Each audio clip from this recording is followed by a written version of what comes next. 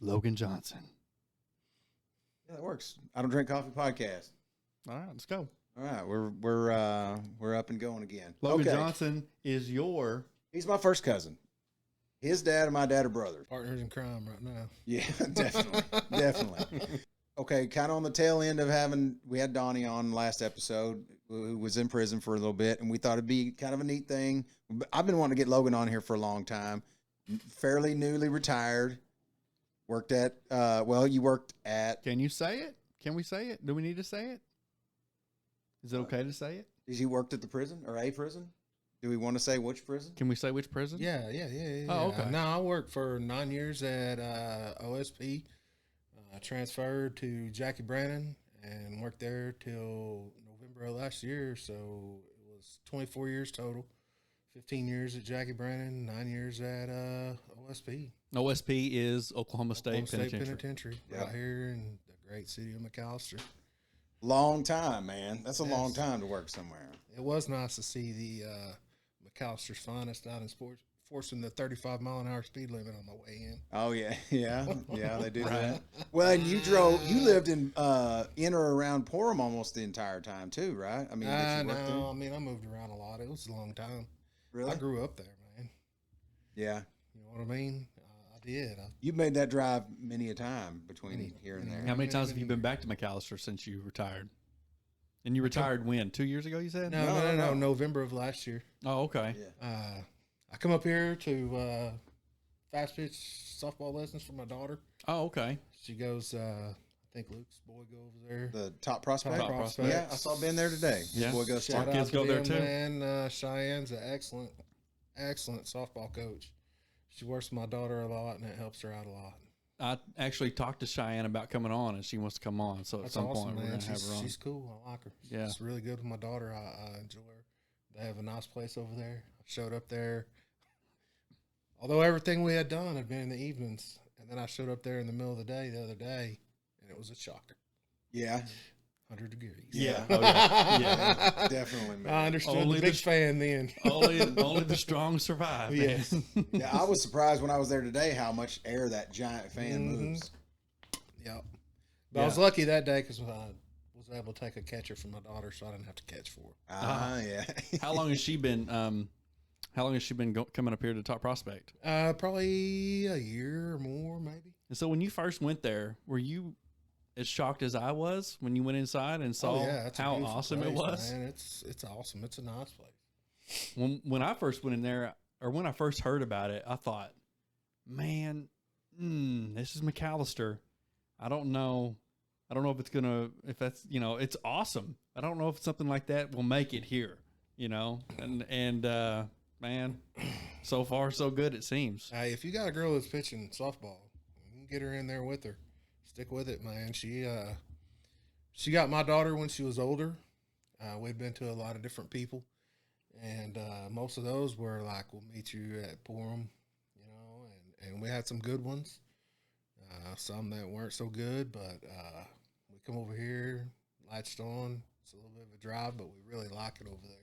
She works really good with my daughter, and that's awesome. She's helped her out tons, man. It's a good place. We really like it. My son does football, speed and agility with Coach Burgess, and does some baseball too with Shaq. So we had they've got some good personnel there for sure. When Mike was a senior, he went over there and done some pitching stuff over there too.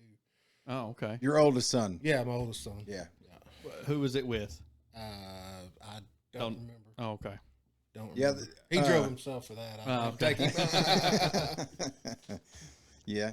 Well, I bought some whey protein over there today, kind of getting started into that stuff. And I was going to go to Walmart and just buy some just whatever I could find, And whenever I told Carter, I said, hey, man, I'm going to go buy me some whey protein, get started again. And he goes, where you going? I said, I'm going to go to Walmart. He's like, don't go to Walmart.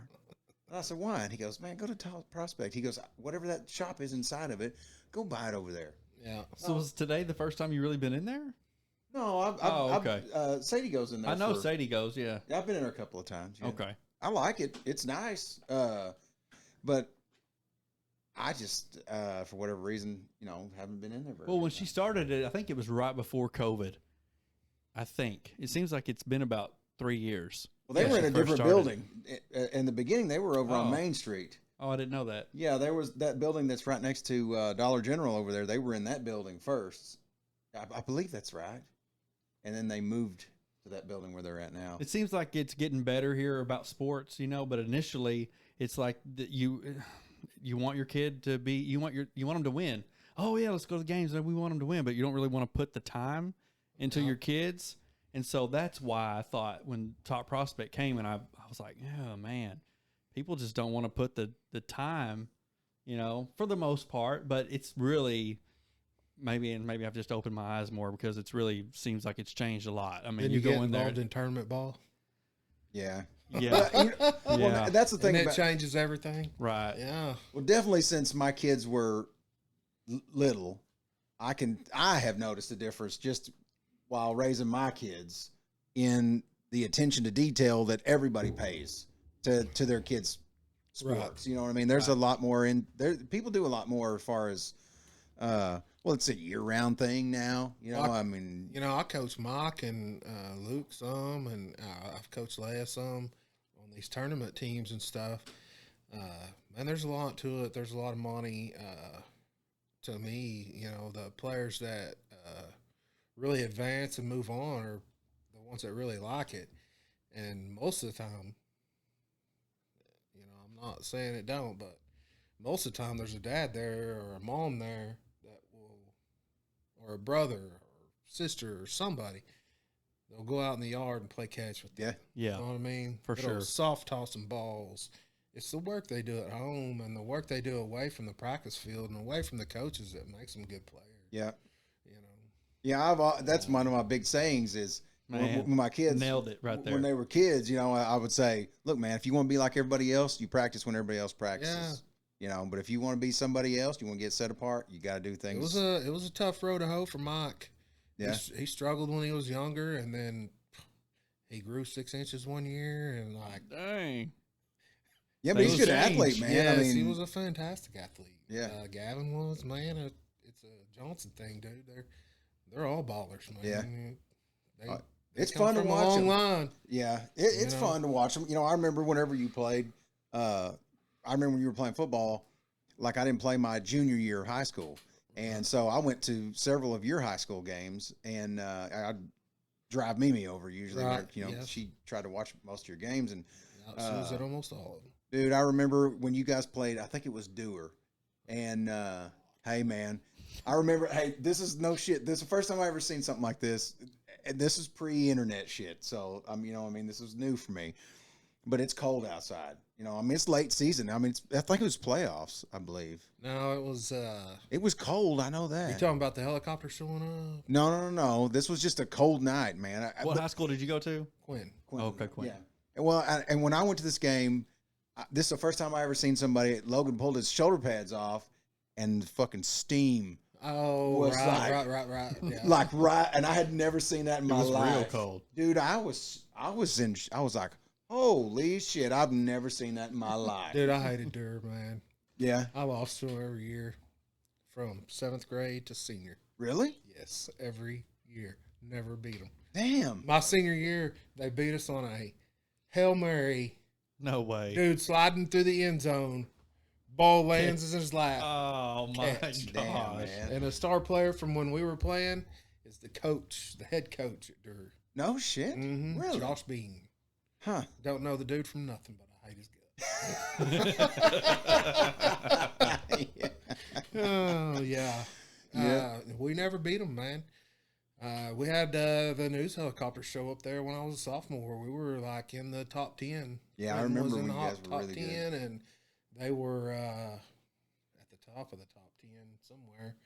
And one of the news helicopters come out to Durr and landed at halftime.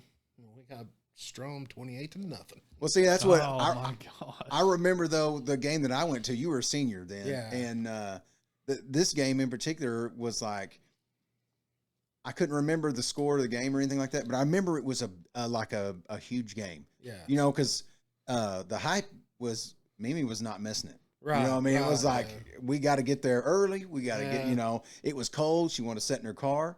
So we had to get where she could see and still sit in her car. It was pretty cold. And of course, I couldn't stay in the car. I had to I'd get out and go watch for a little bit and then come back and check on her or whatever. But and our grandmother was very big sports. You know, she played some professional basketball whenever they had a professional basketball team in northern Oklahoma. I think you've mentioned that before. Okay, I don't know if you mentioned on here though. Oh, okay. But she played for, I think it was the Barnesdale Flyers, I believe was the name of the basketball team. I don't remember. It was whenever you had 3 dribbles and you had to either shoot or pass. Oh. Yeah. Wow. Probably some of that 6-on-6 too. Well, it was even pre that. Well, and that's what I played basketball with her before, you know, and she wanted to get out and play with us. Yeah. And she shot like 2 hands like this. Oh, yeah. But she would make it, dude.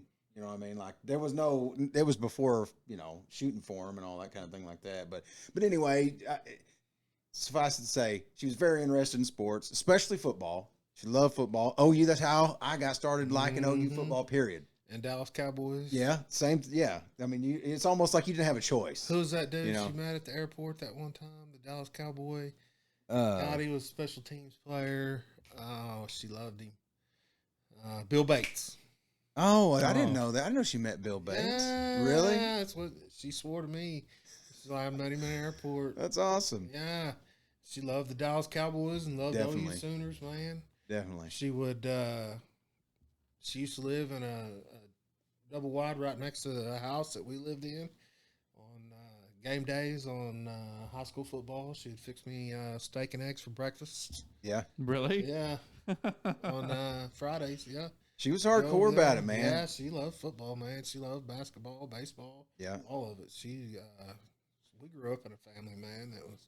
That's where I think it started. You know what I mean? Athletes. My wife swears up and down that my daughter gets all hers from Avis. Oh, really? Amy, yeah. Yeah. Because, I mean, she's a baller. What was her name? Avis. Avis.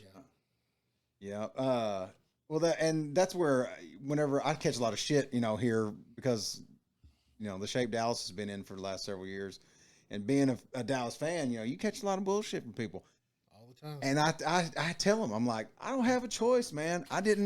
If this shit was tattooed on my brain before I was old, that way. Yeah, you were a Sooner fan. My mind formed around that. Yes. You know, it's grown. I can remember driving through Oklahoma City after Bootlegger's Boy come out. My grandma was like, you know, if Barry Switzer would have run for governor of the state of Oklahoma, he would have been the governor of the state of Oklahoma. Because I know I would have voted for him, and I know everybody else would. I think she's right, too. He just run one of the greatest football programs in history into the dirt. Yeah. Everybody loves him. Oh, I love him too, man. I'm not taking nothing away from him, but yeah, gosh dang, the times caught up with us, and it was brutal after that. Right. Yeah, it was, and you know, it's a funny thing. I've been around him in McAlester before. Mm-hmm. You know, I think I've told that on the podcast. When Gavin was a baby, he was eating there. He was on the board at the hospital for a while. Yeah. And he was in town talking about the next thing they were going to do with the hospital or whatever. And they're in this big room, and you know how the little accordion walls are between the eating rooms where they used to be. They're not there now. And Gavin was a little baby, and he kept kicking that damn deal, and it was rattling, hitting something on the other side. It was Barry Switzer. Because when we got up to leave, I looked in there. I thought, whoever's in there is probably pissed, you know, because I kept moving him. I'm like, don't kick that.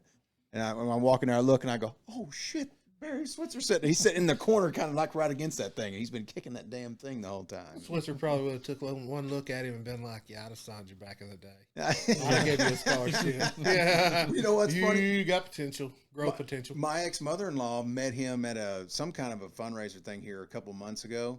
And she's like trying to shop Gavin off on him, you know. And he's like, "Well, give me some film, and I'll try to get him looked at." You know, I'm like, "Man, come on, dude." Yeah, he's. I was leaving an OU game one time, and we were walking, and they were like, "Hey, he's trying to get through." And I turned around, and it was Barry Switzer. Like his Lexus, he had a white Lexus at the time. He was this far from me, like just waiting on me to get out of his way so he could leave. Like yeah, this he was idiot just, OU fan. I was like, Barry Switzer's right. I'm surprised when he don't pull up like everybody don't just part the seas and just bow down when he walks Everybody in. did except for me because I didn't see him coming, you know. Right. But then when I turned around and saw it was him, I was like, oh, yeah. Hey, when you get up there, you get royalty. They're all over the place. Oh, man. yeah. You can run into anybody at one of them games. Well, that's what's funny. That's like whenever I saw seeing Bob Stoops behind you. I saw him one time when Owen was young. He was at the OU camp whenever we were there one year, and I had seen him. I could see him out there doing his thing. Well, there was a group of people standing there. It was on their indoor deal, the big indoor thing they have. And I was looking around trying to find Gavin, matter of fact. And I was looking, and there was this group of people, probably like 30 people in a wad there. I kept trying to look around, and they all look like they're alumni or something like that. You know, they all got their nice stuff on, all this shit. And I looked through the crowd, and I noticed somebody wearing a visor, and it's Bob Stoops. He's probably the length of this room from me. I was like, holy shit. Right. You know, I mean, you just don't expect to see somebody you see on TV just all of a sudden, you know, so that was pretty neat. I went up there to basketball camp one year, and me and Ed rode the elevator down with Billy Tubbs. Really? Oh, Yeah. nice. That's pretty cool. Hey, Billy Tubbs was awesome, man. Yeah.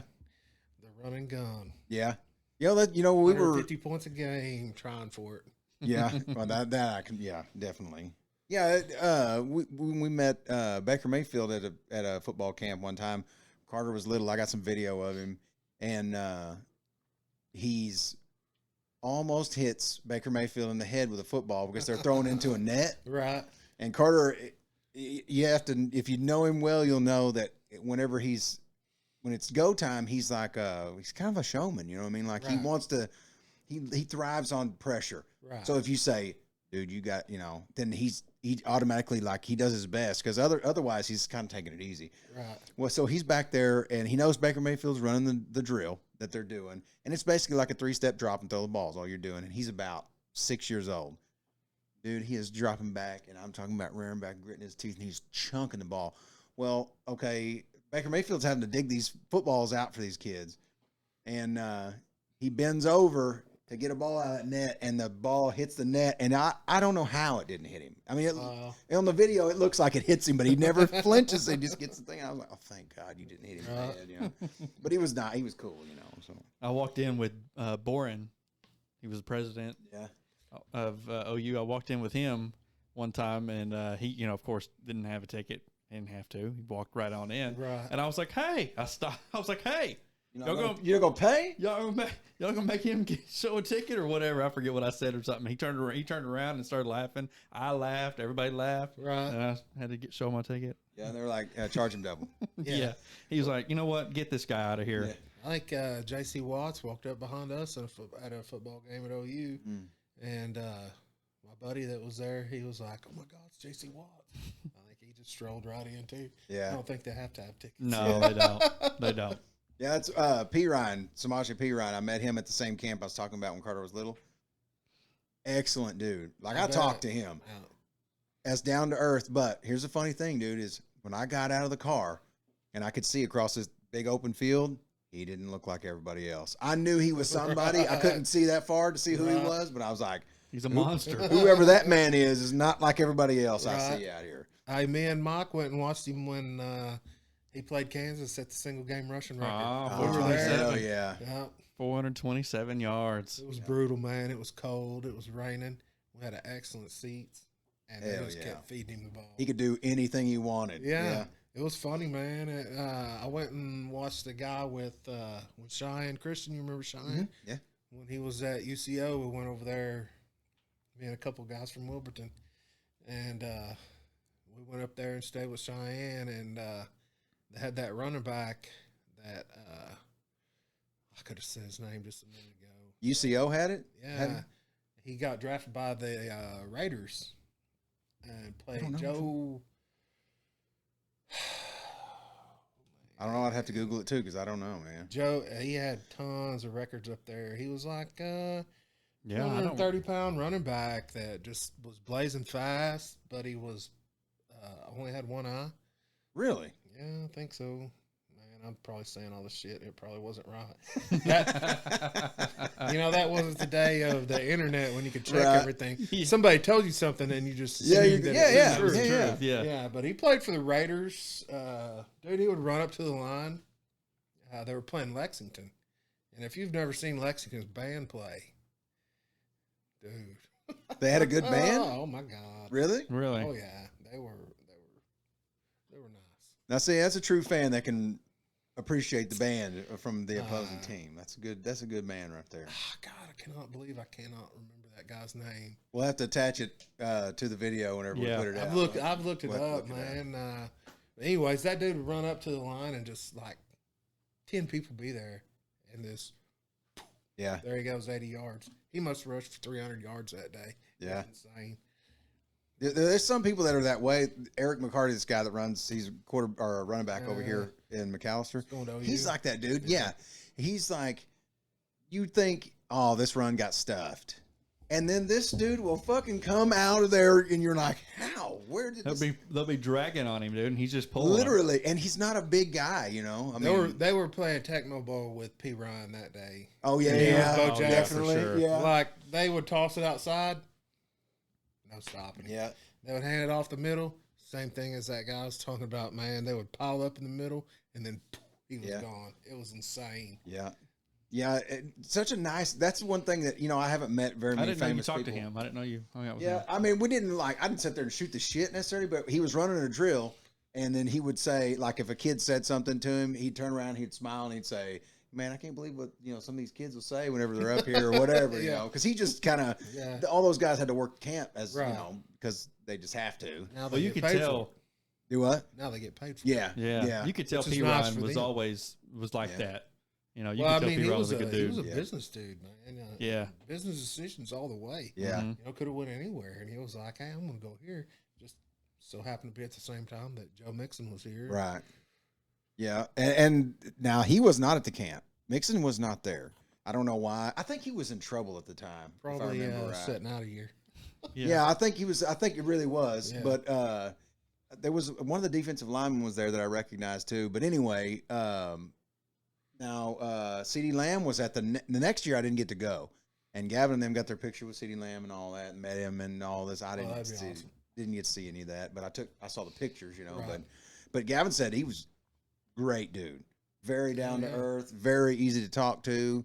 Liked him immediately when they asked, "Can we take a picture?" He's like, "Oh yeah, you're." I think he said, "You're one of the receivers in the camp." He's like, "Yeah." I even realized who he was or whatever. Pretty neat. It's neat to see that kind of thing because you hear so many stories about people like, that guy's a jackass or whatever. Mm-hmm. Like Mark Gastineau, whenever, it's funny because Richard, our uncle, he's passed several years ago, but he knew Mark Gastineau and in college roomed with him and he hated him. He didn't like him, and he would tell that story anytime he talked about sports at all. He would talk about Cecil Fielder, and he would every time talk about Cecil Fielder because he loved Cecil Fielder, and he would talk about how big of a dickhead Mark Gastineau was. It was without fail. But and I never met Mark Gastineau, but anyway, I think it was Mark Gastineau, wasn't it? Yeah, it was. Yeah. He had a great story. Yeah. He really did. Yeah. Well, it was his roommate, right? Well, he knew him. No, he grew up in the same town, right? Something. I don't remember. And then they were roommates or something like that. I know he knew him, and that's all I know. But he was, dude, he hated Mark Gastineau. But, I don't want to speak too much for Richard because he's not alive anymore. But But it was. And if Mark Gastineau's listening in, man, I thought you were a great player. Well, if Mark Gastineau hears this, hey, fucking, I'm glad. I appreciate it. 'Cause as far as I know, like, I don't even think my mom listens to this shit. So, whatever, But I'm sure they'll click onto it like our moms will. Well, my mom hates my cussing, so what I mean. She's kind of anti this whole establishment, But but anyway, it's understandable. We're doing it anyway. I don't give a shit. It's crude. This is my thing. She don't have to listen to it. So I tell her, don't listen to it. If you don't like it, don't listen to it. I don't blame you. I don't listen to it either. We get into the prison much, and then it really comes out in me. I mean, I try not to, but it's the language. Right. Well, that oil field is definitely. I mean, I don't know how you could do that for a living and not talk that way. I don't see how you could not lose your sanity. Well, they don't communicate. People don't understand sometimes. Right. Well, it's a for me, curse words is like a release. You know what I'm saying? This is why I'm convinced that's why I don't have more mental problems than I do, is because Right. I'm, I'll let her fly. Yeah, If I yeah, need to. Well, definitely. You can't just always hold it in. you know? Yeah. Go to Boston and sit down at just a regular restaurant or a nice restaurant or a not so nice restaurant, and you're going to hear everyone from 18 years and up throw the F-bomb every other word. And I'm talking about, when I say 18 years and up, I mean 95 years old and down too. Really? Okay. Yes. You'll have a bunch of old ladies sitting there eating, and they will be cussing up a storm. Really? Every other word is the F word in Boston. In New England, really. Maybe that's where I should go, man. It's That really sounds bad like in Boston, or I would say bad. I would say it's really prevalent in Boston, but oh yeah, man, it's just their language up there. It's really what they do. It's my language too. It's my love language. Well, that's so at first I'm like, Granny's next to the table next to me. She's saying F this, F that. I don't give a F, and I'm like, because I'm up there by myself, working. So I'm sitting there eating all by myself, and I'm like, this is the best ever. Oh, I'd immediately start feeling at home. I would have been like, okay, for sure. Some people watching going on there. Oh yeah. Oh yeah. If you got hockey on, and they're gonna have hockey on if if there's a hockey game on, or basketball or football or whatever. But whatever's on, everyone is into it, because they're not gonna have something on TV, that they're not into really. They're not gonna have the Lakers on up there unless they're playing sports team the from New England. Celtics. Do what? Hate every sports team from New England. Oh yeah. Every one of them. Everyone from Boston, everyone from New York. Can't stand the Yankees. Yeah. Can't stand the Giants. Can't stand the Jets. Yeah. Red Sox. All of them. Well, that's the good thing about the Jets, and to me the Eagles fall in that same category for me. So it's easy to make fun of those guys. They always suck. So Right. Well, I rooted for the Patriots for a long time because I love Tom Tom Brady. Brady. Don't get me started on this bullshit. But Tom Brady is somebody that I've grown to appreciate over the years. Well, There's no way you can't, man. The Right. dude is the greatest. oh yeah. Greatest quarterback to ever play, and it's not even. Yeah, you can't even argue it. yeah, that's kind of how I looked at it. I too. would love to. I would love to argue and say this motherfucker's a joke. I would No too. way. But I mean, what can you say about him? Right. But But I'm still clinging to Tony Romo's coattails, so right. Tony Romo retired too early. absolutely. Well, and I maintain. And Tony Romo was pushed out way too early. His And I best don't appreciate team it. that he ever played for was stolen from him Yeah. by an injury, and then when he come back, they went on him. Yeah. And they lost. Yeah. And that's why they And they haven't won since.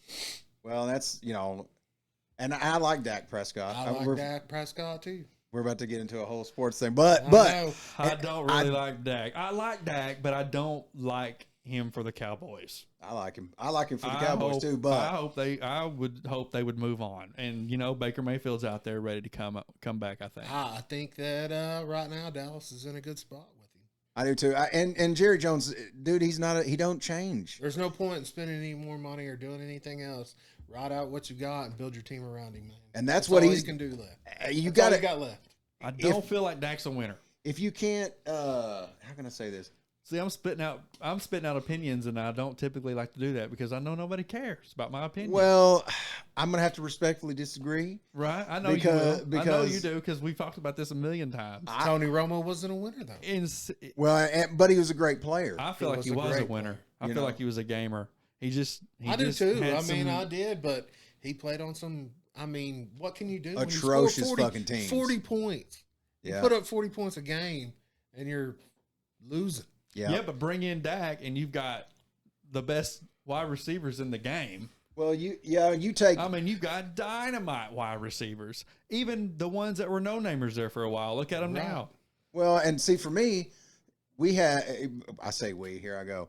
But Dallas ignored their secondary for 20 fucking years in my mind. And they never tried to build a secondary of any magnitude. They would draft the biggest, baddest linebacker they could find. They would spend all their time and money on building that up, defensive linemen, and then no secondary. And so in the NFL, people would you could score 40 and still get beat because these motherfuckers couldn't stop anybody. Right. Dude, I do appreciate Dak, though, because I did hear that I was told that he does like to come to the casino in Durant and drop about $100,000. I'm sure he does. really, Yeah, I playing didn't know poker. that. So I do appreciate that. Thank you, Dak. Yeah, I just appreciate Dak in general because I like him, but Yeah, I like him too, man. I just don't. Well, I appreciate a winning record. right. And I feel like if you go away, maybe you lose that spot. And I feel like a typical Cowboys fan when I say that I'm willing to settle for winning games and not winning Super Bowls. Yeah. But right now, I feel like, they got a team they could build around. Yeah. I do really. I think they got some potential. Well, and Oh, they definitely do. But guess what? In my mind, they're not going anywhere. They're not going anywhere. They need to call on Baker. Bring Baker up here. I don't think Baker Mayfield's the answer to what Dallas has got going on, dude. I really don't. And I like Baker Mayfield, and I think he's going to land somewhere, and he's going to be a fucking good quarterback. The answer to the Dallas Cowboys is Jerry Jones stepping away a little bit, stepping back. When he dies, I know. when he dies, he'll be gone from there. But until then, he ain't going nowhere. He would have already just left. as deranged. Right. Yeah. If that captain didn't believe in his own not ship, worse. he would have already left. Right. You know? Yeah. I mean, you talk about Steven a hard-headed will be guy. like, man, I'm back. Strapped the fastest wide receiver in the game. Yeah. Dude, Let's do some. What's the guy from Oakland? Used to draft the fastest guy. Oh yeah. Owner. Oh, I can't think of his name. Is that guy's name? See, we can't. I don't talk about sports Horrible. anymore, I man. know. So I've lost it all, dude. It's not football season, so I Well, forget. let me tell you Always something, football man. season. This whole fucking softball, That's true. OU That is true. softball and baseball thing has got me burnt out on sports. Period. Oh man. So I haven't even fucking been talking about sports. I will tell you this: this guy right here, and you probably know this, but he gets in his own head about stuff, and he just gets done with something. Right. He don't care about a lot of things that I think he should probably care about. Dude, listen. I can respect the fact what OU sports is doing right now, especially with the SEC stuff and all that. Man, I respect it all. But it's But fun I get to watch. I get fucking tired of hearing about it, man. It's like there's What are you no hearing about it escape. from, though? Everybody that I talk to is like, so what do you think about OU's softball team? I'm like, I don't know. I don't. What do you keep think up you'd with be it, man. doing if the Cowboys go to the Super Bowl next year? You'll But that's be Dallas talking Cowboys. Dallas Cowboys. If we to want to talk everybody, if we want to talk OU football, and this is this is kind of my shortcoming, I guess, or whatever. But I'm not a big OU basketball guy. Not a big OU baseball guy. Not because I don't hate them. I don't keep up with it. You know what I mean? I just Right. don't. And they're actually good. They've had a really good basketball team of late, and obviously a really good baseball team, And obviously a really good softball team. and a really good softball team. Yes, it's just that and gymnastics. living in Oklahoma, it's like for some reason every time I try to talk to somebody about something, the only fucking thing they want to talk about is softball. No matter where I go, no matter who I talk to, I'm like, You're talking to too many people then if you're I'm getting like- tired of it. I'm like, does anybody want to talk about Well, something? that's awesome for the girls, though. I'm man. glad for them. Very. We went and watched OU and TU play. Of course, OU run ruled them. Took my daughter and one of her friends up there. Very nice facilities. Oh yeah. That lady Patty Gasso has her hand on the heartbeat of softball, man. She's like the Bill Belichick of She softball. and I'll Damn. and whether I should or not, I'm going to.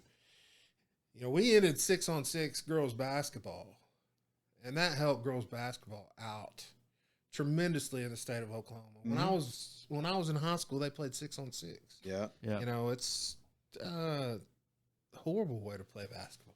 Yeah, you guys were kind of like the holdouts of And that you still did it. weren't your girls. It didn't matter how good they were. They weren't getting another look. Right. If they were playing 6-on-6, man, you'd be the best defender in the world. But if you can't score a basket 5-on-5, it ain't gonna help you. Yeah. You know what I mean? Oklahoma does the same thing. They're like one vote away every year from going to 2 fast pitch seasons. Slow pitch softball I can't stand it. It's bad for the girls. It's boring. I mean, you got some of the top flight softball programs in the entire nation. The premier softball program that's probably ever been alive as far as programs go. I mean, the dominance of the Lady Sooners Obvious, over the years is insane. None of those players are coming from Oklahoma. Yeah. They're coming from places where they play fast pitch year round. They play tournament ball. Those girls, man, they make their way, and it's not an easy thing to do in a sport that's where college is the top. Yeah. You know what I mean? Just getting to college. That's basically pros for that well, sport. now, you know, they have pro leagues, and they're getting some traction. Probably never really going to take off. Maybe, I don't know. When we were up there, man, the people we sat out in center field bleachers, and the people out there knew every girl that played. Oh, they yeah. knew their nicknames, but all they talked about up there was OU football. Oh, yeah. Well, that's, in fairness, that's the moneymaker. I mean, you have to give it to them. I'm sure OU, obviously promotes that program above everything because that's where their money comes from. Right. It was a Wednesday evening. It was sold out. Yeah. You know, it was, you show up, you get a seat, you're lucky. Yeah. If you're sitting where you want to sit, I mean, you're going to get to sit down, but, you know, we had nice seats out there and beautiful park, and they're fixing to redo it, man. It's just insane to me that our high schools can't catch up and start putting girls into those. It's like Leah's a fast pitch pitcher. She's not working on pitching in slow pitch. She should Right. Yeah. You know what I mean? Working on batting. Yeah. Hitting it where you want to hit it. Yeah. Hit it where they ain't. But slow pitch ruins their swing. Yeah. Yeah. True. That totally changes it. Yeah. And then right in the middle of slow pitch, we're starting up tournament ball.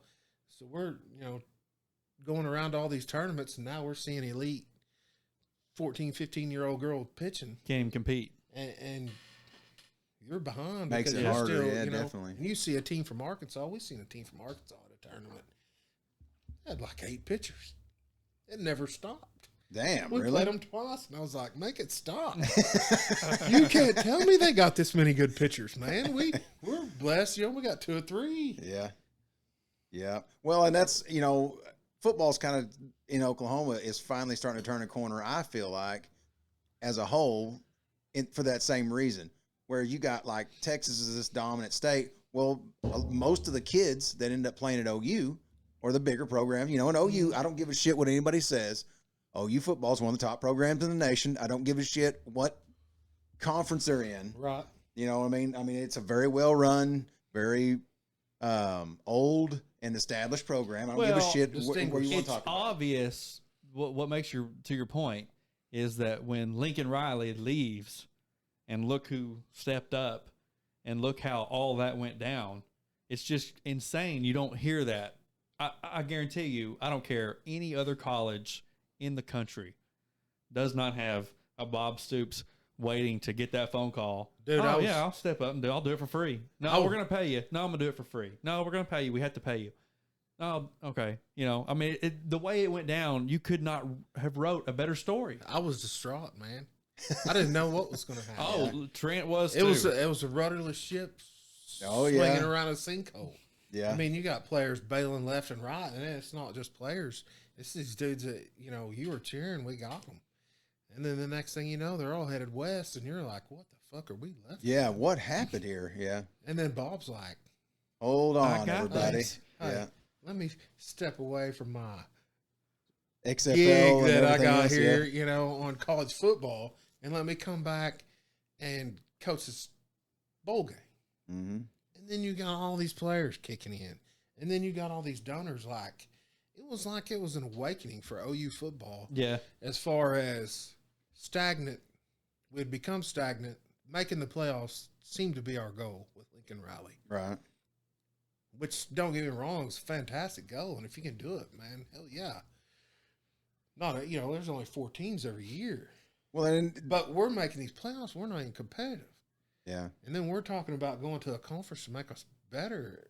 More money, more recruiting, more TV time, more prime time. You can't get prime time on Fox. Right. Shit, man, they're showing Kansas and Kansas State on a Saturday night at 7:00, and OU played at 11. Yes, good God. Right, and you're like, how does he making sense? Yeah. So we're like, okay, we're going to go to a bigger conference. More money, more TV time, more prime time. Yeah. You know, get these guys. Get us back up where we belong. Get them guys back from Louisiana. Get them back from Florida. Mm-hmm. We're going to be there. They're going to see us. And Lincoln Riley's like, you know what? Out. Seems pretty tough. I'm out. Yeah. I'm going to go out here to the West Coast, and, hey, I'm going to take half your team with me. Yeah. And it's just gutted us. And for diehard fans, man, we were floating in the fucking ocean, man. There's no life vest. There's no nothing. Sharks swimming underneath you, you know. OSU fans down there waiting on you to sing. What are you going to do, you know? And then Bob Stoops rides in on this white horse like, dude, here I am. You know, not just that, but let me bring in all these guys that I've sent to the NFL and talk to all these coaches, and then Venables is coming back. And he's bringing Levy with him. That was, oh, my God. Well, you know what's funny about Venables is Eric, we were talking about McCarty a minute ago, and him and Gavin are real good friends. And so, like, Gavin was hanging out with him last time he was down, and Venables is snapping with Eric.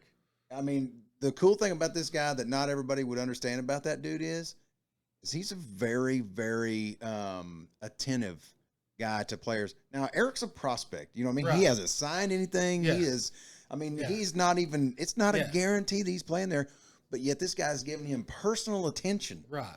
You know, and nothing again. I'm not dogging Eric and saying he's not worth it. The point I'm making is how I was surprised at how personal he's making Eric's experience with being recruited by OU and those kind of things like that. You know, got to do with these kids, man. Yeah, because and Stoops is kind of known for not hands off, but very distant. You know, I mean, he keeps that big gap between. Stoops, man, whenever he retired, he was just the king of the castle. Yeah. Oh, yeah, this dude's going to do whatever he wants in Norman, man. You know what I mean? If he went out on a recruiting trip, it was probably somebody. Yeah. I don't think he... But he had the best recruiters around sitting out there after him. But they're not just looking for, players. They're looking for character, too. Well, and that's... Venables' big deal, is character, man. Character. And Lincoln Riley had no control over the team. There was no discipline on that team. Yeah. You bring Smitty back. You bring Venables back. You bring Levy in. The offense doesn't really change, but you get a quarterback that comes in that knows the system already. The receivers that they got in stock, man, the running backs. It's going to be a great season. Like I said, man, if you made a movie about this, people would not believe it. It would have to be. And I'm a conspiracy theorist. So for me, when Lincoln Riley left, I was like, okay, this is some kind of stunt. This is some kind of bullshit that they've come up with to get people's interest drawn or something. Well, they were supposed to go to LSU, and then we're like, no way, man. No way. He was on a plane to California. No one knew. Yeah, we're getting play-by-play on what's going on, and I'm like, and Trent, dude, he was... Him and all his assistants. Yeah. I mean, he wasn't just gutting the program from player standpoint. He gutted it from a coaching standpoint. Yeah. Too. What's great is some of these players that are taking to Twitter that are throwing him under the bus and all the. I still say Biedenbow, man. There's a little bit of love and hate there. I don't know what went on out there in California. Yeah. But he come back, and I'm glad for it because that dude's got a chip on his shoulder, and I think it's going to show. Yeah. I think it is. Because I honestly believe he went out there to be the offensive coordinator, and Lincoln Riley's like, nah, I'm calling my own plays. Yeah. But I need you out here as offensive coach and line coach. And he's like, I'll just soon be back. Well, and I'm kind of looking forward to watching because a guy with an ego like that to show. I mean, it's obvious that he's running on an ego when you do it, when you make a change like that to a program like Oklahoma, because you're thinking, well, I'm Lincoln Riley, I'm bigger than OU football, so I can do this. I can strip this down and walk off, and I'm just waiting. I'm like, no, motherfucker, you don't know who you're dealing with. Well, it's like you don't know yet. Their spring game versus our spring game, it was like 75,000 people. Yeah. And his spring game, maybe 75 people over there. It looked like, well, not really, but he's thinking he's getting attention from Bob Stoops. Bob's like, you got it. Well, then automatically he thinks, well, I walk on water. Yeah, literally. I am literally Jesus incarnate. He coached that way too. And when he talked to the media, I mean.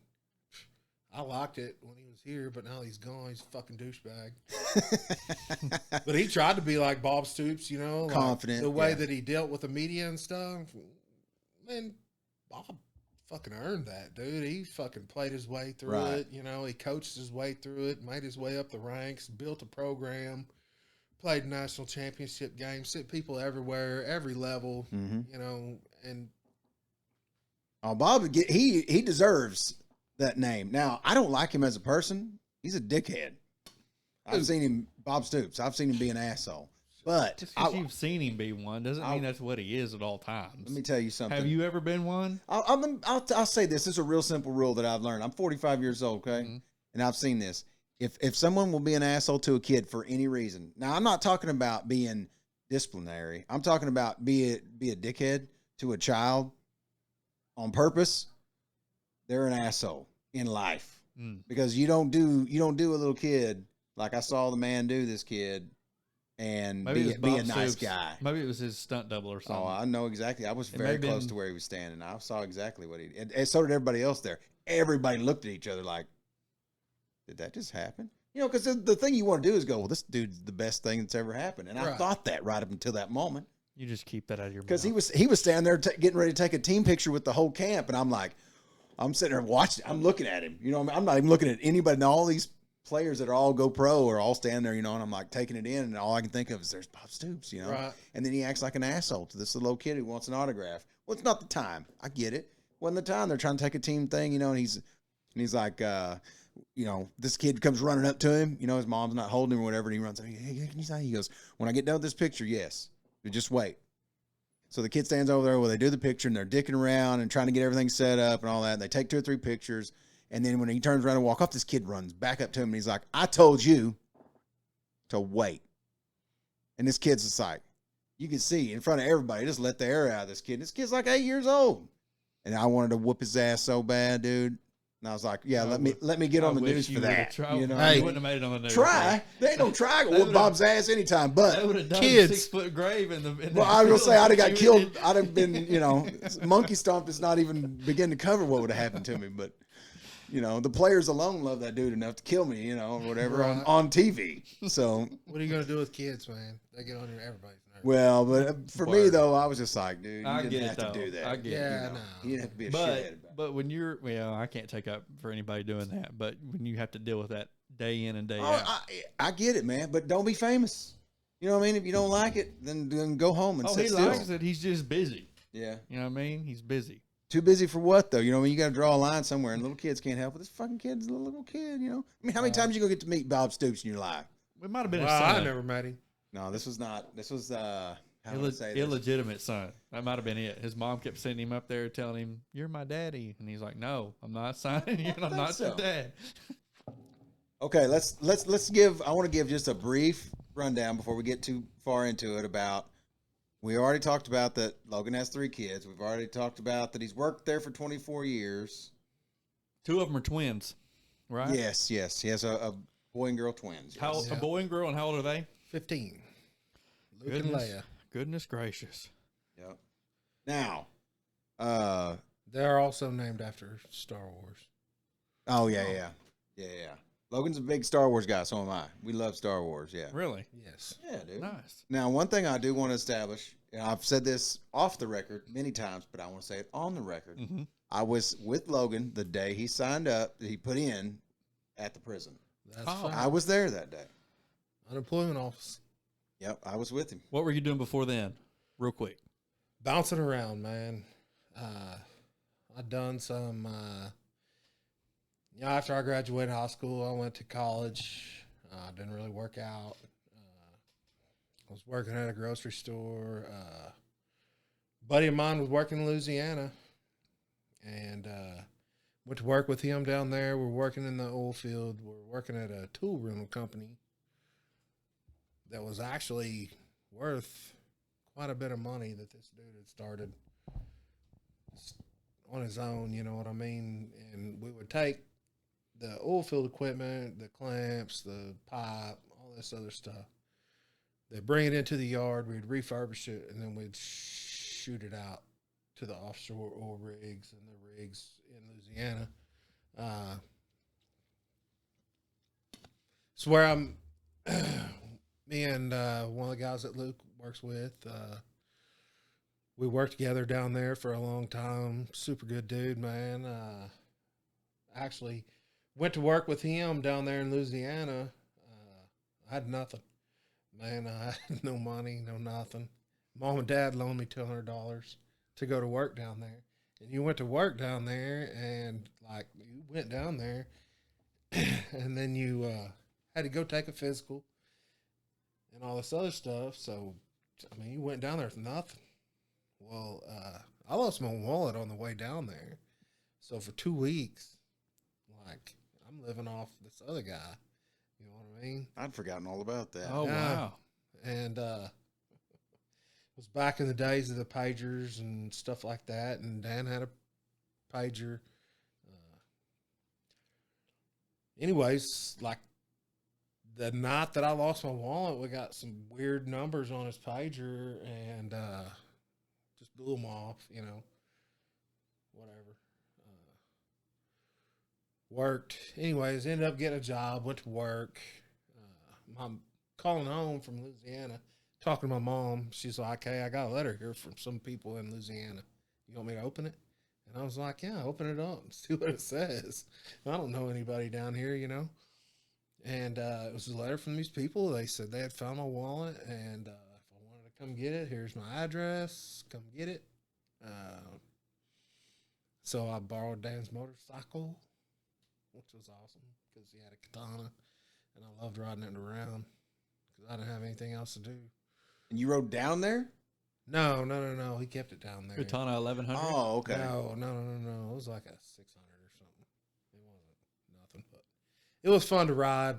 Anyways, I rode over to these people's house. Crazy thing, man. I get over there, I go in, talk to these people, you know. Like, I cannot believe y'all found my wallet. And they're like, what happened was we pulled into town, we exited so that I could let Dan take over driving because we were in town. He knew where to go. But we got out, switched spots, dropped my wallet. Well, the people behind us were the ones that picked it up. I had Dan's pager number in there and everything. They were the ones that paged us that first night. Oh, they were trying to get it back to you. Yeah, so like, you know, I finally show up their house. I can't remember how much money was in it. At the time, it was a lot of money. It's not a lot of money now, like $200, something like that, a little more. Which I'd been totally living off him the whole time, you know. The only reason I ate was because he let me, you know what I mean? He was taking care of me like I lived with him. And then finally, you know, they hired me on, so I started working. Finally go see these people. Show up, and I'm talking to them, and they're like, yeah, we took the money, pause in our account, we'll write you a check, and go to the grocery store and cash it. I was like, are you sure they're going to let me cash it? You know, I don't want to go down there and, like, they're like, well, we can't leave. And I was like, what do you mean you can't leave? And they're like, well, somebody kidnapped our daughter. Damn, We're waiting on somebody to call us. And I was like, what? I mean, these people were nice enough. They found my wallet. And they're worried about you, and they paged it, you know, on top of that about number their daughter. and the money. You know, they didn't make no big deal about it. I was just like, I don't know how much was in there, but I know there was at least $200 in there. And they're like, yeah, we'll write you a check for that. So took it to the store, cashed it. We got pretty fucked up that night as a celebration, you know. I did not know that their daughter had been kidnapped. Yeah, it was a crazy thing, man. It was crazy. That is crazy. Did they get her daughter back? I have no idea. I don't know those people. I'd ever kept up with them. I mean, you know, you're talking about 90. That's crazy. 6, yeah, 97, somewhere in there. I mean, I was working down there in Louisiana, put in for the prison, come back. I quit my job down there, come back, found out it takes a long time to get on for the prison back then, like months. Yeah. Had you been wanting to get on? I mean, is that what you wanted to do? No, I really didn't know anything about it. And we worked 2 weeks on and 1 week off. I was home on one of my weeks off. And my best friend hit me up. He was like, hey, I'm going to work the prison. Quitting college, going to work the prison. You know, you want to go to work there where we're closer to home. I never even thought about it, you know. Went out there, put my application in. We went out there, talked to them. Well, you went to the unemployment office then is where you went. And then you had to go take a test. I was there for the application. Right. Because you were saying that they were going to hire. I remember you filling out the app when I was there. It was like a book, man. You had to fill out all this background information, all this other stuff. Anyways, it was crazy. It took a few months to get hired. I finally got hired on. I went to work for Muskogee Bridge for a little while there, and out by Elm Point, worked for them. Them guys were crazy out there. It was fun. But the guy that taught me into putting in and going to work out there, he ends up backing out, So I'm like, fuck it, I'm going to try it. I've already got this much invested in it. So I go to work out there, find out there's some people from Quentin out there that I knew, their kids that I knew, their parents and stuff. They've been out there for a while, and they kind of took me under their wing and kind of started off, man. It was, dude, there ain't nothing like walking through those gates. I mean, when I first started, you come in through the parking lot, you went in through the main control gates. They open one up, you walk into this, what we call Sally Port. They close the gate behind them. You give them your ID. They open the other gate, you go in. Then they had to open another gate. You go past it. They open another gate. You go past it, and you're in the rotunda. When you walk into that first one, main control there was a sign, and it says, we will not exchange hostages for freedom. This is where it ends, right here. Not so many words, you know what I mean? But that's what it meant. Like, if they take you hostage, they bring you up here to this point, they won't open those gates for anything to let you out. That'd be pretty intimidating, especially the very first thing you see. You're like, holy shit! And then them gates close behind you, and you realize, you're in this place. I'm a 21-year-old kid, man. I got no idea what's going on. No idea. You feel like at any given time you could be just an inmate. You're like, oh, well, they may just turn me into an inmate right Well, here, I mean, it wasn't like I was living clean right before I went to work at the prison anyway. I was in a dark place, man. I was struggling. I didn't have a job, and when I went to work for Muskogee Bridge, man, I didn't have a vehicle. I was relying on other people to pick me up. I'm 21 years old. My mom's taking me to work. I'm fucking depressed as a motherfucker. I'm just like, I don't know how to get out of the cycle. I don't know how to break it. I was making decent money when I was down in Louisiana, but shit, my buddy, he pitched in when I pitched in. He wasn't going back. He met his wife down there. Yes, he's still married to. Yes, to this day. And we're talking about your coworker, right? Yeah. Okay. Yeah. I'd forgotten about. The funniest thing about that is, and I'll let you get back to what you were saying, but we were talking about the other day, and he was saying that they'd go back just every so often so she can see her family. And dude, for whatever reason, it just hit me. I was like, holy shit, he's still married to the same lady. Yes, he met her when we were down there in Louisiana. I mean, like, as far as Oklahoma people go, I've probably known her as long as anybody's known her, even longer than her kids, They're good people, man. Yeah, it just struck me that it'd been that long ago and that they've been married this whole time. Oh, yeah. I mean, it's just like, dude, it's because I remember when you guys went. Now I was partying, we all were partying these days. But I remember when you guys went down there, and you guys were.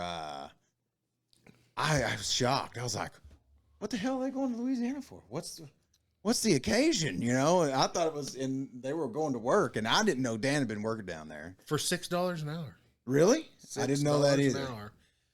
You could work as many hours as you wanted. Oh, yeah. This company didn't care. At $6 an hour? As long as you were doing something productive. Yeah. They didn't care. Wow. So, like, our 2 weeks on, man, we'd show up 3 days down there. We're on overtime. Yeah. You know what I mean? We don't got nothing else to do, party and drink. But, fuck, you don't really have that much time when you're working, We found time, though. It was a good time down there. Where at? Broussard. It's right outside of Lafayette. Oh, okay. It was Broussard, Louisiana. We weren't too far from the coast. Mosquitoes were fucking horrible. The weather there's real coon asses down there. Oh, you're down in Cajun country. Hey, this is a multi-million-dollar company. And me and Dan Cloud's working down there. And we're the highest educated people in this country. Oh, yeah. We both got 2 years of junior college. Yeah. You guys were the top. And we were The cream of the education crop. Hey, them people didn't care down there. 16-year-old, they quit going to school. They go to work. Yeah. Yeah. The guys I've been around from down there, it was kind of the same thing. I took care of an older guy that really didn't speak that good English whenever I was doing the nursing thing. And that's what, he just talked about. He worked his whole life. I mean, that's all. Yeah. He'd work offshore, sometimes on rigs and stuff like that. And then he did something else. I can't remember what it was, but it was something to do with like the fishing industry or something down there. But he's like, I think he went to 8th grade or something like that. He's like, we work. When I worked down there, man, and that company we were working for, it wasn't like the job you wanted. It was supposed to be just a way into the door. Sure. But once I got down there and was living that life, like, we lived in a camper right by the yard, so like at 4 o'clock in the morning, they would come and kick on the door and wake us up, tell us to unload a truck. We were on the clock for the rest of the fucking day. Not like you can go back and go to bed when you unload the truck. Yeah. You just start working. That's the start of the day. Yeah. Right, yeah. Damn, man. Okay, well now, so you're walking through the gates. Was you by yourself? Yeah. You show up to work. Because I was fucking late. Did they hire anybody else? Yeah, when I first started, there was 20 of us. 20-something of us. And they take you upstairs to this, back then, it was the training room. And they did what they called orientation. They make you fill out your insurance paperwork and all this other stuff. And they're taking you on a tour, right? So you meet all these 20 people. That's put in for the same, getting the same job you're getting. Well, it's an insane mixture of people. Sure. Women, all different races, everything. None of us know what's going on. It wasn't like, any of the people that I hired in were not former employees or anything. So it was all new to us. I want to say out of the 20-something people that I hired in with, 4 of us retired. Really? Yeah, maybe. Well, there's a pretty high turnover rate. There always has been a pretty high turnover rate. It's insane, man. Yeah. Yeah. And most of that has to do with the money, to be honest with you. It's really? The money, yeah. You get the oil field going, people ain't going to stay at the prison for, Well, now, whenever you started, though, you guys were still, like, they don't interact with the inmates there at OSP like they did when you started, right? Not now. Because, like, they do basically everything from a control room, right? I mean, they just open doors. No. You still, everything at OSP is hands-on. Oh, it is? Yes. Oh, okay. You escort people everywhere. It is actually...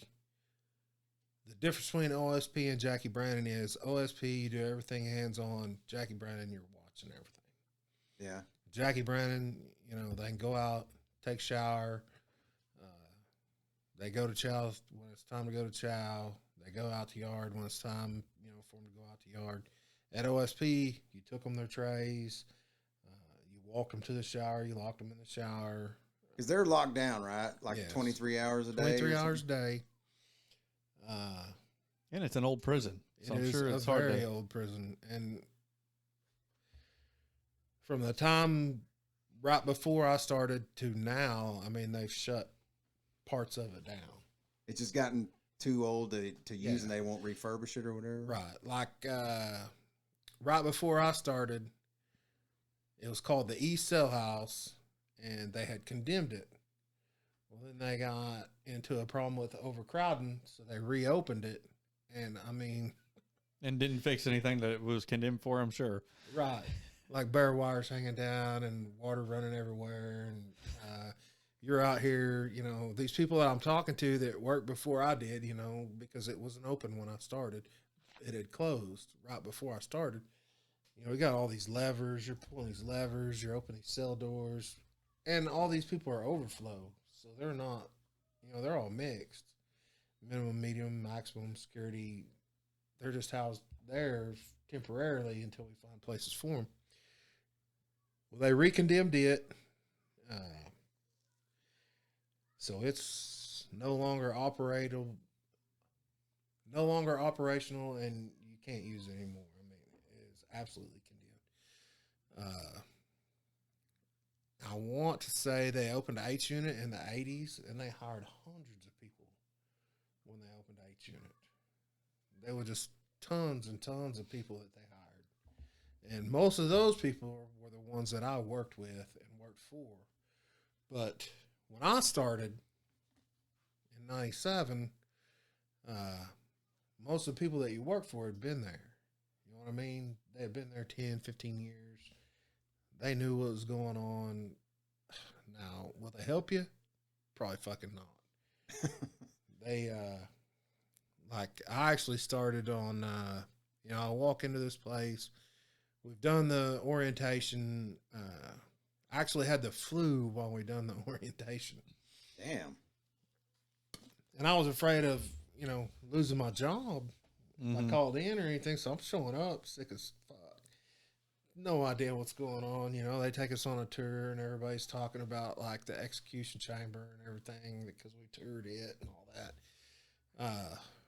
We get back and this guy's like, and I still know this guy, I'm still friends with him.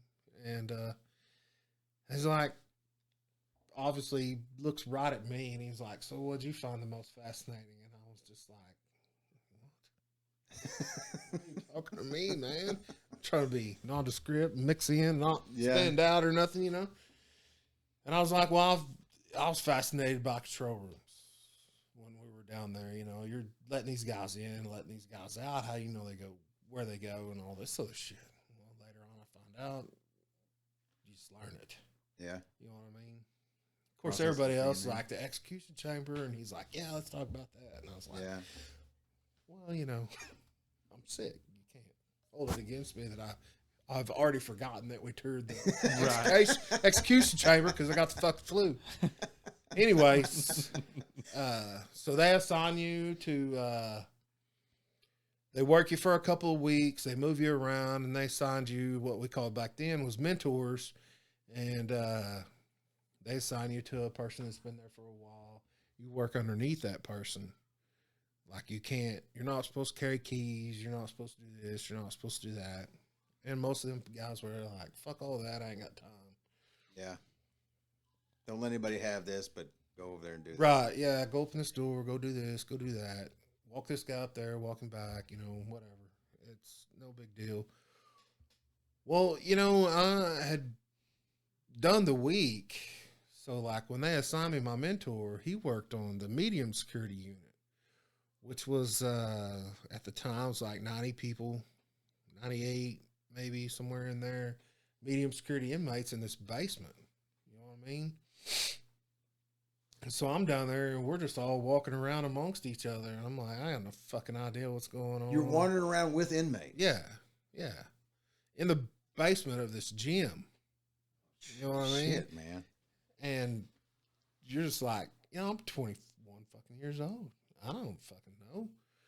And they're like, well, you got to get out amongst them.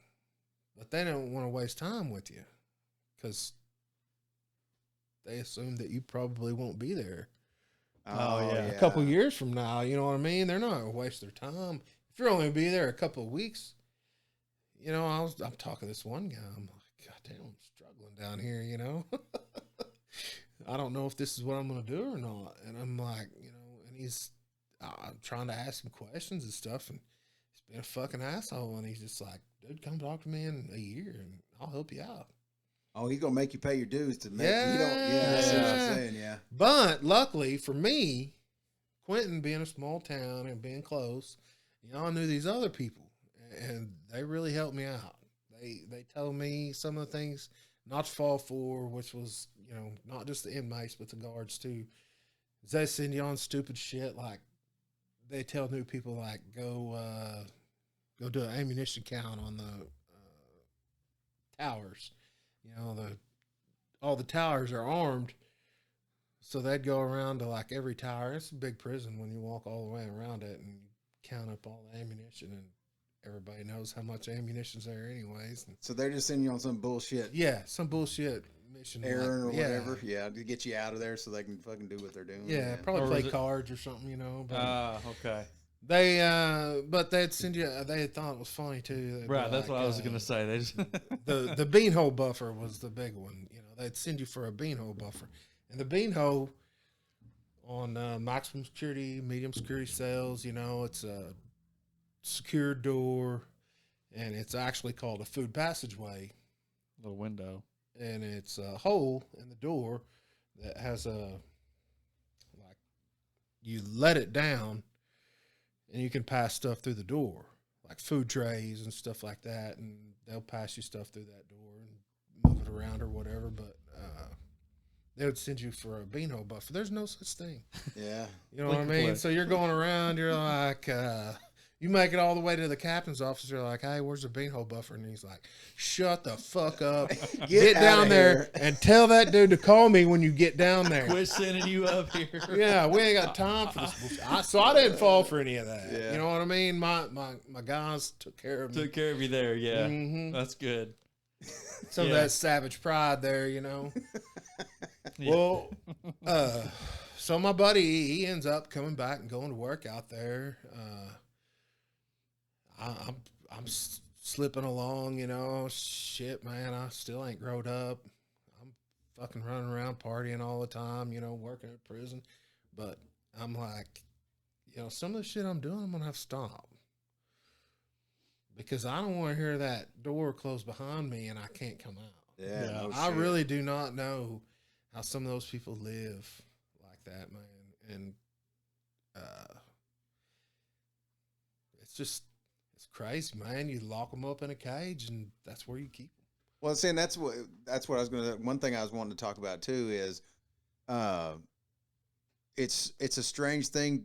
I've heard people say that they compare doing the job you were doing with, you're basically doing time with people, right? But that doesn't seem like it would be accurate to me, because for several reasons, and one of them being there's a disconnect. I mean, these guys are in there. Same. Yeah, I mean, you guys are responsible it ain't employees, and these dudes have done something bad to fucking end up there, especially in OSP. To call us responsible employees would have been a stretch. Well,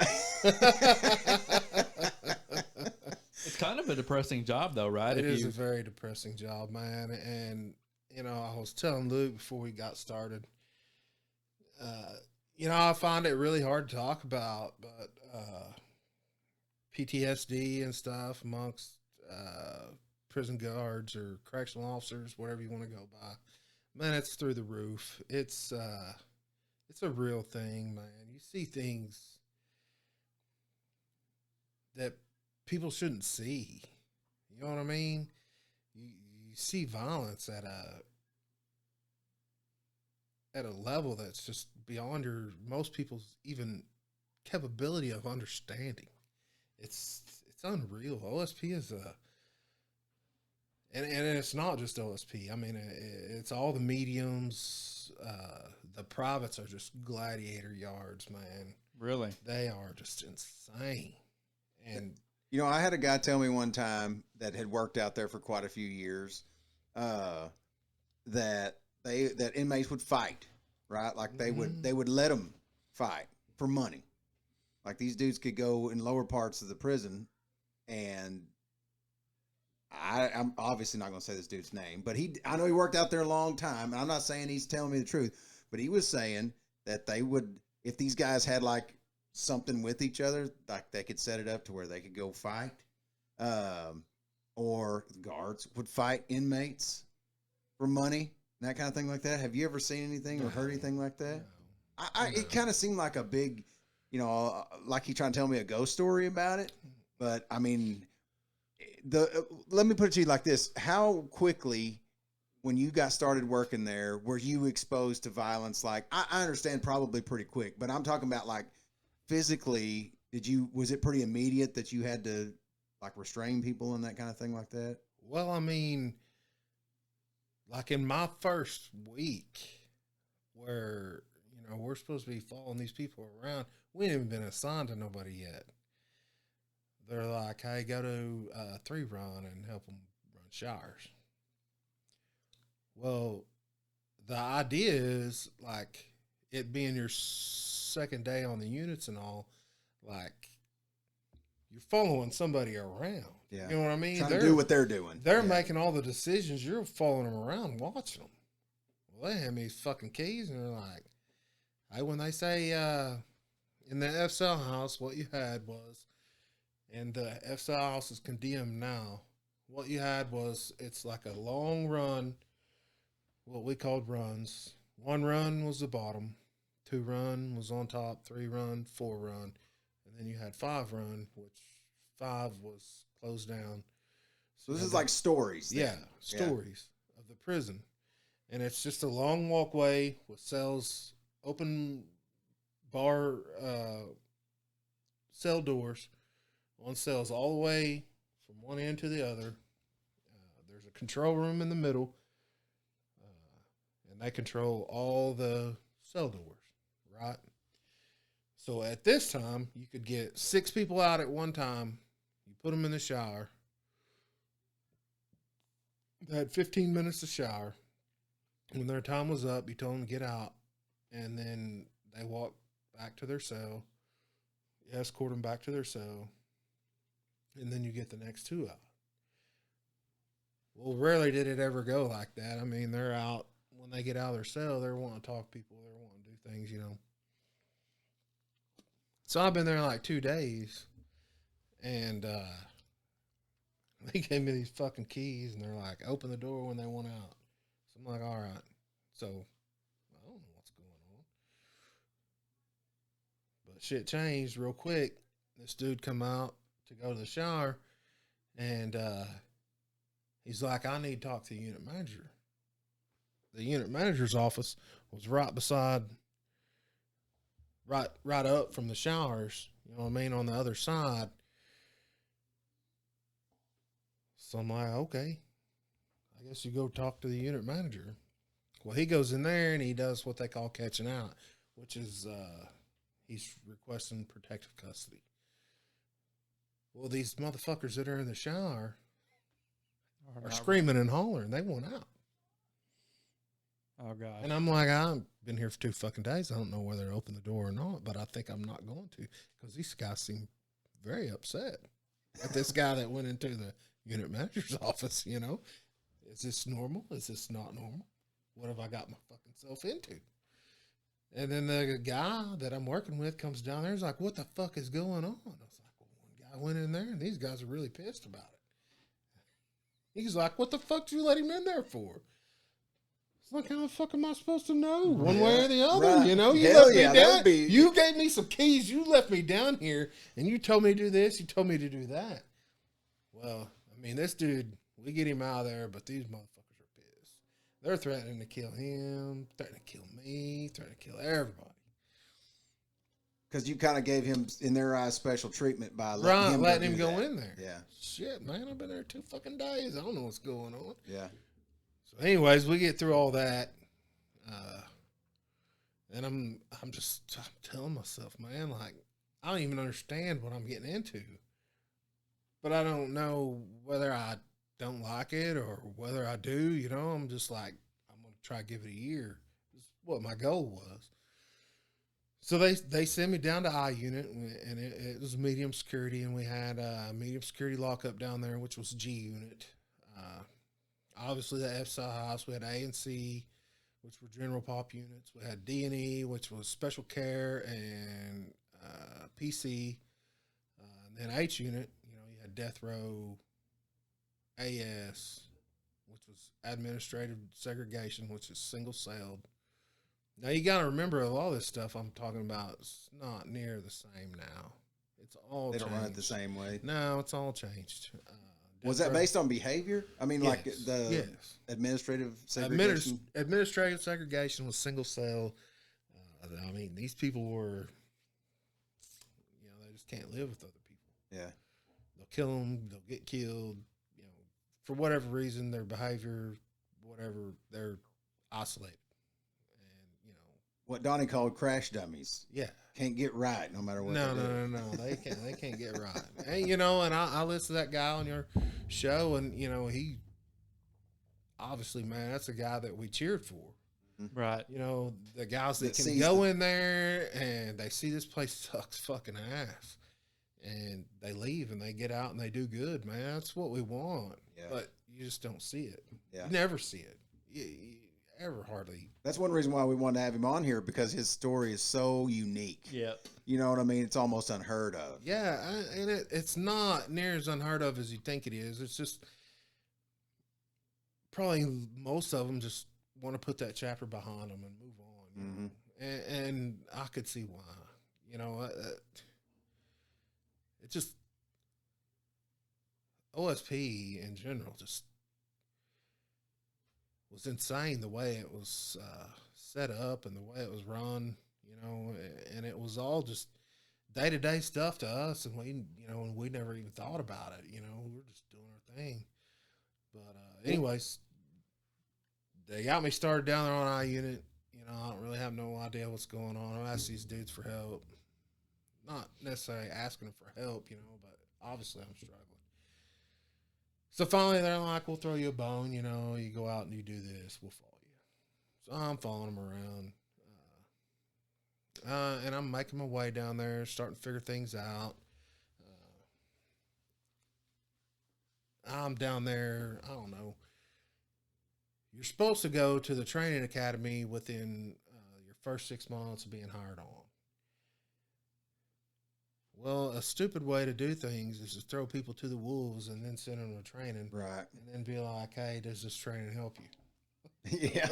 Well, most of this training is useless to me because you're training people for minimum, medium, maximum security prisons.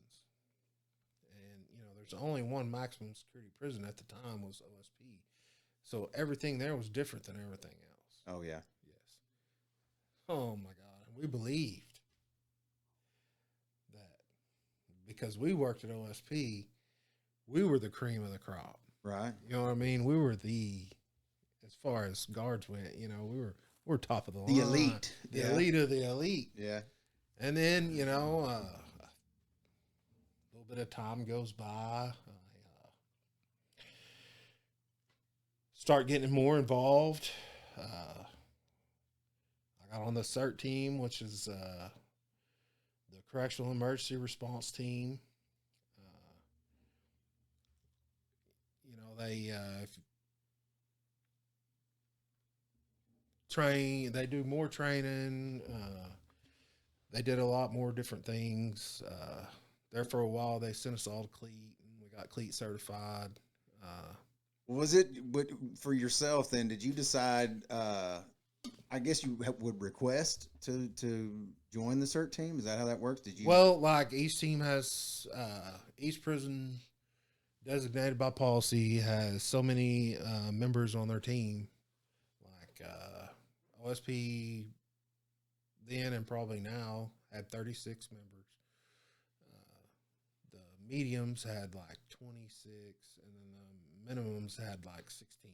Yeah. And all these guys are supposed to be doing the same kind of training. So you can deal with riots, you can deal with escapes, you can deal with, you know, whatever comes down the pipe, you're supposed to be able to deal with it. You know, you get a little extra training. And when I first started, man, I got on CERT. It was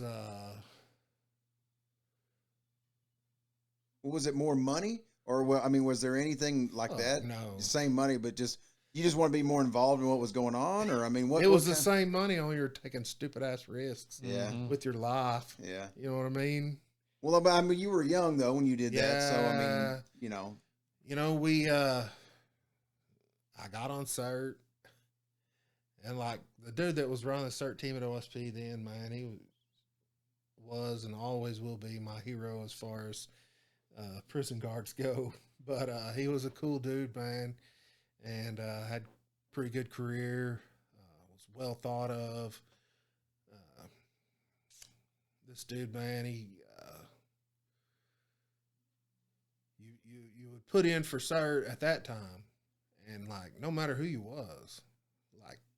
When I was putting in for CERT, man, we were working out like crazy. You know, you remember back then, we were big, strong, you know, and I'm like, that's what I want to do. You know, it's all I want to do. So I finally get in with them. You put in for it, you wouldn't make it because they want to see how you react to it, you know. So I finally get on. They call me up and they're like going to give me my gear and shit. I walk up there, right, and there's these 4 old dudes walking out. To me, they were old. They're probably my age now, you know. And they're like, so you got on CERT, huh? And I'm like, yeah. So you think you're tough? And I'm like, what the fuck, man? And these are your coworkers, right? These are the guys I'm, getting on the team with. We're up in the CERT room now. And I'm like, I guess I'm tough enough. And they're like, well, you can't whoop us. And I just fucking walked out. And I was like, what have I got myself into? Why do I keep digging myself a deeper hole? What is wrong with me? Yeah, I know. So what you mean, I go in and I talk to this dude, man. When I walk out of this fucking office, dude, I would have killed somebody. This dude could have called me up at main control and said, hey, go down to cell A12, pull them 2 dudes out there and beat them to death. And I'd have been like, bam. Done. It's a done deal, man. You just gave me the most inspirational speech I've had in my life. But I get on CERT, so I'm thinking I'm going the right way. I'm not I don't know. I'm just one of those, we grew up around hard dudes, man. Our parents were hard people. Our grandparents, by far, were hard people. So you grew up with a different mentality, and I just applied that to it, like even when I don't know or I don't understand, what's going on, let's keep showing up. Yeah. And that got me through a lot of the times you didn't know what to do for sure. Yeah, I just would show up, man. Well, were you guys pretty busy? Like, was the CERT team, did you do stuff regularly that was involved? I mean, was there that much going on? When I first started prison, and people that work there now will not even be able to understand, like some of the first advice that I got from people was don't work overtime. Whatever you do, don't work overtime. It sounds good, but, they'll end up figuring out a way to take it from you. Well, absolutely, they figure out a way to take it from you. And the only overtime that you could work when I first started was the prison rodeo. Yeah. Which everybody that worked at the prison hated the rodeo. Everybody really? that doesn't work at the rodeo loves the rodeo. I was going to ask you when you said prison rodeo if you believe that they should bring it back, but I'm guessing that answer is no. Man, them units are falling apart. The inmates are living in despicable conditions. And for them to say they're bringing the rodeo back before they do infrastructural change or any of these other changes is insane to me. I mean, take care of your people first, then bring in some money later. I don't know. I hope it works out for them. Maybe they'll bring some money in and get some better stuff out of it. But I hated the rodeo. I couldn't stand it when I worked at OSP. And then when I went to Jackie Brennan, I hated it even worse. And why is that? Because we worked inside when I worked at OSP, and then we were outside in the parking lot when I was at Jackie Brennan. And you stood outside and ate dust and directed traffic all night. Oh, yeah. People would run over you. Damn. Do all kinds of shit. Yeah, one of my buddies got run over. Damn, really? Yeah. Oh, I've always hit by a mirror. He was hit by a mirror. I'm not kidding, dude. Directing traffic is one of the most dangerous things I've ever done. Yeah, it's insane. And, no joke. For whatever reason, I don't know if it's McAllister's proximity to the prison and Jackie Brennan or what. But McAlester has always, as a town, not cared about people that work the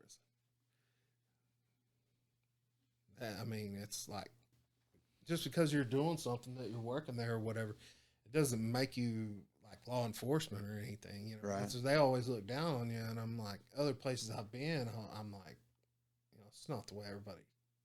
It's not this way everywhere. Yeah, they've had this for way too long, man. Yeah. It's almost like they should take it away. Well, did the when the rodeo thing would come around, did the inmates act different? I mean, was there a lot more bullshit? I mean, did they act up or anything like that, or No, because just change everybody around? when I went, they would let inmates go to the rodeo. But you had to be a certain level. Like I think Donnie talked some about your levels, and basically level 1, you got no fucking way, nothing coming to you. Basic rights, everything. 2 gets a little bit better. 3's a lot better. 4's even better. Privileges that go with it and whatnot. But mostly it depended on where you lived and whether you was able to have a job or not. So when I went, most everybody that went, all the inmates, spectators that went, were workers that had jobs and things to lose. And man, you wouldn't get that motherfucker locked down till like 1 o'clock at night. Oh shit, yeah.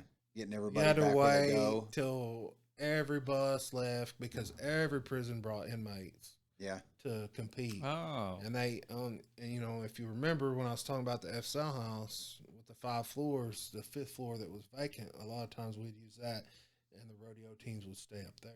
Oh, okay. But they didn't have water they had water, but they didn't have showers and stuff like that. So they would have to come down. So it's just a big fucking hassle of you have to shift everything around, do everything different for that. Did anything ever happen? I mean, any incidents, anything ever happen with the prison rodeos? Like, you mean as far as just, people trying to get away or any? No, any fights or anything like that? Know. Oh, okay. So I know one year on that medium unit that's right there. It was right there by the prison rodeo. It was the gymnasium was actually right beside it, and like when they were clearing the count, they had a big fight down there, and they all went down there. It was madness.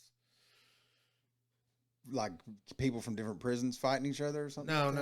It was all just happening on I unit. There just happened to be 100 of us standing around waiting for the count to clear. Damn it. And everybody run down there, you know what I mean? It's a bad day to be fighting on I unit. Yeah. Everybody got cleared out real fucking quick. Yeah, but for the most part, man, like the rodeo part of it would go smooth. It was dealing with the public and all these rules that you got with people coming on to your property and stuff.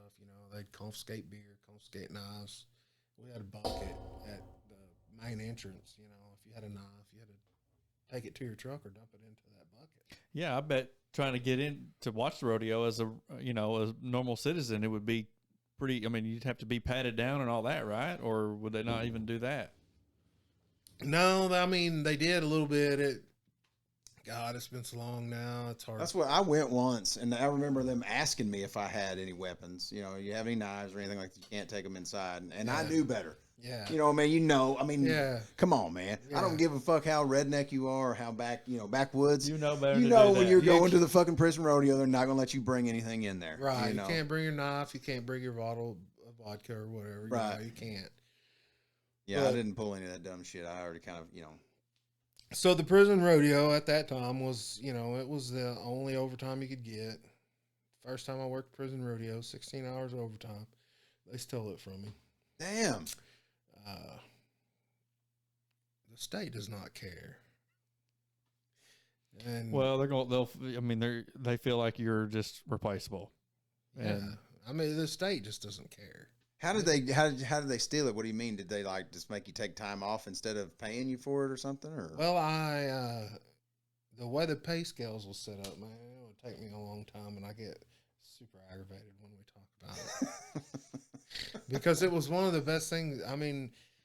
Eventually some great changes come out of it, and they can't get your overtime anymore. And, okay, so they fixed it.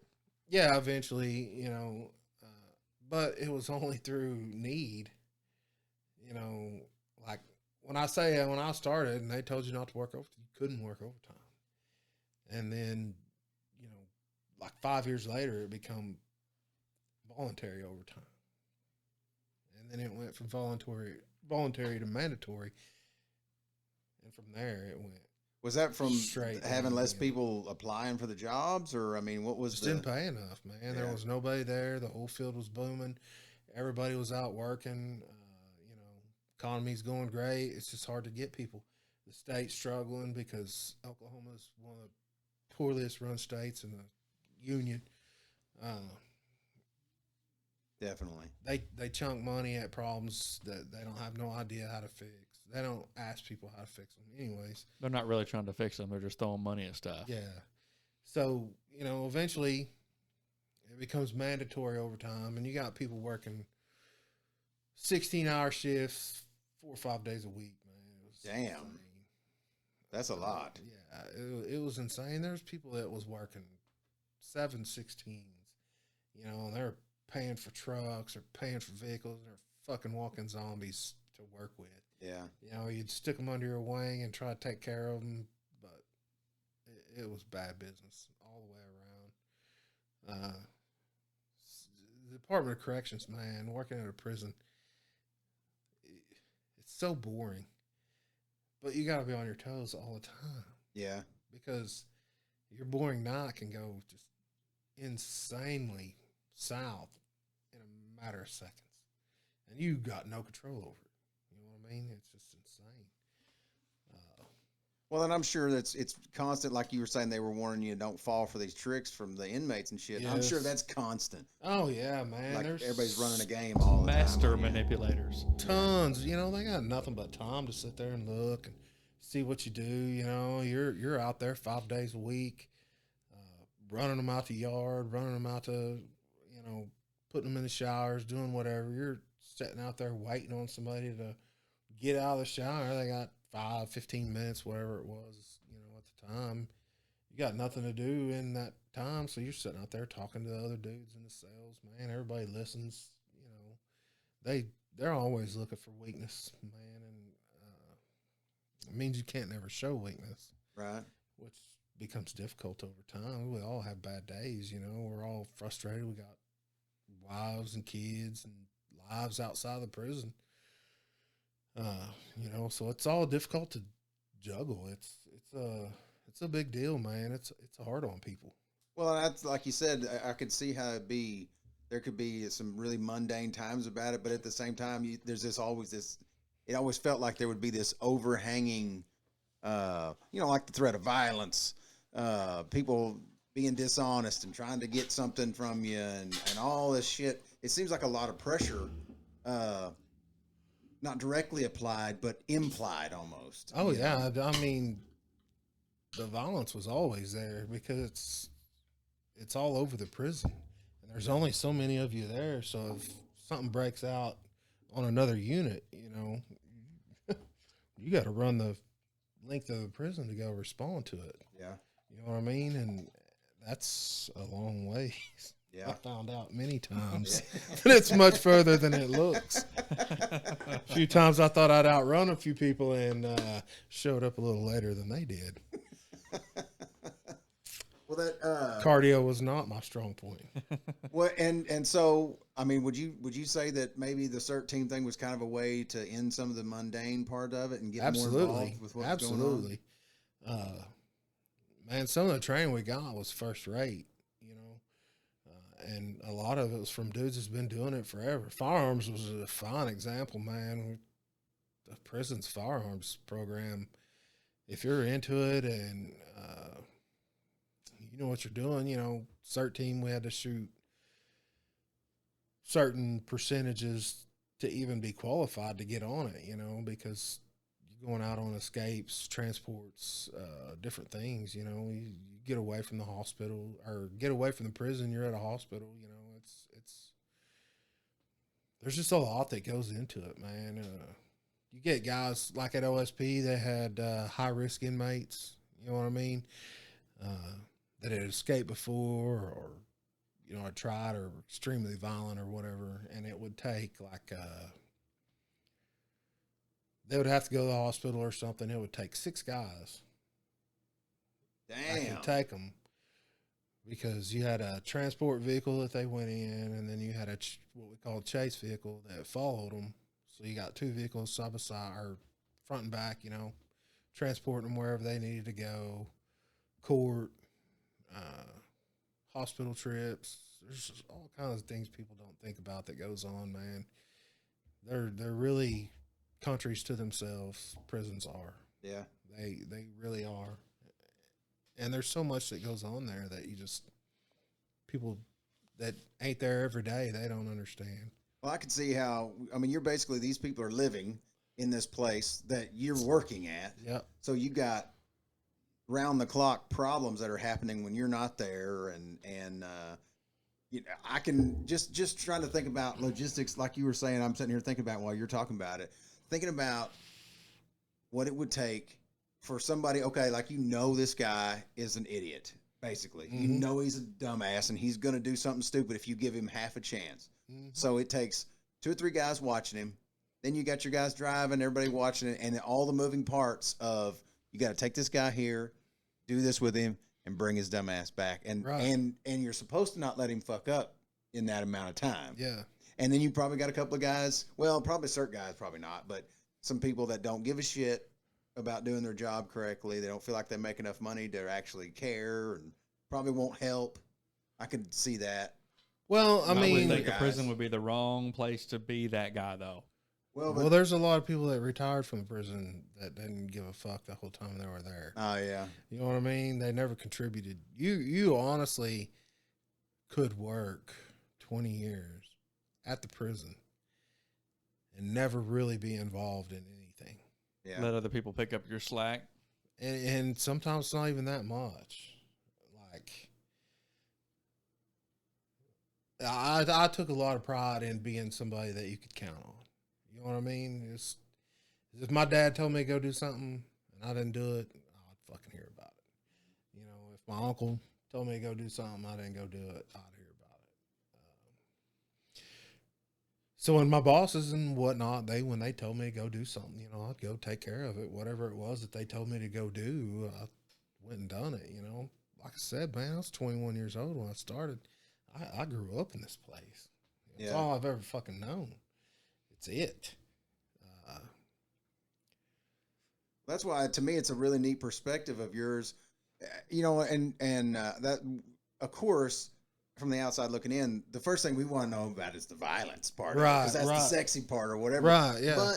But at the same time, kind of like how Donnie's perspective of it is like, okay, there's a lot of ins and outs, like you were saying, that people don't even think about that can be interesting if you give you a minute to explain some of it. Just like that stuff, like you were talking about taking those guys back and forth.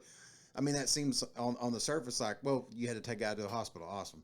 But then you go to thinking about all the shit that goes into it. All the training that went into it to know how to do that. Well, I mean, it's not just that. It's the things that happened in the past. Like one of my firearms instructor, he actually had a guy that, I don't know if you understand what keister is, but, you know, that's where you stick something up your ass. And they got there, and he pulled out a zip gun on him and escaped from him at a hospital. He was recaptured, and, you know, they said he would never leave AS, which was administrative segregation again. And that dude was, all he thought about was trying to escape, man. Really? Yeah. And, you know, I trained, those guys trained me. Yeah. You know, this guy's teaching me how to shoot and stuff, and he was like, man, if you don't think you're ever going to need it, you're going to need it. I worked for a lieutenant at Jackie Brennan, man. Him and another guy were taking hostages and driven all the way to Arkansas. They had to drive all the way to Arkansas before they got away from that guy. And he had a knife to one of them's throat in a vehicle the whole fucking way. Damn. You know what I mean? Of course, you know, that guy, he was there 30-some years, so that had happened early on, but, you know, still things that happen. Yeah. You know, I got a little sidetracked there, but anyways, you know, I get on CERT, start getting more training, more knowledge of what's going on. You know, I'm more involved in everything that's going on. Now, how long had you worked there when you got on the CERT team? 3 years. 3 years, should have been 5. But you should have had to work 5 before you could get on it? Yeah. Oh, okay. I was still a little green, you know. So you basically spent the last 6 years you were at OSP on the CERT team, right? You were on it the whole way till you left, right? Yeah. Yeah, we worked executions, everything, man. When I first started, And they had to do what, they called like a cell entry. We called cell entry or cell extraction. It's where you got 5 guys that suit up. You got a guy in a cell. You can't get him out. You can't talk him out. Or he's got a weapon or something. You got to send these people in to go get them. So, like, my first cell entry that they ever called me on, because, like, I'm 20-something years old, sitting around, I'm sitting on go, dude. I'm like, I got all this training. I want to do this shit. I'm just getting into it, but I'm ready. So they finally called me up to the CERT room. They're like, hey, we got a guy we're going to go in on. We got to get him. He's flooded his cell. She was on H unit in a high max cell, which the high max cells on H unit, like, it's a cell by itself. And then there's a space in between the cell door, and then there's what we call the outer door. And you had to get them to open the inner door or the outer door, and you walked up, and you could shine your light in there and see them and count them, feed them, whatever. And then you come out, and then you slid the inner door back, or the outer door back, and they would have to open the inner door from the control room, but they would only open that if you were there to tell them, open or close it or whatever. So he was in a high max cell, and they had sprinklers in there, and he had knocked a sprinkler head off.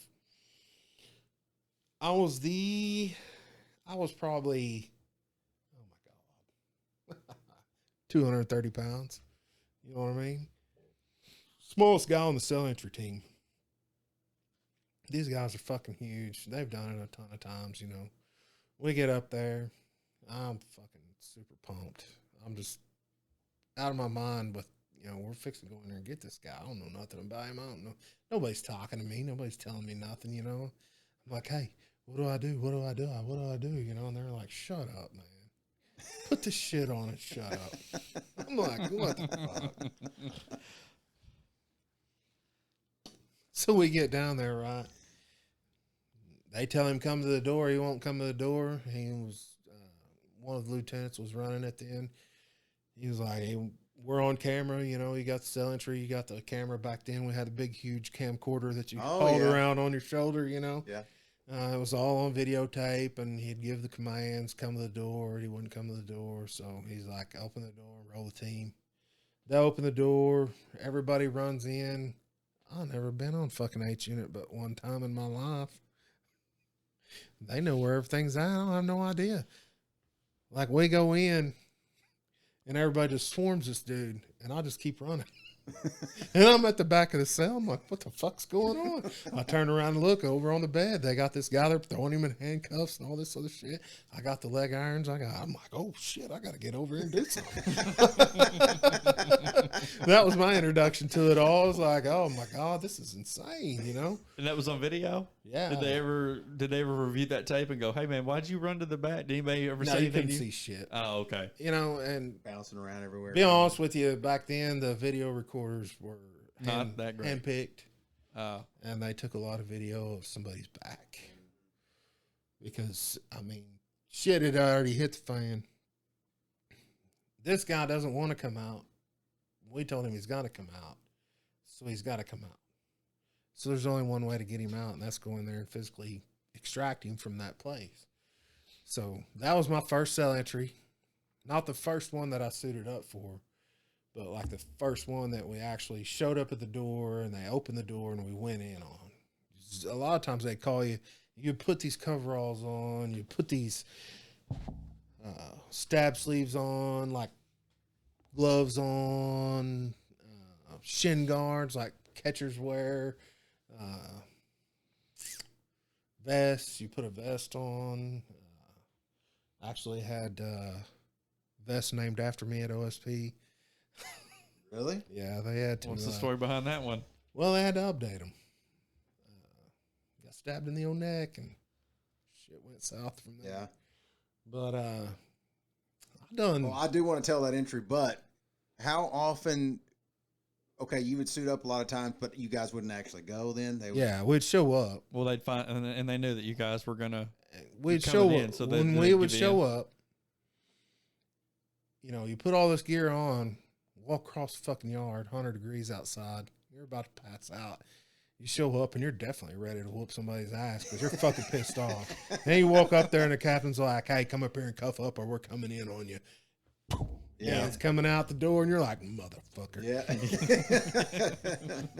You know, and you know, that's a little bit of that we talked about earlier, that prison humor, but you get all dressed up, nowhere to go, man. It leaves you Well, you do all that training. Yeah, I remember whenever you were doing like some, they had you guys do jujitsu and some other stuff like that. Yeah, I remember when you were doing some of that. Yeah, we done a lot of the grappling on the ground. DOCs back then was actually based on the shit that Steven Seagal does. Oh yeah. Damn it, what is that shit called? I almost thought of it, dude. Aikido. Yeah. Everything was based off Aikido. And we had some really good instructors that trained us over there in Wilburton. You know, when we done all that, I went over to Wilburton. Was it Todd?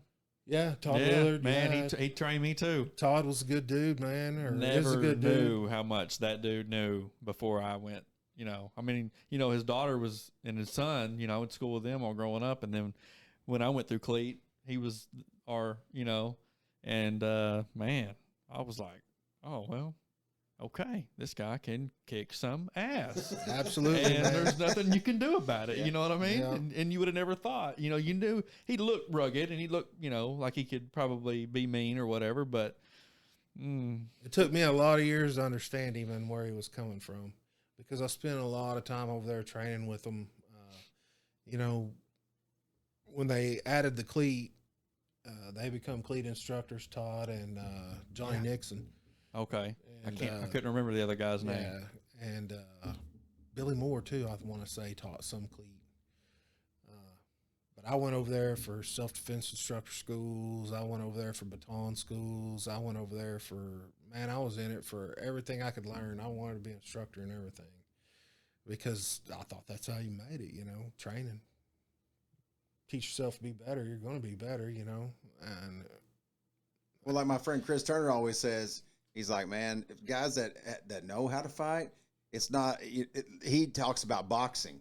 He's like, dude, once you learn to box, a fist fight's not fair if you're fighting somebody that doesn't know how to box. Yeah. Right. You know, being trained. Yeah. He's like, it's not even it's not a fair fight whenever you know how to do that kind of stuff. You know, because you can fuck somebody up. You know, I was a self-defense instructor for a long time. And I told people all the time, one-on-one is the worst situation you can put yourself in. 2-on-1's a little better, but that's not where we want to be. We want to be 3-on-1. We want to be 4-on-1. We want to be 5-on-1. We want the odds in our favor. Absolutely, yeah. Because time is in our favor. Time is always in our favor. Because the more time we got, the more people we got. And the more people we got, the better we can handle a situation. But life dictates different things, man. And you didn't always have time. You know what I mean? You had to do things spur of the moment. And it was insane. You know, I'd done that first cell entry, and I was hooked after that. You know, I started hitting the old weight pile. I was working out with a guy, man. He was nuts. He was one of the guys that I hired in with. And you guys got big and strong, man. oh, I no, remember. this guy didn't get big anything. Oh. He was the worst weightlifter I've ever seen in my life. But I learned so much from him because nobody else was going. Yeah. You know what I mean? And I was like, I'm walking around here 235 pounds of beer drinking power. But that doesn't really translate Right. into anything useful. Should shit go down, maybe I should think about doing something different. This dude tells me he's going to the gym. I start going to the gym with him. He got no idea what he's fucking doing, but he's got me in the gym. You know, we're down here doing all this crazy shit. And then I finally, other dudes, I started knowing them, you know, picking shit up from, really got into working out. Me and another guy from Quentin was working out all the time. And, you know, we really had a good reputation there at the prison. Quentin people had a good reputation. I mean, we Well, you and him were both on the CERT team together, right? Also, yeah. so you guys were spending a lot of time together. Yeah, I mean, it wasn't just him. It was, some other guys. And CERT wasn't for everybody. Just because you wasn't on CERT doesn't mean that you wasn't a bad motherfucker. Yeah. You were One of the baddest dudes I knew wasn't on CERT. This dude was he was from Wilburton too. But he was just a beast, man. I worked out with him. And it was just, man, this dude was just otherworld strong. Yeah. But, anyways, like I was saying, you learn from all these people, that you're working with. When I started, dude, I was making $950 a month. Damn. Like, that was my paycheck. $950 for the month. You were fighting almost every day of your life. No. Don't make no mistakes. Man, you're fighting every day, but you're not. It's not a physical fight. It's a mental fight out there. And the shit that these people put up with, man, my hat's off to them. I've done it for 24 years. You got people that hang in there that was never meant for a place like this, and it changes your whole personality. I mean, it does. My mom, she used to get on to me like, you're just a harder person than you used to be. You just, there's nothing, you just don't, you're not the same. Yeah. Well, no, I'm not the same. Every day I go to work, I don't know, shit, who knows what's going to happen. And you always have your game face on too. Yeah. That's one thing I want to ask you about. Now, this is something specific that I know about. I was working as a welder. I had my own little welding rig and everything, and I was working out of town at the time. And sitting in a motel room, watching TV because there was nothing else to do, And we had kids by this time. You had Michael for sure by this time. I'm sitting there in a motel watching TV. There was an incident at OSP today, and I'm not in McAlester, by the way. I'm up by Tulsa watching the news. It's on the Tulsa news, and one of the guards was stabbed at OSP, and it was Logan Johnson. And I was sitting there on my bed, kicked back. It was a night, it was like 10 o'clock at night, and I go, what? Holy shit. Well, I mean, Logan Johnson's not that rare of a name. It's kind of like Lucas Johnson. I mean, there's a lot of them. Right. But add in OSP. there ain't a whole lot of them working it. Yeah. McAlester. And I know with the job that he did, Right. And I was like, holy shit. So I call, I don't think we had cell phones then. So you roll over and go to sleep, right? No, I call my mom. There was cell phones, but they weren't. Yeah, I remember calling my mom though. I can't, like I said, I can't remember if it was on a cell phone or not, but I said, what's going on? Have you heard anything about what's going on with Logan? She's like, no, what are you talking about? I was like, call somebody, call Aunt Sandy, call Uncle Ed, call somebody, because I just saw that Logan got stabbed. I had no idea. They didn't say how bad. They didn't say live or dead, nothing. Just that you'd been that Logan Johnson, and they gave your rank at the time. Should have been there when it happened. Well, and that's what I want to ask you is. Yeah, we want to be there, so let us know. But kind of set it up, kind of tell us why this guy was this way and what the story was with it. All right, man. What had happened on that one was I was actually working a completely different unit. And there's inmates that we get, the state of Oklahoma gets, and you kind of trade them back and forth, right? And they're called interstate compacts. And basically what you get is you get like, this guy is the head of whatever gang this is, and basically you're throwing in the towel because you can't control him anymore, so you do an interstate compact, and you send this guy to this state, and this state will house him. A lot of times someone will send you someone. Like, we housed a legit Mexican mafia dude that was insane. But from Arizona on an interstate compact, it was crazy. But this guy was on an interstate compact from Washington, and found out his father had died. So they let him out of his cell. He was on AS, which is single cell unit. They let him out of his cell, and he comes down, and then we had a room where they could use the phone. Well, he comes down, they tell him what's happened, his father passed, and he wants to go back to Washington. Well, He wants to go back because his dad had died. He's just Well, we're not sending him back. That's not how it works. Like, you're in prison, bro. You achieved this on your own. You were such a problem in your own state that they sent you to a different state. So we're not making accommodations for you. This is it, you know. Well, he comes out, and the way H unit, the units are made, you walk through a sally port, which is the gate that opens. You walk into the sally port. They close the gate. There's gates on both sides of you. And then there's a control room where you step up into the control room, and the control room sets up. And there's 2 levels, right? Well, there's day rooms that set they're called day rooms. And then there's the runs, and there's bars that surround these runs and surround the top runs, and there's cells. So when they let this guy out, he comes out onto the day room. Well, the lieutenant and the nurse went over there to talk to him. Well, he throws the phone at him. So they're trying to talk to him, right? Well, the lieutenant reaches out and grabs him. Well, the lieutenant thinks he's punching him in the arms. Well, he wasn't punching him in the arms. He was stabbing him in the arm. So he gets stabbed 2 or 3 times. Well, the call goes out for help over the radio.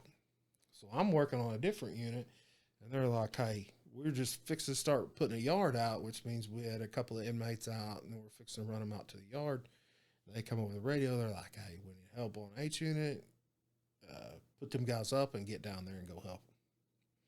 Well, we're not quite understanding what's going on, and the guy in the control room is just losing his shit. Like, put them motherfuckers back in their cell and go. So we put them back in the cell, and we run back up there, and he just pops the door, and as we're running by, he throws us a baton. We hit the other doors. We're going, of course, in a prison, you can only go so far. And there's going to be a gate or a door somewhere. So we're going through all these doors. We see these people running down there, and I'm like, fixing to leave these dudes behind. Well, we arrived at the same time because it's a long fucking ways. So you guys didn't get a chance to suit up or anything like that? No. We show up down there. We all pour onto this unit. This dude's running around out there. You know, he's screaming and hollering. He's got a knife. And the captain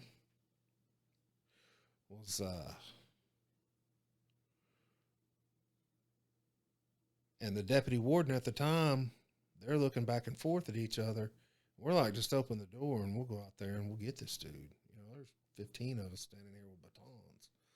Well, nobody has any protection but those batons, so they make what at the time was close to the right call. They said, go suit a team up. So we all took off and we run down another hallway forever. By the time I got all this running done, I was ready to puke, man. But now this guy's off by himself now in this day room. He's in basically this trapped. He's in this day room. He's trapped. So we go down. We suit up. Like I'd done several cell entries before, but I had never run the shield. Well, because he was armed, we weren't just taking the capture shield with us. We were using the electronic shield. And the electronic shield is a shock shield.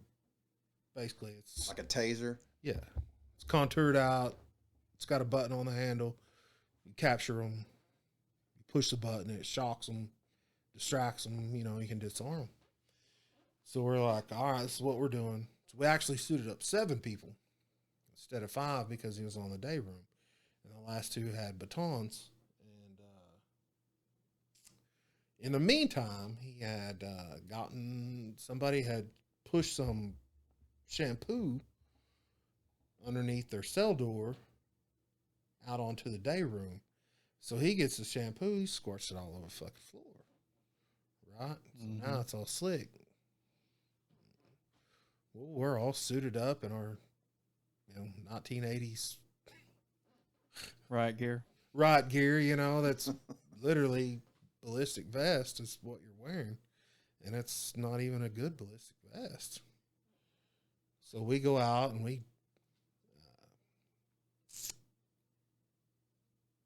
it's the second cell entry that I've ever done that we actually had a shotgun on the unit.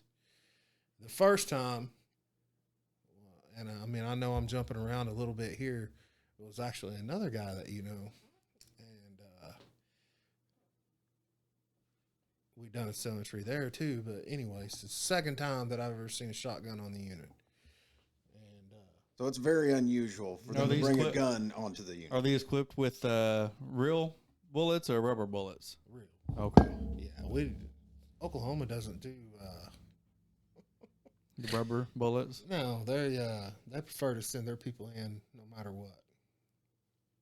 It's straight guerrilla style in Oklahoma, or it was back then, So we spray the guy with OC. We got our mask on, our helmets on, all our gear on. We rack the door. We go out there. What's OC? Pepper spray. Oh, okay. Pepper spray. I'm sorry. Oleo resin capsaicin is the actual term for it. Oh, it's okay. Pepper spray. And pepper spray evaporates pretty quickly. But if you spray a bunch of it, you're just adding to the shampoo that's already on the floor, right? So we go out there, and the dude, he plays right into my hands, man. Well, now you're first through the door then, since you had the shield? Yeah. Okay. Yeah, I'm the point man. And you're going to get to zap this dude. So I'm going out. We're going out to get this guy because, it would not have made sense to gas him until he gave up, or shoot him with rubber bullets until he gave up. He's already stabbed one guy. Mm-hmm. Why wouldn't we let him stab another guy? So, let's send 7 people. Let's send 7 targets out there and see what he can do. Yeah. Oh, okay. When I came through the back door of H unit, they were taking the lieutenant out, and he was wrapped up all the way down because he was stabbed multiple times in the arms. And so, anyways, we go out there, shampoo, pepper spray. Dude plays right into my game plan. He runs back to the control room, stops, turns around. And there's bars all around the control room. So my worst fear was trying to chase this guy around, right? Well, here he is, sitting duck. I'm like, dude, you obviously never seen me play football. I'm fixing to wipe your fucking ass from this earth. Right as my feet go out from under me. Oh, God. And I fall to the ground, taking both of the guys behind me with me. They both go down. Dude comes at me, and I'm like, fuck. The only thing I can think to do is just throw the shield up. You know what I mean? Try to keep all my buddies. Well, about the time I get the shield up, somewhere in between there, he come across over the shield, stabbed me in the shoulder, neck, whatever you want to call it. It's right there is where I got stabbed. And one of my buddies at the back, Babe Ruth, this motherfucker in the noggin, he goes down. It is what it is while it goes on. Did you know that you were stabbed when he stabbed you, or did you think he was hitting you, or what did you? I had a pretty good idea. I know the adrenaline's pumping, so. I didn't feel it. But I knew something had happened. You know what I mean? And in this whole meantime, like where the day room sits, there's a yard concrete, what we call a yard. It's just concrete. There's like a basketball goal out there. And they get some sunshine. They get to go out there. There's a guy out on the yard, and this motherfucker is talking shit the whole fucking time, screaming and yelling. So we get this dude scooped up off the floor. We're taking him out. I'm looking at him, and I'm like, oh, I'll be back for you momentarily. The guy that's on the yard talking shit? The guy that's on the yard, and I'm like, give me a minute, and I'll be back. I promise. And then we get out there, and then I start hurting a little bit, not a whole lot, but I realize something's happened. Well, I got a helmet on. I got a gas mask on. We're all out there, and we pulled him out, put him in medical. We got the camera on him in medical. And, because he's needing medical at this point. Mm-hmm. And, one of my lieutenants come up, and they're asking us, because first thing I ask you after our telemetries, is everybody okay? Are you injured or anything like that? Well, I'm trying to tell this dude, I think I got stabbed, but I'm not sure. And he's like, what? Well, I got a gas mask on and a helmet on. If you have never had a gas mask and a helmet on over it, a helmet, like, takes your vision and it tunnels it to, like, the peripheral of your vision. When you put that gas mask on, it tunnels it all the way down to only in front of you is what you can see. You know what I mean? And breathing's hard and everything. Talking's pretty much impossible. So he starts pulling stuff off, and he's like, what are you saying? I said, I think he got me. He's like, what do you mean he got me? I was like, I think he fucking stabbed me. So they go in there, and they pull the dude out of medical, and we're stripping all this shit off. And I had because you're in your regular uniform when you show up for work, so when you go suit up for a cell entry, you just take your blouse off, and, with your badge and all your stuff, you hang it all up. You just got your undershirt on and your pants, and then coveralls over the top of them. Well, I had a white Quentin Savage T-shirt on, and it wasn't white anymore, was it? I was starting to bleed from my neck. Well, all the medical people, run that inmate out, and they're sitting there. And the only time I got queasy during the whole thing is when I looked down. I was like, God damn, somebody stabbed me. I wasn't really.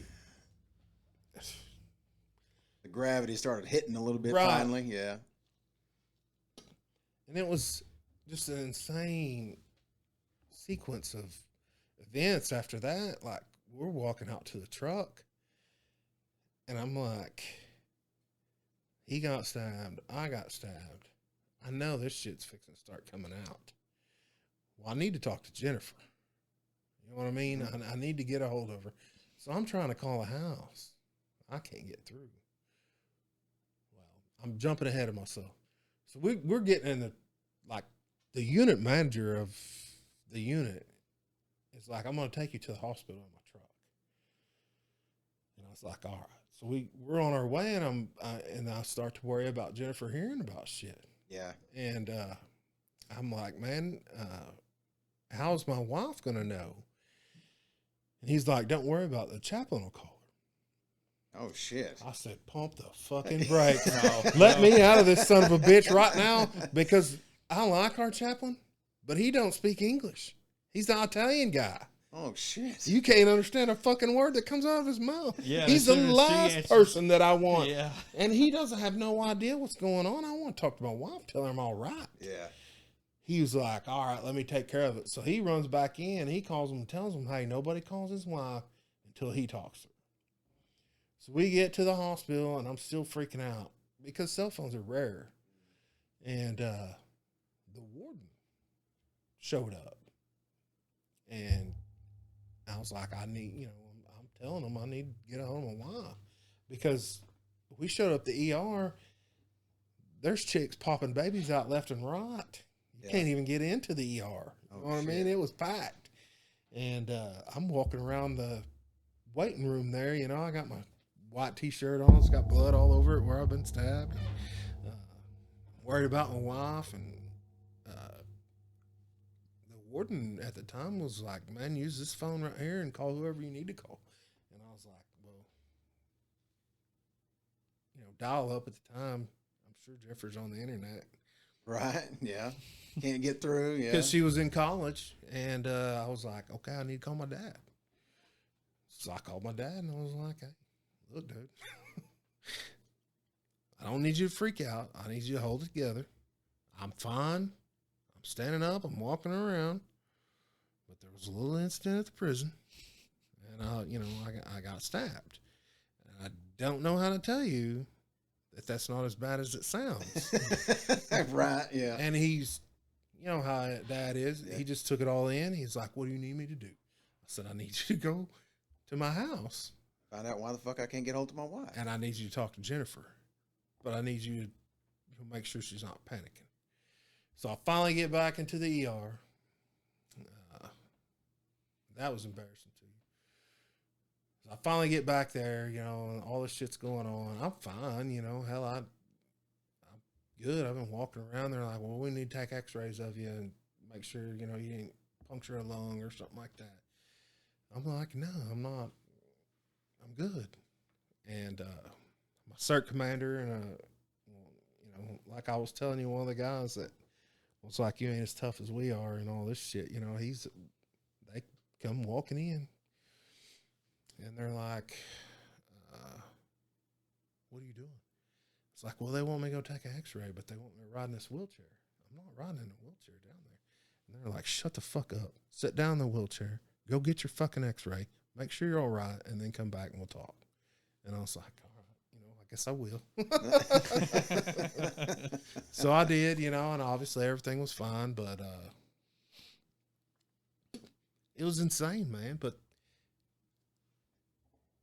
here's the craziest part about that whole thing. Is later that night, that evening, they actually had another guy that was literally taken hostage with a knife to his throat the same night. Really? Yes. Man. He's no longer with us, but he was a good dude, man. And one of the inmates figured out a way to kick his door open. Kicked his door open, come out and took him hostage. And it could have been a really bad deal, but they had done everything right, and the right people showed up, and the dude ended up getting away with just some, cuts on his ear and some cuts on his neck and stuff, but nothing bad. Major. Yeah. He wasn't really hurt or anything, but it was an insane day for the prison, man. It really opened a lot of people's eyes. Yeah. Some shit can actually go down. Well, now, did they make you, was there like a mandatory in their process of doing things like that? Did you have to take time off from work or anything like that? Did they send you right back, or? I was at work at 5:45 the next morning. No shit. With stitches, or what did you end up having? They done butterfly bandages over it because it was not a deep wound or a big wound. You know what I mean? It was just a hole. Puncture, yeah. Puncture. So they done some butterflies on it. I went back to work the next day. I was the low man on the totem pole. On the unit I was working that day, it was pissing and pouring rain, and we had to do an outside perimeter, so I had to go outside and walk around in the rain. Damn it. The day after I got stabbed.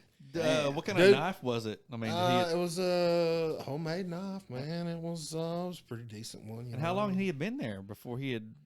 I couldn't even tell you. He just, did someone sneak it into him, or did he? No. He made it. Where there's a will, there's a way. Yeah. Weapons in prison, man, are easy come, easy go, right? Yeah, you live in a house made of metal. If you can figure out a way to get this much metal off, you can stab somebody. Yeah. You know what I mean? If you can melt a toothbrush down, you can stab somebody. If you can melt a razor blade into a toothbrush, you can cut somebody with it. There's violence is going to find a way, man, and it's a very violent place. Yeah, you got the worst, especially being high max. You got all these people that are prone to violence in the first damn place and all that shit. What happened to that guy? He ended up, it was pretty cool. The DA called me, and he was like, look, man, you survived. The other guy survived. We want to throw the book at him, but Mostly we're just trying to make sure he's never going to get out again. He was doing life without parole. Already. So it didn't matter, but he's like, we're going to give him 35 years for you and 35 years for the other guy, consecutive to whatever he's got. So he got another 70 years out of it to do in Oklahoma when he dies in Washington. They actually sent him back to Washington. After that incident? I mean, It was a while later, and I was very, very, very upset that I was not involved in that motherfucker going to the airport. Yeah. Because that was one of the coolest things I ever done was we went to the airport and picked a guy up one time. It was really cool, man. Me and 3 other guys took 2 vehicles, went up there, met the airplane, met the marshals, pulled this guy off the airplane, took him down to security, searched him, loaded him up in a van, and brought him back to Oklahoma. Huh. It was different. I mean, it was cool. Yeah. Well, so now I remember when we first talked about it, when I really got to sit down, it was just me and you, and I remember we were sitting there, you know, and I was like, dude, you know, that had to get in your head. I mean, a little bit. As tough as you had to be to do the job and all those kind of things like that. I mean, to me, going back had to have been high fucking stress of, dude, this can actually happen. Like, you go from it could happen to this happened. You know, now I know I can be injured up here. Later on, some years later, I was at Jackie Brannon. He was still at OSP. Another friend of mine, he got stabbed on a cell entry from Quentin. And his wife at the time called me, and she was like, hey, I'm calling to let you know, he's been stabbed. He's fine. He's at the emergency room. We're just letting you know that, he's okay. And I was just like, oh my God, dude, there's nothing I can do. I'm at Jackie Brannon. He's at OSP. But I talked to him, and I was like, look, man, no matter what you do, it doesn't matter your mentality. It ain't about you anymore. You need to make it about your family. I didn't take any time off. Like, I missed 0 work. And I think it was harder on Jennifer and my parents than it was, on me. Sure. Right. It was what I had to do to face the next day was to get up and go back in and see it all again. Yeah. You know what I mean? Be right back in the mix. And so I told him, I was like, man, I don't care. Just take some time off, and which his wife is prison raised and all that. So, she was cool and understood. But I was like, man, your kids, they don't understand. Your wife doesn't understand. She thought she understood, but now it's totally different. Yeah. It's truly, you could go to work one day and not come home. Did it change your, I don't want to say, did it change your outlook on it at all? I mean, did you carry it around quite a bit? I know you got to be tough and in that environment, that kind of thing. But I mean, in the back of your mind, did it make you a little more apprehensive, or do you think it changed you at all in that way? I mean, it had to scare the shit out of you. The thing that changed it most about me was like the next day when I was there, and the same unit that the guy got taken hostage on the night before. Dude, the day before he got taken hostage, the same cell, I was running showers down there. So, and doing cell inspections. When you do cell inspections, you take the guys out of the cell, you put them in this shower, put them in that shower, lock the doors. Then you go into their cell, you look, you make sure that there's no new metal cutouts, there's no, electricity still works, the light's still there, the bars are good, the door's still working to the best of your knowledge, all that. So only one guy comes out and goes to the shower, the other guy's still sitting in there. I'm like, hey, I got to come in and do a cell inspection. Just stay where you're at. He's laying on his rack, sleeping. So I'm in there looking around, milling. You know, next night, the same dude kicks his door open, takes a guy hostage. That's fucking nuts, man. I was in that cell with that guy, just me and him.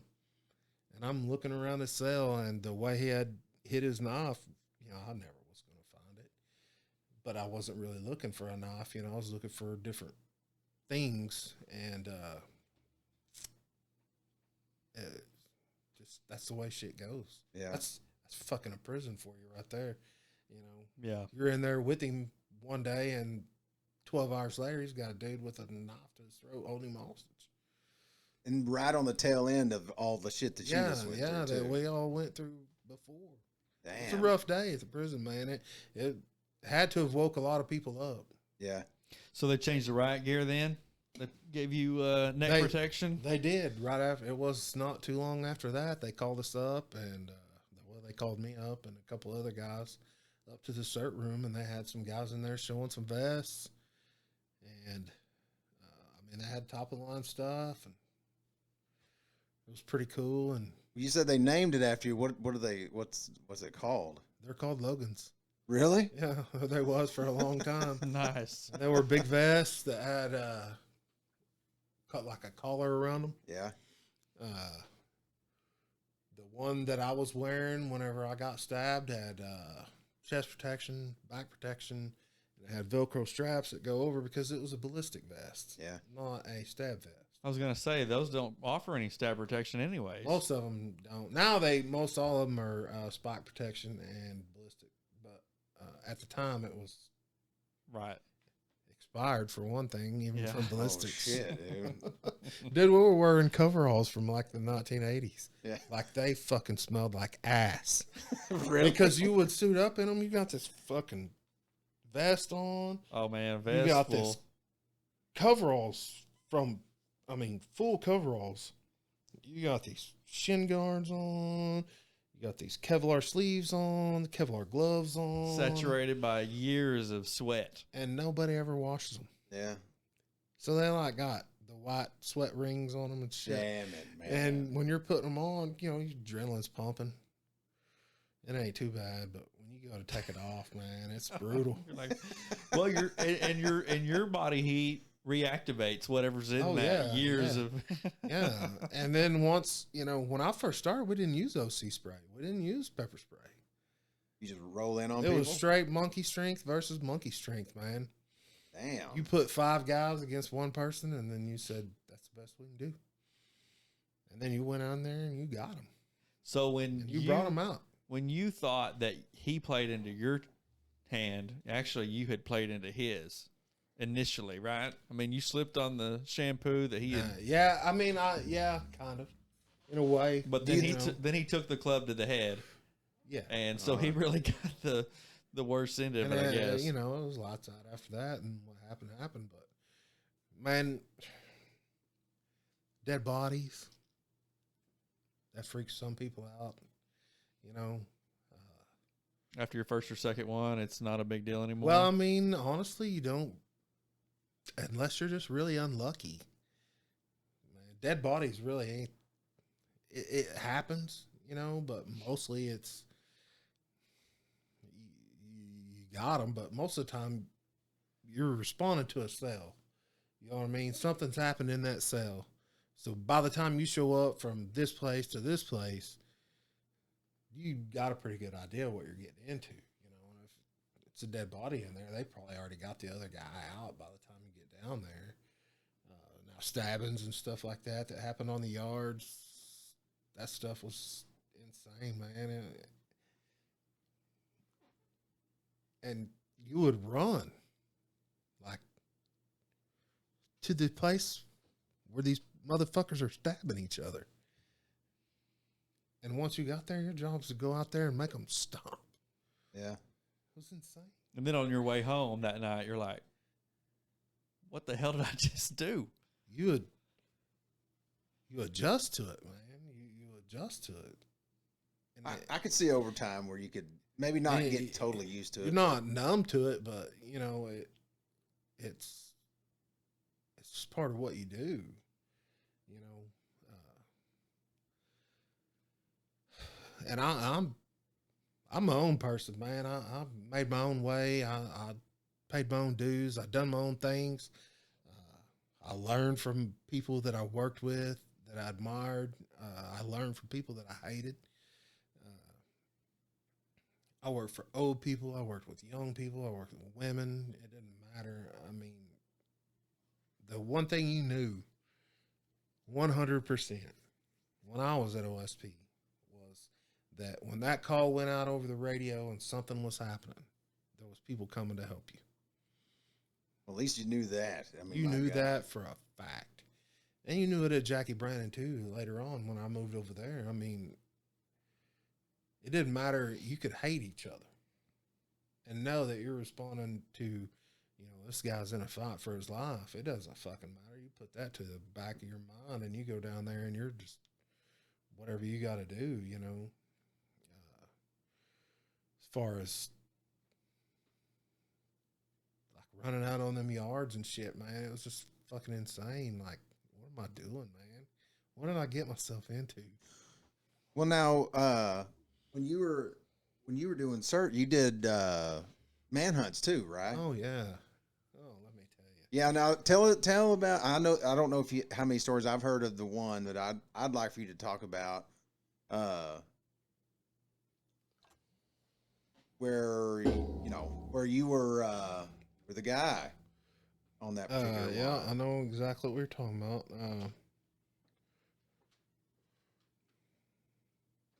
And I want you to use the quote that you told me about too. I don't know if you remember what you told me about it. Oh, may not. Well, you know how you are though. This dude's very well read. What you don't know about Logan, and what I want to make sure and include in this podcast is he's a reader. Like he reads a lot, or he used to. I don't know if he still does. But when I got my reading, because I read a lot, and I got it from him. When I was young, I remember us being really young. This is a side note, and I'll let us get back to what we were talking about. But I just kind of want to set the scene for the type of dude, you know. Yes, Logan's capable of violence, and he's had to do violence, and he did violence for years. But he's not a meathead. You know what I mean? Like you run across these guys that do this stuff, and that's all they are. They're just a shell, and they just want to be mean. And this dude is not this way. And you can be, you know. Well, but the best thing about violence is knowing that you're capable of it, but finding a different way to find a solution. Yeah. You know what I mean? That's the last thing you want to do, because anytime there's a physical confrontation between two people, somebody's getting hurt. Yeah. 9 times out of 10, it ain't going to be the dude that's out on the yard working out every day. It's going to be the dude that smokes 2 packs of cigarettes and, you know, drinks 12-pack every night and eats and lives his life and has kids to take care of and stuff. We're on the losing end. Right. You know, these guys are prepared. We're not. Yeah. I mean, I tried, but, you know, hell, it doesn't matter. Physical injuries, all that kind of stuff. But finding a different way was what I tried to do. Yeah. Well, that's as what I got older. And that's what I say about it. Was a funny thing the note I want to put on this before you tell this story is the way you ended it for me when you were telling me about it was a Shakespeare quote. And I'm sure you probably don't even remember it, but dude, it stuck in my mind so strong because after you hear the story, you'll know what I'm talking about. But we're sitting there and he tells me this whole story and he turns around to me and he goes, "I'm telling you, man, there is no feeling in the world like hunting a man." Oh, there ain't. And I was, dude, how old were you whenever that happened? I couldn't even tell you, man. I don't know how. I remember thinking it was a very profound moment for me. I still remember to this day, and I was grown when all this happened. And I remember thinking, oh, I could see that. Like it painted a really good picture. But you can go ahead and tell the story now, but I just wanted to. It takes a second to set it up. One thing that makes Logan, to me, almost kind of a unique case is, well, for one thing, I know him well enough to know that it's not all just brawn. You know what I mean? It's not all ass whipping. It's not all, I mean, a lot of it, obviously, you know, and it's attitude and all of those things. But to do it the way you done it, and especially to do it as long as you did, you can't just be a fucking mindless moron out there beating the shit out of everybody you come across. No, you'll never make it. And that's where I think a lot of inmates and a lot of people are going to think that that's all those guys are, because that's all they get to see of them, because that's all they'll let them see. Your you know? mind is it's a weird thing, man.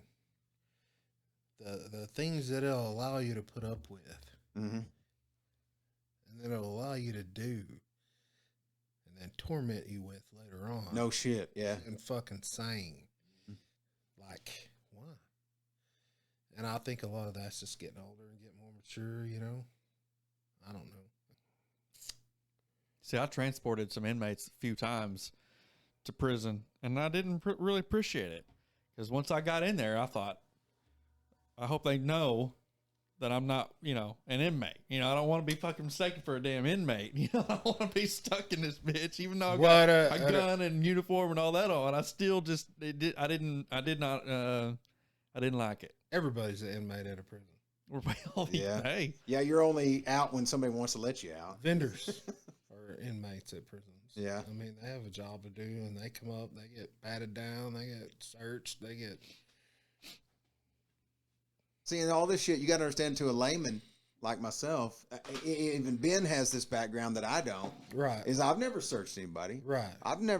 Those things, you'd be surprised how many people are interested in. Dude, I've seen 300 dicks in a day.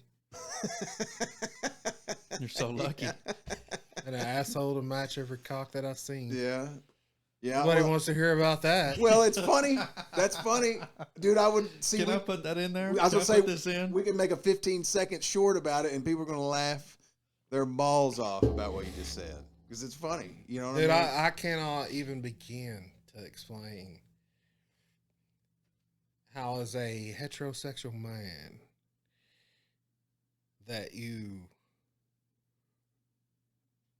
go into a place, you walk up to a door, and you tell a dude to strip down to nothing.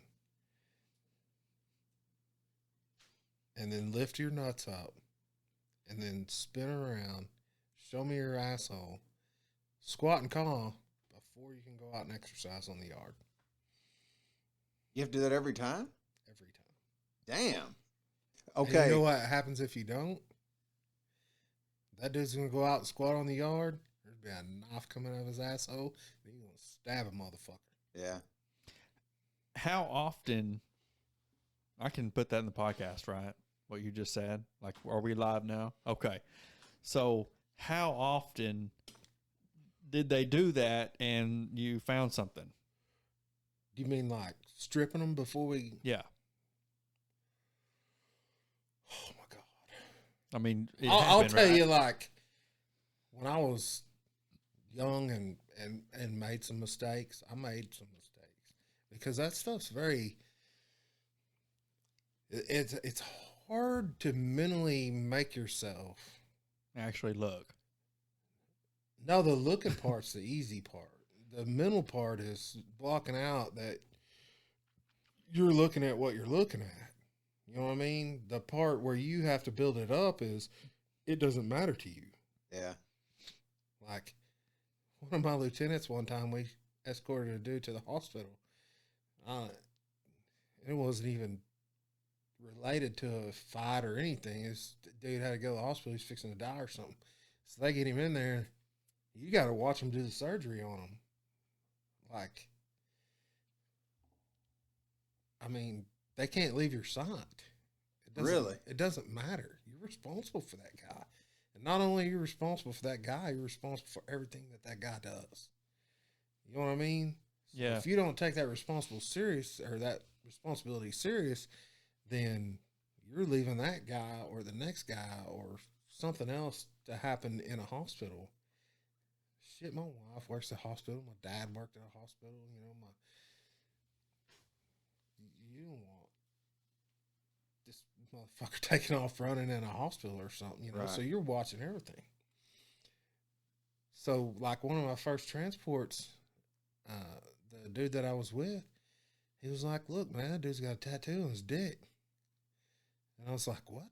He was like, "Look at it, man. He's got a tattoo on his dick." And they're sitting there doing surgery on this motherfucker. I'm like, "I don't want to look at his dick." He goes, "What, are you fucking gay? Just look at his dick, man. It's got a tattoo on it." I was like, are you serious? That would be a very strange day. Yeah, I'd be like, what the fuck are we talking about? These are conversations that only happen to prison guards. Yeah. Or correctional officers, whatever you may like to be called. You're sitting there, and this dude that you look up to and respect is telling you look at another man's dick because he's a shitty tattoo on it. He was like, how bad do you think that hurt? I said, I'm sure it hurt pretty fucking bad. Yeah. I don't know. I don't care. You know what I mean? To me, it didn't matter. Yeah. There's nothing sexual about it. I work with dudes that can tell you, man, this dude's got a little dick. This dude's got a huge dick. Well, and I think, on some level, it's probably to diffuse it in your head, to do that kind of shit. Yeah, and it's everybody's different ways. Like I said, to me, it's just business. Yeah. And I try to make everything I done dealing with the inmates just business. But it was hard. And that's where we get back to like where I was talking about a while ago, where like the executions and stuff. You know what I mean? Like the first execution that I ever worked, you had 5 o'clock in the morning, the CERT team takes over. We go and get this guy out of his high max cell, and we take him up to the infirmary. They x-ray him, make sure he's got nothing on him, load him back up in the van, bring him back to H unit, stick him in the death cell. And from then on, you're on cell watch, is what they called it. You got a guy there with a logbook. He writes everything down that happens. You got a telephone there. You have a set of clothes for here and a set of clothes for there. This dude he goes to visit his people or whatever the day of the execution. Strip him out, move him over to this other cell, get him these clothes to wear. They escort him over to the cells, and then he sits over and visits. Then he comes back, chaplain comes, warden comes, everybody comes around, sees him, gets his last meal. I've seen a lot of last meals, which were insane. These people would, they're sitting in this cell, man. This is their last day on earth.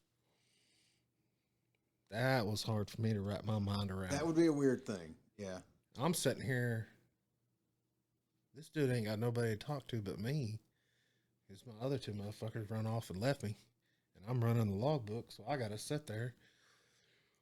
He's sitting there talking to me about OU football, and all I can think about, this motherfucker ain't going to know whether we were any good or not. He's going to be, if he did what he did, he's going to be burning in hell. If he didn't, then, maybe God will let him watch football. I don't know. That's a pretty good quote right there, actually. What was he in for? Obviously murder, but was it? I couldn't tell you. Oh, I really didn't, man. I never got into that stuff. Some people had to know. I didn't want to know. I didn't want to know nothing about them.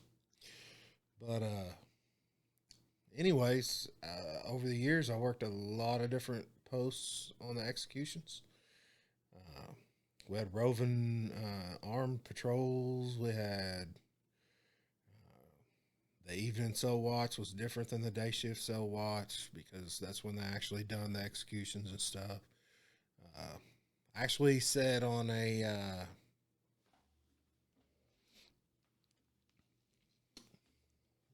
my CERT commander that I talked about earlier, when he got ready to retire, he said, I'm going to give everybody opportunity to set on execution. You can either be on a strap down team or you can be set in the visitor's room if you want. Well, the visitor's room, you watch the whole fucking thing. You're sitting there and they bring them in, they strap them down. Last words, shoot it to them. They're out. Well, I was like, I'll do the strap down team, so I didn't have any idea, You sit there and talk to this guy, and you walk in there, and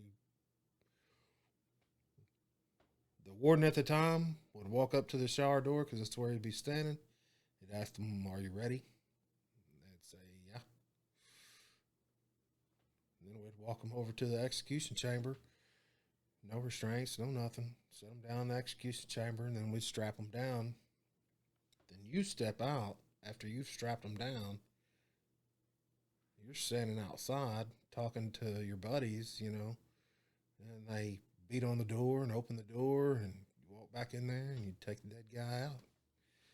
It was insane, man. You were there a second ago. You come back, he's dead. Yeah. It was very, very, I don't know, different. That would be strange to take a, because the only time I've ever dealt with it was people were old and sick and that kind of thing like that. So to take a perfectly healthy person, put them down, and then go back and get them whenever they're dead, it would be weird. It was weird. It was mind blowing, man. It was like, that's how life is, man. It's fleeting.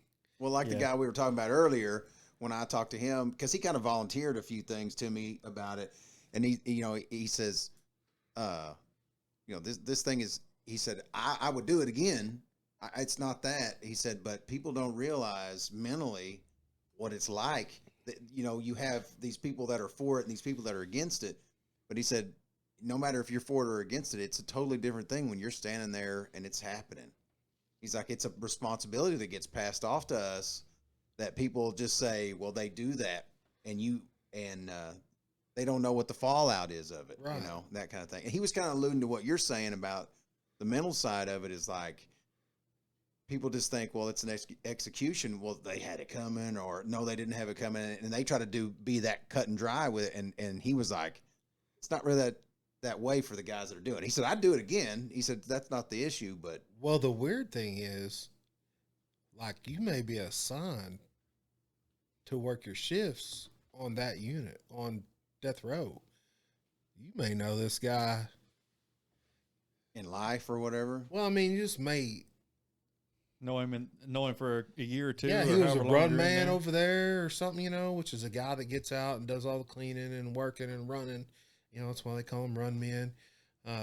You may have good rapport with this dude. And then you went to work on Thursday and come back from your vacation. Well, you got a new run man because your last one's dead.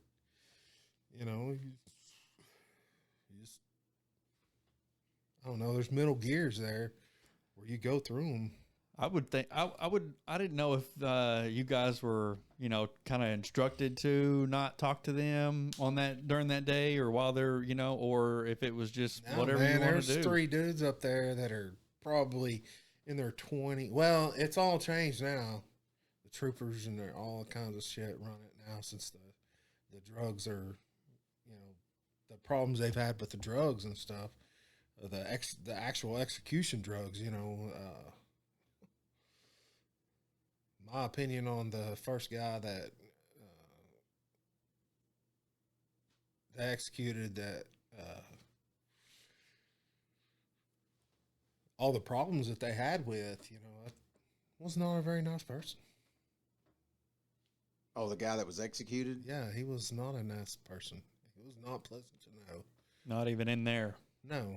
And death row's different because death row is actually one of the greatest places to work.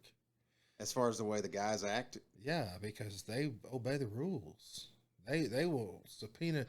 You'll work on death row for 2 years, and they'll subpoena you to court in their trial, and they'll say, hey, they'll have a lawyer that wants, you got good rapport with this guy or whatever, and they want you to get on the stand and say, hey, this dude's an upstanding inmate, man. He obeys all the rules, does what he's supposed to.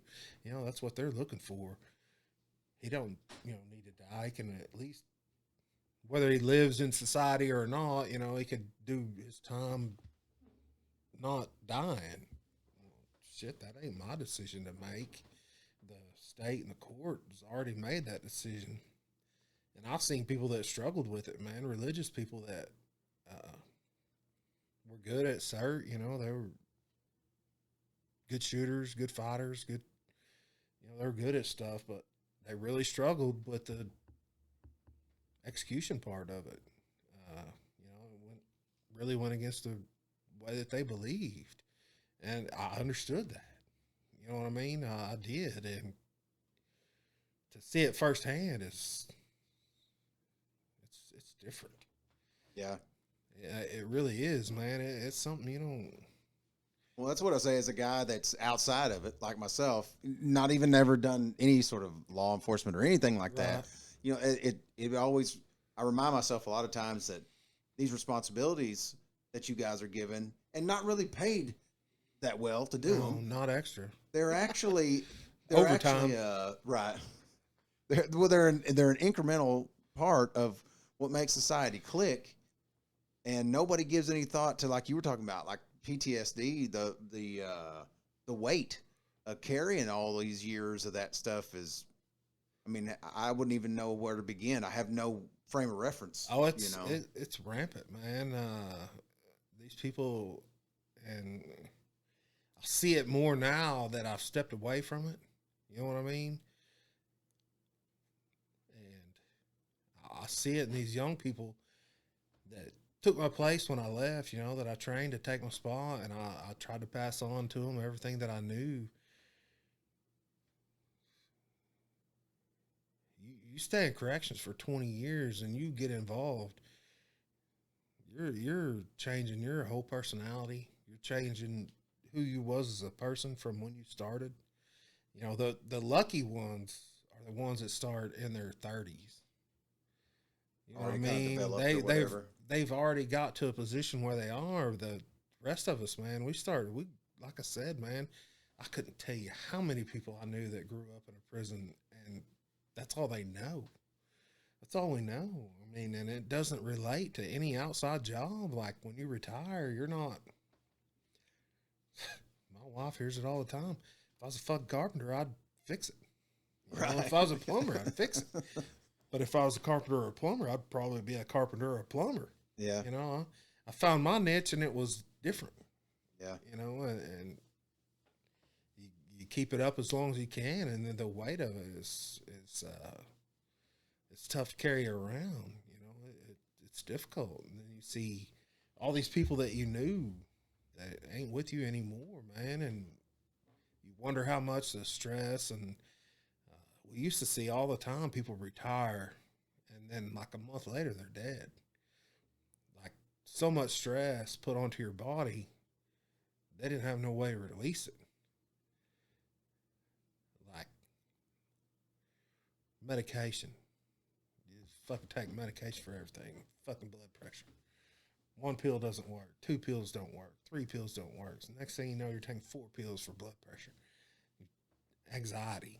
You know, I'd go home and sometimes at night, man, I have these fucking headaches that just twisted your muscles, like tension headaches. I don't know if you've ever had a tension headache. I don't know what a migraine is, or I know what a migraine is, and I call it a tension headache. And it's just like, just pain, and you just can't get away from it. It's all this tension in your body, and you just can't release it. Because there's so much frustration and honestly rage that goes into working there. You're so fucking pissed sometimes, and there's no release. Yeah. So much alcohol use and prison guards, PTSD, and it's shit that they don't talk about. It's shit that you just deal with on your own. Well, you can't talk about it amongst your friends that you work with because it's taboo. And those people need help, man. They need mental help, psychological help. They deal with stuff on a day-to-day basis that you shouldn't have to deal with. It's not just the threat of what's going on. It's dealing with these people that have no place in society. They, honestly, all they want, I mean, it's like they're just machines of wrongness. Yeah. You know, they're just all wrong about them. You can look at some of them people, man, it'll almost make you weak in the knees just looking at them in the face and know that you're at their mercy sometimes. And the only reason they don't do something is because it doesn't benefit them. Yeah, it's not because they have that check. It's they just don't because, care yeah, whether you live or die. If they could figure out a way where you died that benefited them, they'll fucking take you out in a heartbeat. Yeah. That's what I say. You know, Dad and I talked a little bit. I remember right after you retired, I was like, the first thought, of course, in my mind was, man, this dude's lucky. You know, he's in his 40s, he's retired. But then I get to thinking about it, and I'm like,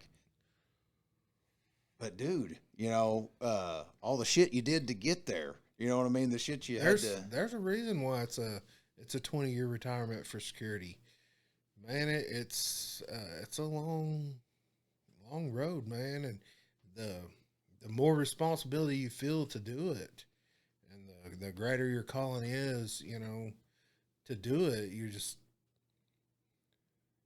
do it. Well, like you said, even that extra weight of the type of personality you have, to where if somebody needs help, you're going to help them. Right. I mean, that's another level of difficulty you kind of pile on top of all of it. Almost. Well, I mean, like, the things they don't talk about is like on the weekends, you get a call. You're the lieutenant on duty. You get a call. This dude's dad died in a car wreck today.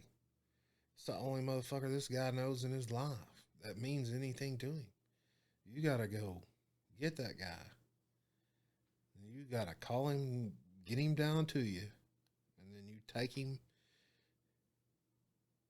You gotta tell him what's happened. And for me, I always wanted, you know, it's just me and him, nobody else around. I go pick him up in a vehicle or walk them from the unit over, you know, and when they get there, I tell them, you know, I gotta tell you something, man, and it's, you're not gonna like it, you know, I don't like it either, but this is what happened. Your dad passed away, or your kid died, or something, and you give them a phone call from your phone in your office to home. God damn, man, that ain't nothing. Yeah, you know what I mean. And you're sitting there the whole time and like, man, I don't know what to tell you. I talk to you, you know, if you need somebody to talk to. Those are shit people. That's the shit that people don't understand. You're doing that shit all the time. Well, you're dealing with people in a large mass too, like you said. Mm-hmm. So not only with fellow employees, but with inmates. Yeah. I mean, you got all the problems of society. Yeah. Like condensed down into this one area. Yeah, it would. There's a lot to it that I don't even think about. Like, it's weird how you've been doing this for so long, and I didn't give a lot of thought. Not that I didn't care about what you were doing, but right. I didn't think about the intricacies of it. Yeah, until... no, nobody does, man. And you kind of don't want them to, right? No, I mean, you know what I mean? It's like, I don't want to put that on you. No, because that's the thing, and that's Oklahoma in a nutshell. Just fucking lock them up and throw away the key. Mental health. There's no nothing for the inmates, mental health wise. Medicine. We're not rehabilitating people. Just basically giving them a place to stick them. Is there anything for the guards, for the correctional officers? There is, but it's a process to go through, and then there's the stigma of you needing that care. Well, you're weak, right? Because you need help. Yeah. Well, you're not weak. If you're strong enough to realize that you need help, you should seek it and find it, whatever way you find it, and not drugs and alcohol, because plenty of us go to that, you know, and that's just divorce rate among prison guards.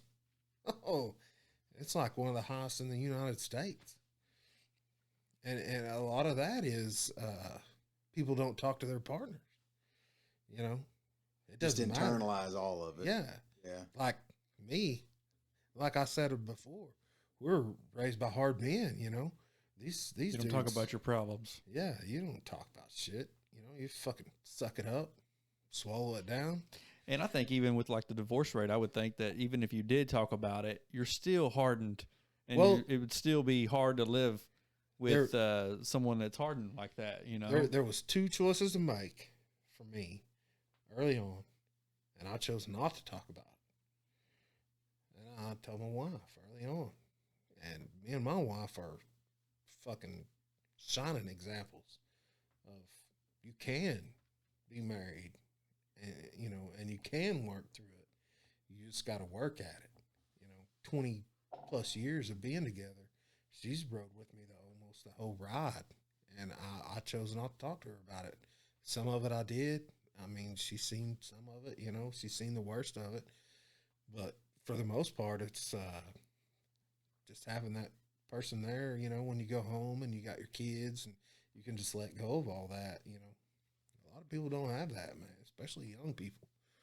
Well, it's hard too when it's something that you do for a living, or I know I'm pretty bad about it too, about leaving work at work. Yeah. Is hard to do. And especially in the line you're in, because, for me, anytime violence is involved, if I get in a confrontation, even let's say at work, it's an argument with somebody, right.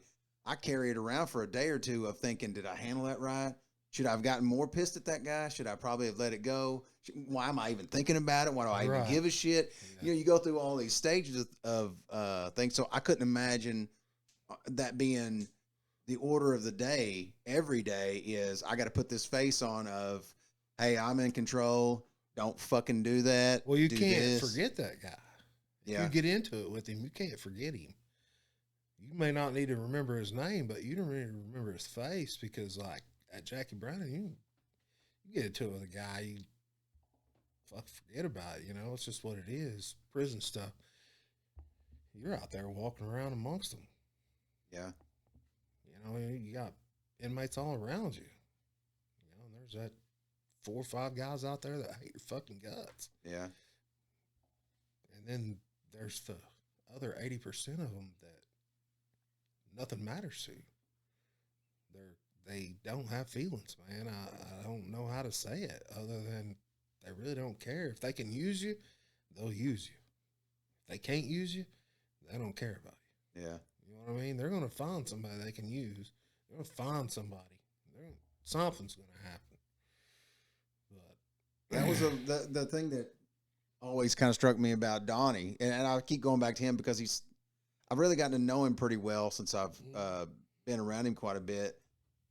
Is guys that I've talked to in the past, you could always get that impression, like guys that were in trouble a lot. Like I know some guys, a couple of guys spring to mind right now that have been in and out of jail and prison and stuff like that. And some of those guys are that way. You can tell, you're like, this dude don't give a shit about anybody. He don't care about right, wrong, or indifferent. He's trying to get by with whatever he can get by with. And then, like Donnie, I'm not really, I mean, it's a surprising thing, but I'm not really that surprised because he wasn't in it just to fucking do something wrong. You know what I mean? He wasn't just in it because his mentally something's off. He genuinely thought he could do both. He could live both lives or whatever. Yeah, he can't, man. Yeah. It's gonna catch up to you. Yeah. And that guy, man, he was 100% right on most stuff he talked about. Which we didn't really get into Jackie Brown stuff, but well, he's not violent. Right. We're talking about the violent ones. Yeah. Well, and that's what I mean. Even on any level, though, like a lot of those guys are manipulators. Like guys I've talked to that were in jail. The only time I went to jail, I could tell by talking to some of them guys, they were trying to figure me out. Right. Like they were probing me when they were talking to me. They weren't passing the time. This dude would sit down next to me and he's like, "Are you not going to eat your food?" And I'm not looking at anybody. I'm not paying any attention. And I remember thinking, this guy wants to know if I'm, what I'm open to. This dude he's trying to figure out what am I? If I'll give my food, what else will I give? He found out and you gave your food up. Yeah, but I didn't give it up like this. No, you can have it, bro. I was like this. You fucking eat it. I didn't even, I made sure and keep a thing, you know what I mean? I didn't go, bro, you can have my biscuit. I don't want it. And anything else you want, son. You know what I mean? Fuck no, At least they gave you something to eat when you went to jail. I didn't get nothing to eat. Oh, really? No.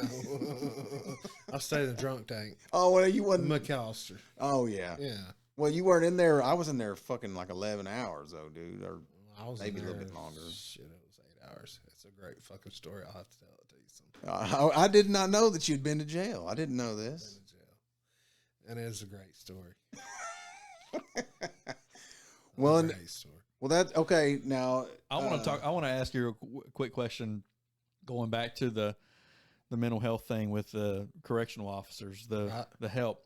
I'm sure I can tell from a good guess for me would be that you probably took a lot of new guys under your wing over the years. Absolutely. And would talk to them and explain things to them better than they were explained to you when you first started, because you're like, hey man, you know. Absolutely. I think when you started, a lot of the things were let these young guys weed themselves out, and the strong will survive. So we're not going to really give too much to them. We're going to make them. Well, they were hiring 20, 30, 40 people at a time.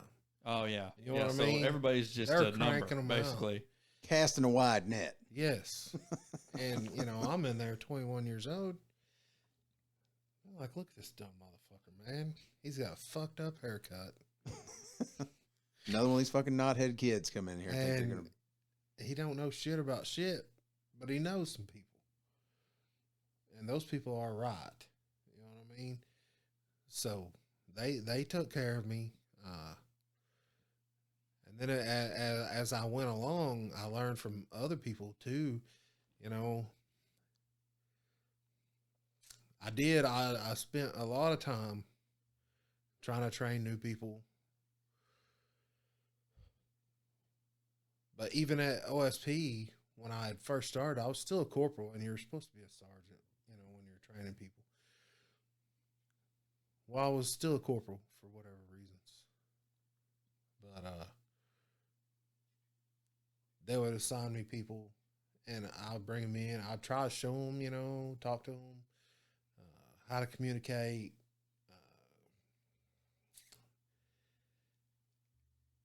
But it's a different environment, man, and they have to be exposed to it, and you have to find out whether they're willing to be around. Dude, I've worked with people that killed themselves. All kinds of shit, man. It's just fucking insane over the years of shit you see. Like I was talking earlier, we were talking about the executions. Our dads went to school with a guy that ended up on death row at OSP. He was from Kenna. He was a contract killer. I know my dad and him graduated the same year. His son was the same age as me. So, we went to... Him and my dad was friends growing up. Me and his son was friends growing up. Well, for those who don't know, Kenna is a town about, 40 people? I mean, maybe not. 200 maybe? Yeah, it's small. I mean, small town. Very small. And I knew this guy. Shit, man, he come to my house and worked cattle with us. I remember. And he was the coolest motherfucker you ever seen in your life show up on a fucking Harley to work cattle, out here in Kenna, Oklahoma on the big ranch that we had. Working cattle, and we work side by side. I'm working with these guys, and we get done working one day, and we're out, and I'm shooting some baskets. Hell, I'm still in high school.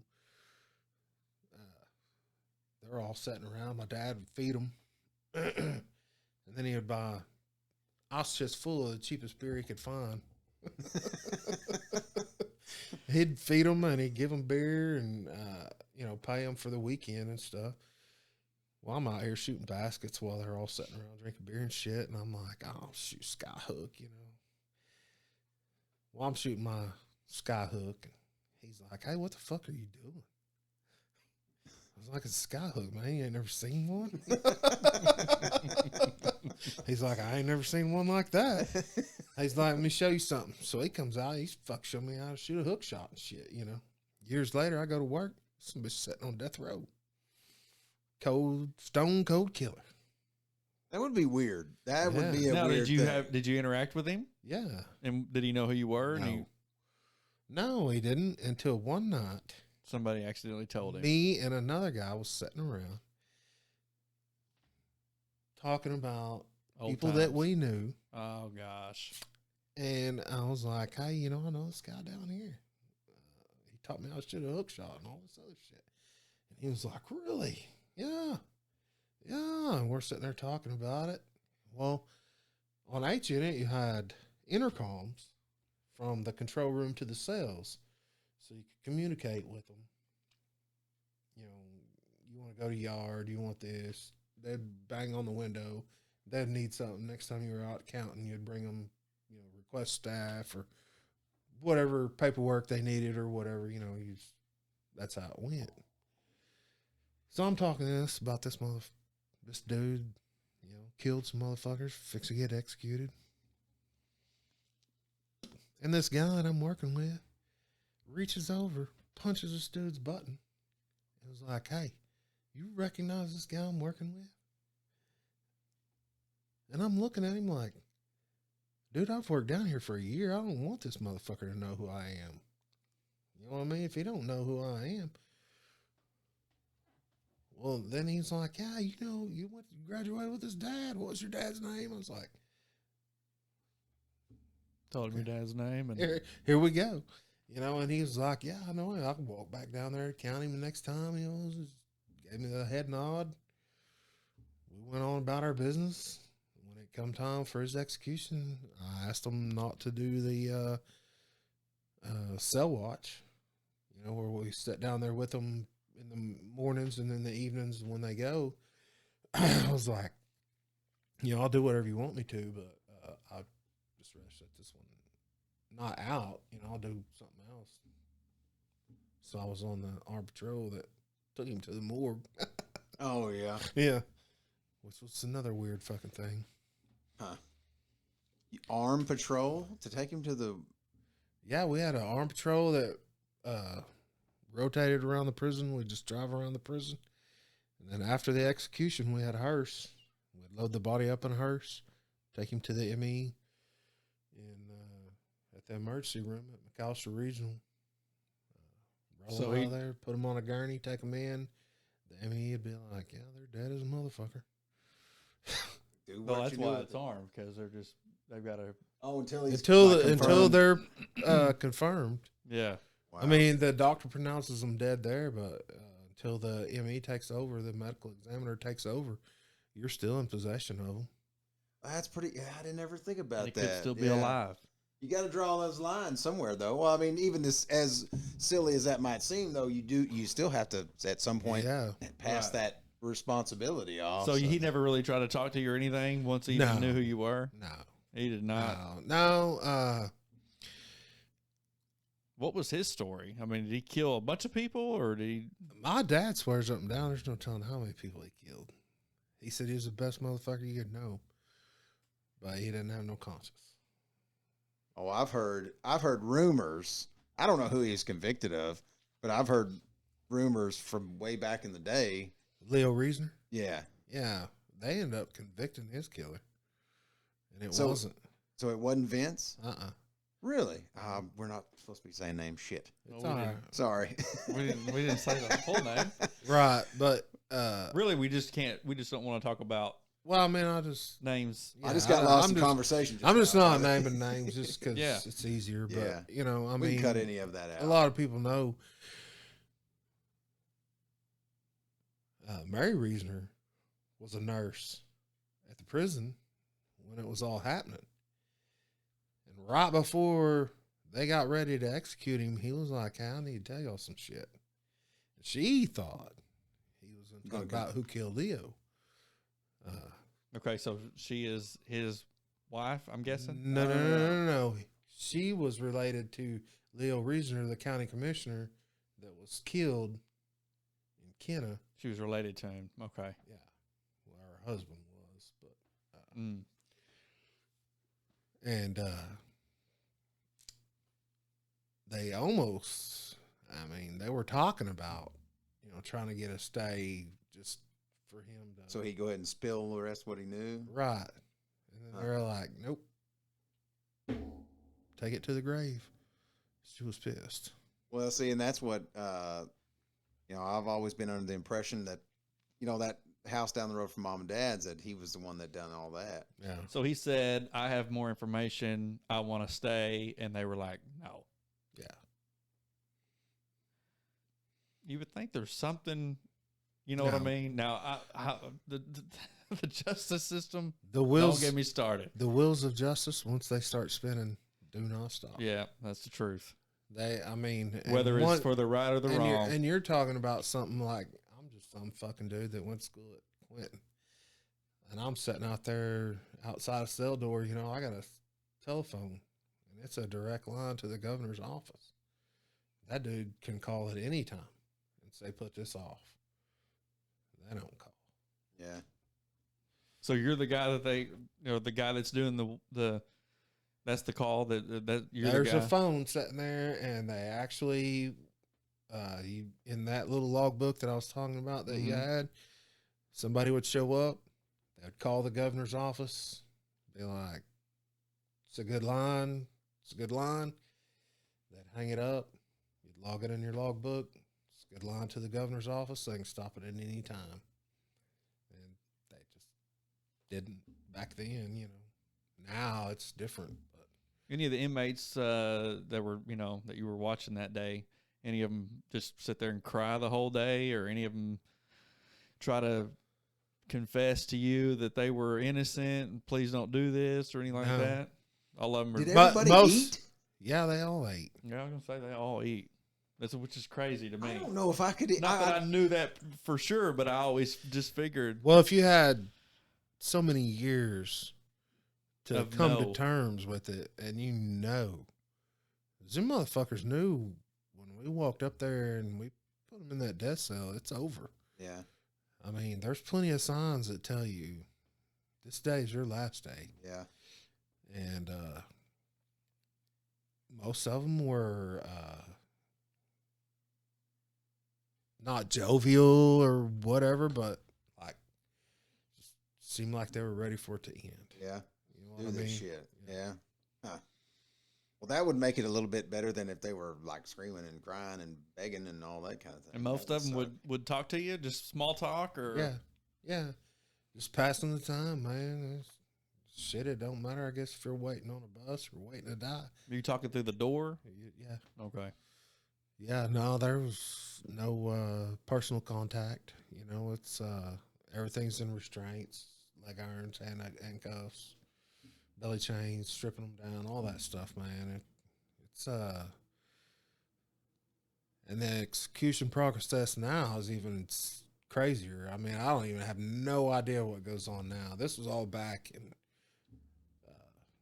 early 2000s, you know. I left left OSP in 2006, so this is all prior to 2006. I couldn't tell you how many of them I worked, you know, in one fashion or another. Seemed like I was on 2 to 10 all the time because I was young.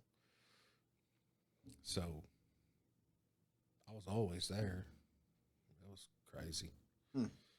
But did that kind of prompt, would you say it had, maybe not the executions in particular, but did you leave OSP because of the environment? I mean, were you tired of doing it that way, or? I left OSP 100% because of leadership. Really? I was ready to resign and go to another job, and things didn't work out. I had interviewed for some jobs. You know, like I say, you coming from the prison, man, job skills low. You know, Hard to find something applicable, I guess. Yeah, nobody's looking for, you know, a carpenter that can beat the nail head into the ground, you know, or whatever. They're wanting somebody to build something, you know. So it was hard to find a job, and a friend of mine called me and said, "Hey, did you see where Jackie Brandon's hiring 5 sergeants?" And I said, "No, I did not." I said, "What are you going to do?" He said, "Well, I think I'm going to put in for one." I said, "I think I'm going to put in for one too."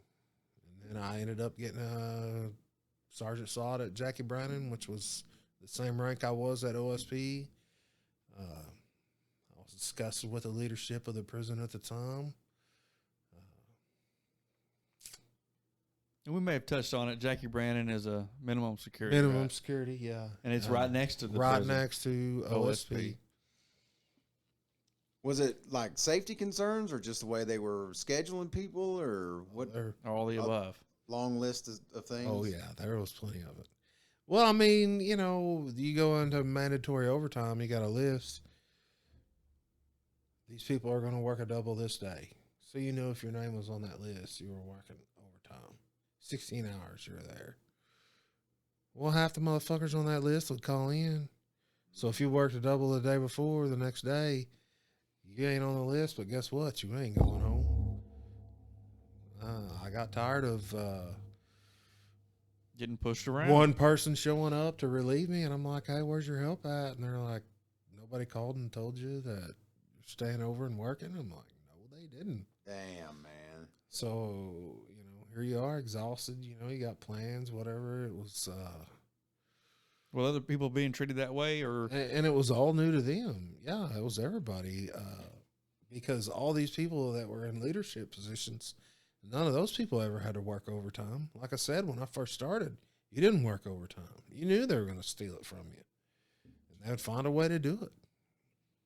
But then you had all these captains and lieutenants that just didn't give a fuck.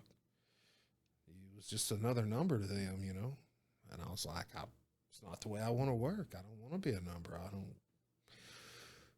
took my issues as far as I could and got no resolution. So rolled out. When those jobs come open, I put in for one. I talked to the warden at Jackie Brennan. He asked me if I was running from anything, like trouble or anything. I said, I may not be number one on the list over there, but number one on the list when shit happens and they need some help. I may not be number one, but I'm up there on there. Yeah. And he took me over there, and it's a whole different world, man. Did you like it much better? It was very different. Took me a little while to adjust. If I was walking by, making count at OSP, and somebody wanted to talk to me and I didn't want to talk to them, I just kept walking. You know what I mean? And maybe next time they can approach me better or whatever. Jackie Brennan was the same. You walk out on a unit and everybody's out there. They can come up to you. They can come, It was just different. A lot of different things going on. Whole new problems. You know what I mean? When I was at OSP, you're looking for weapons. You're looking for drugs. You're looking for things that they can use to get out of their cell, different things. Jackie Brannon, you get over there and things have just changed. They shut down tobacco. We got motherfuckers driving by Jackie Brannon throwing a trash bag full of tobacco out. The motherfuckers run out there and pick it up. Making tons of money off tobacco. Well, once they figured out they could do it with tobacco, they started doing it with dope shit too. So Jackie Brannon was one of the big hubs, contraband hubs in the state of Oklahoma. They're the only prison with a dairy and a butcher shop. They make all the meat for the prisons. They make all the milk for the prisons. They box it up, send it to other prisons. Oh, I did not know that. Guess who boxes it up?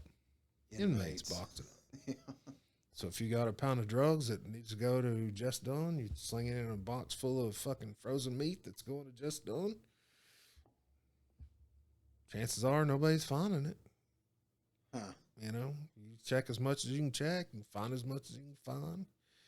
Dude, pounds and pounds of drugs. Pounds and pounds and pounds.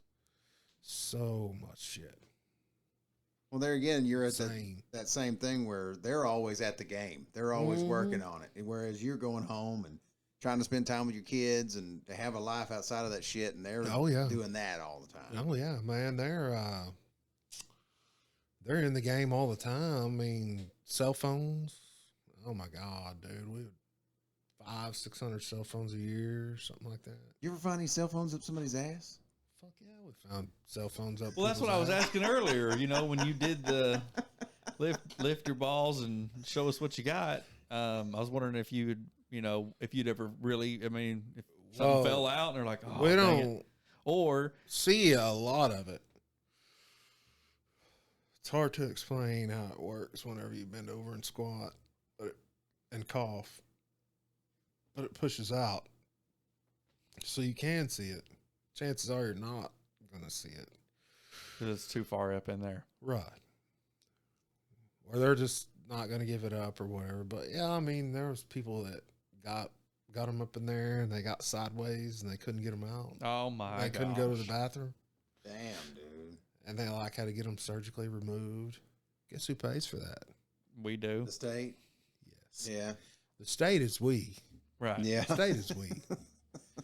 Yeah. Damn, man. So You know what a dry cell is? It's when you stick a motherfucker in a room with no running water and a bucket to shit in. And until you shit out what you got inside your belly, you can't leave that cell. Oh, that's when they know there's something in there. X-ray. Oh. I wonder.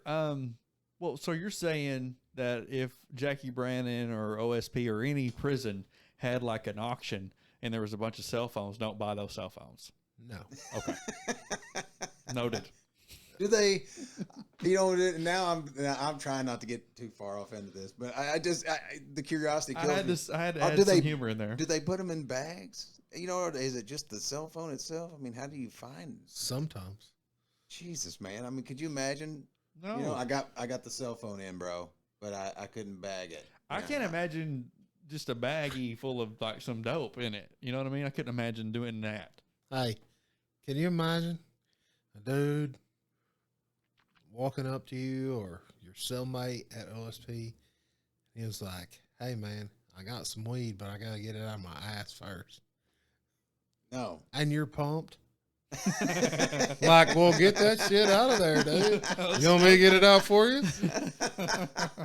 'Cause I'm ready to forget for a minute, you know, where I'm at and what's going on.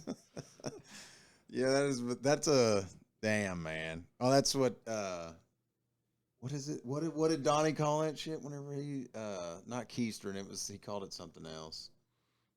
Prison purse or something like that? Oh, yeah, there's all kinds of names for it. I just remember the Jack Shack. That's all I remember. Oh yeah. I mean, you know, there's only one way to find it is X-ray, and there was times when we go that it's against policy to X-ray them for contraband because it's too much exposure Oh, because they've been to X-rayed. radiation. Yeah. Yeah, Mm.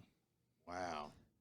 and then I mean, at Jackie Brannon, you had crews that were out working, supervised by some dude that works for the city, making $12 an hour, you know, which is probably just a few dollars more than or a few dollars less than a prison guard makes, and they don't give a fuck if they're smoking or not. They come back to the prison with their tobacco and sell it, and the next thing you know, you got a guy that's escaping because he's in debt for tobacco. So he runs off, I never and you thought got about that shit That either. and then you That's got why a fucking whole different thing going on. Yeah, you Damn. watch on the news and they're like, and he just had 6 months left, you know, or whatever, a Mhm. year or whatever, and you're like, I seen a dude run off. His grandmother died. Run off. We knew where he was going. Went straight up there, and they caught him right up there. Really? Went straight to his grandmother's.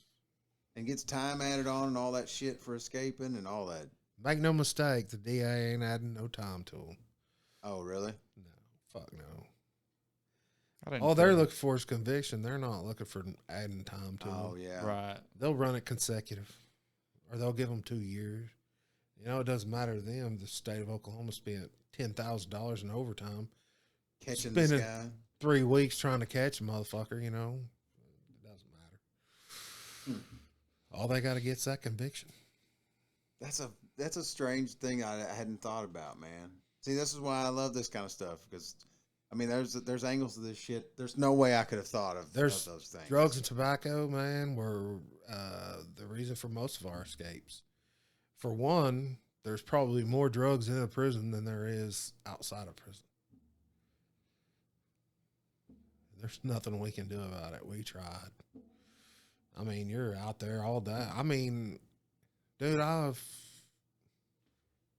beside our butcher shop is the old housing unit that I shook down when I was on CERT at OSP at Jackie Brannon. I'm out there one night. I'm sitting on this road, and I'm watching the dirt road that runs, you know, behind the old hospital because that was our high traffic area. I got the night vision out with me. I'm sitting up there. I get fucking bored. So I'm out walking around, shining night vision around, you know. I look over. There's a motherfucker standing there. The fucking big bag in his hand. I'm like, God damn it. So I holler at my buddy on the radio. I'm like, hey, I need you to come up here. I'm like, what am I going to do? I got no gun. Nothing. This dude's up here. He's obviously not where he's supposed to be.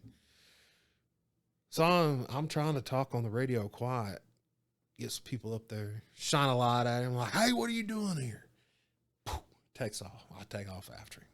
Well, this dude's running around corners of this building. Well, every corner I come to, I'm like, God damn, I'm going to have to fight this motherfucker right here. So I got to slow down every time. I come around the corner, he's gone. We never find this dude. We searched all over for him. We end up finding a bag that he had pounds of dope in it, tobacco, phones, all kinds of shit, meth, all kinds of stuff in it, man. Damn.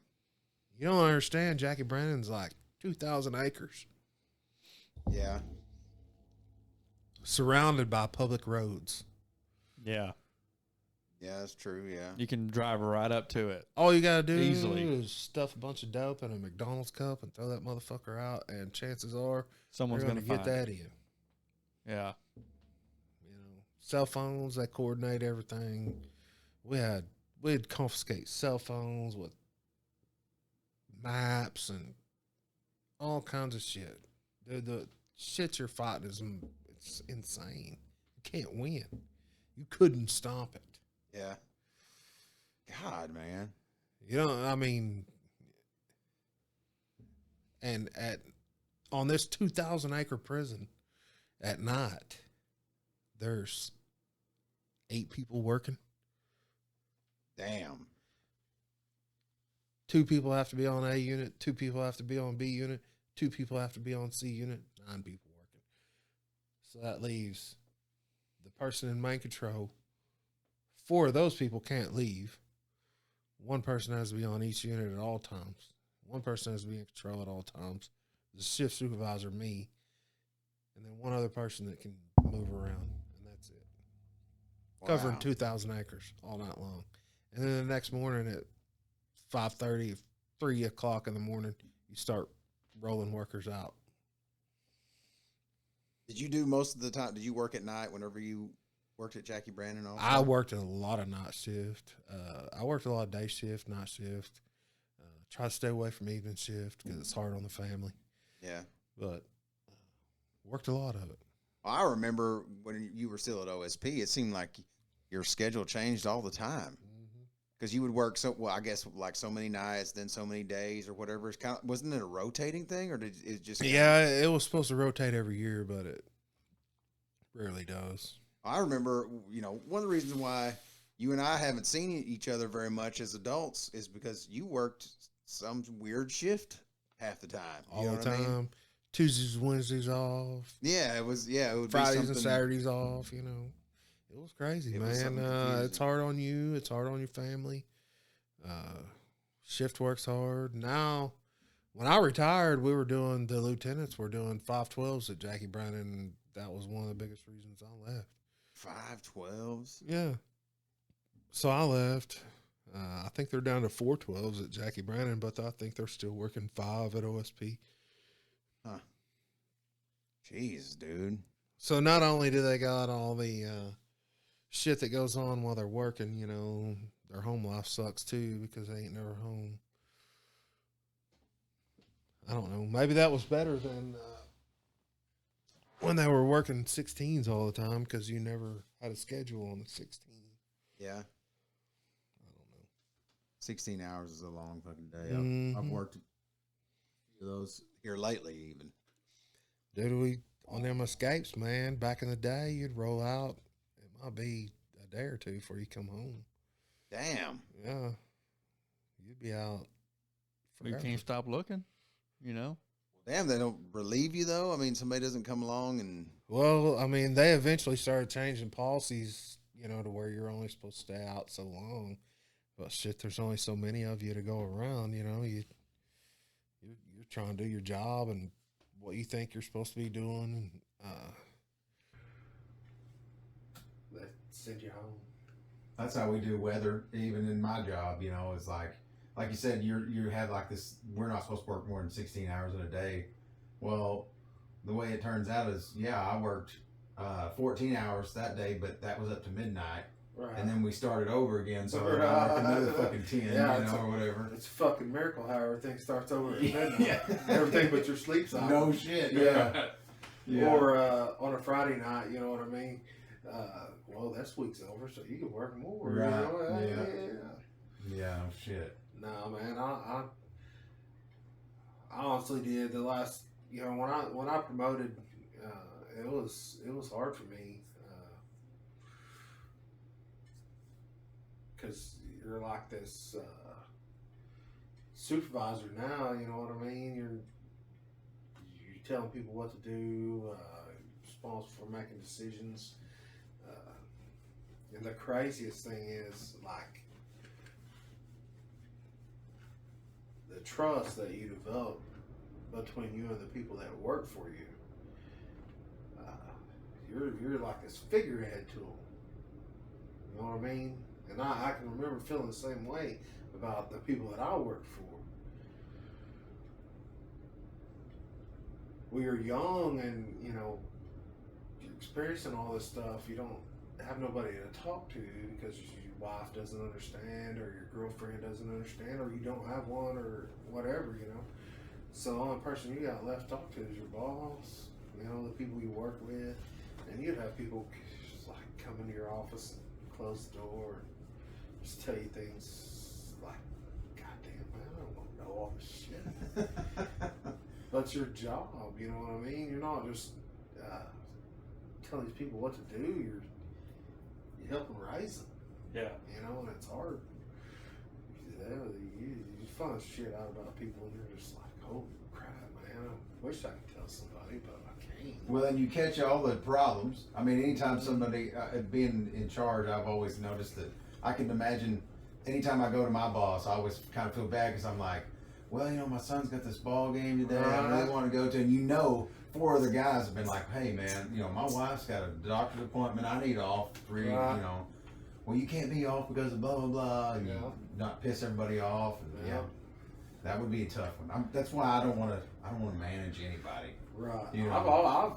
I've said for a long time, you know, I ever go back to work, which is fixing to happen soon probably, but I don't want to be a manager at all. I don't want to do any of that anymore.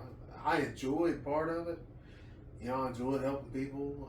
I really tried hard to show them the right way and what I believe was right. Try to teach them different ways to deal with people, you know, that I learned over the years. Because what you find out is most of the time, you've already seen it. Oh, or you've heard about it. Right. You know? And the weird ones are the ones you've heard about that's never happened to you. But then when it happens, you're like, well, I've heard about this, so I know how to deal with it. But it's really fucking weird. That it's real instead of a story? Yeah. It's really fucking weird. Yeah. It's hard. There's a lot of stuff, man. It's hard to deal with. And then, you know, working with people you don't like and all that other stuff, man. Well, it's a funny thing about getting to a certain age, I think, you know, and I've noticed it since I've been in my 40s. Like, and Ben kind of thinks it's weird that I pay attention to, like... I don't kind of think it's weird. Well, that people, what people are inferring. You know what I mean? Like, I'm really, I guess I keep a really close eye on people and what they want. I don't know how to say it other than that, but, and Ben thinks it's real weird because I'm like, well, I've noticed about you that whenever this is going on, you're doing or saying this, and he's like, why would you even pay attention to somebody doing that? But it's like you said, you get to a certain place where you've seen enough behavior of that type, and you're like, oh, you're that kind of guy. Right. All right, now I can put you over here. Now I know where you go. Yeah. You know, like the dudes some of the guys I work with and everything, I'm like, oh, I know this guy. Right. This guy's the guy that always has a story better than yours. Right. You know, I know this guy. This guy's, you know, he's always the hardest worker that's out here, no matter what. Even if he ain't doing shit, he's doing everything. You know, so You Oh yeah, you got all that, man. You got to balance all that, and you got to try to find the right relationships into people, because people that ain't pissed off about the person they're working with, they have a tendency to do a lot better. Yeah. Not working with that person. And it's it's a cool thing that you would want to run things that way, because, dude, it seems like ever more prevalent to me stories of the opposite, where people are just like, just fucking go do it. Almost nobody will get involved on a level like that where they're trying to make it a better. Well, it took me a long time as a supervisor to quit doing shit myself. Oh yeah. Because I'm like, the only way I know this is getting done right is if I go do it. Yeah. And then finally I was like, God damn, I'm tired of running myself around. These people work for me. Right. I'm tired of doing it for them. Yeah. So, hey, you need to go do this. And if it don't get done, you got to let them know. And it was hard for some of them. Some of them could take it, some of them couldn't. A lot of people responded well to my leadership style, but a lot of people took advantage of it, and they're like, I'm just going to keep pushing him until and then they would find out, you can only go so far, and we have to reevaluate. Yeah. Well, and that, I think that would probably be true with the inmates too. Which, I mean, did you still have quite a bit of interaction with inmates and that kind of thing towards the end of it, or were you more just? I tried to quit. Like the last year that I worked, if I didn't have to deal with the inmate, I wouldn't. And I was trying to teach other people how to do it. I was trying to train them how to do it. I knew my time was short. Basically, I just quit showing up, but so they didn't have no choice. You know what I mean? Things didn't work out exactly the way I was hoping at the end. I had some time that I wanted to spend, some people that I really brought along. That I spent a lot of time on, and I didn't quite have time, to finish with them. I don't know how to explain it other than that. Yeah. And then they just have to grow on their own. Give them everything you can, and then let them go. Just like kids, I guess. So I guarantee you that's how you feel when your, son turned 18. You're like, man, there's still some stuff I need to, show this guy, teach this guy before he takes off. Well, and the unfortunate thing of that is he already thinks he knows it. Absolutely. Well, yeah. He's like, what the fuck are you telling me for? He ain't got time to listen to that. Yeah. But I think that He'll makes it figure easier, it out. right? He'll figure it out when he's 25, 30 years old. Oh, fuck. Yeah. And he's done made those fucking mistakes, you're just like, that we all make. Mm-hmm. Yeah, you're a grown man. You're 20 years old, that's true, but dude, you got some shit coming your way. Yeah. That You got it all figured out. I thought it would happen like 16, 17. Curveballs. Yeah. But my older one now, and he I don't know if he'll listen to this one or not, but at 19, almost 20 years old, all of a sudden now, he's the guy who's been there and done that, and I'm the one who doesn't understand. And I'm like, look, man, I might not have been a college athlete, but I know people, and I'm telling you right fucking now, what is happening to you is by design, son. This is not, nobody's picking on you here. You need to fucking wake up just a little bit. It's life, man. It comes at you fast and it never stops. Yeah. Is there any one inmate at OSP that sticks out? Maybe the meanest dude that you ever come across, or? Dude, there was a dude over there that filed his teeth down. Good gosh. Into fucking points. Can you imagine? No. Oh my gosh. For one thing. So is he the guy? No. Oh, okay. How impossible it is to get a file in the first place. Yeah. And then to file your And then instead of using it to Oh. get out of your cell, you're like, hey, I'm gonna turn my teeth into weapons. And this guy's supposed to be, able to be rehabilitated. Right. But he files his fucking teeth off. Right. You know? Yeah. I mean, Can you imagine, have you ever had a fucking toothache? Yeah, dude. It's very painful. The thought of putting a file in my mouth right now makes my fucking teeth hurt. You know what I'm saying? File down to a point. I couldn't imagine, man. Well, you know, that's a funny thing about what you're talking about. Like, okay, Ben doing law enforcement stuff, yeah, you're going to see a lot of fucked up situations and all that.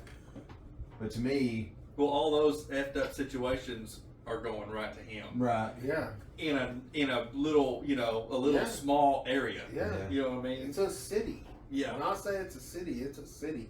And the only difference between the city is everybody knows everybody's business, just like your neighborhood. Mm-hmm.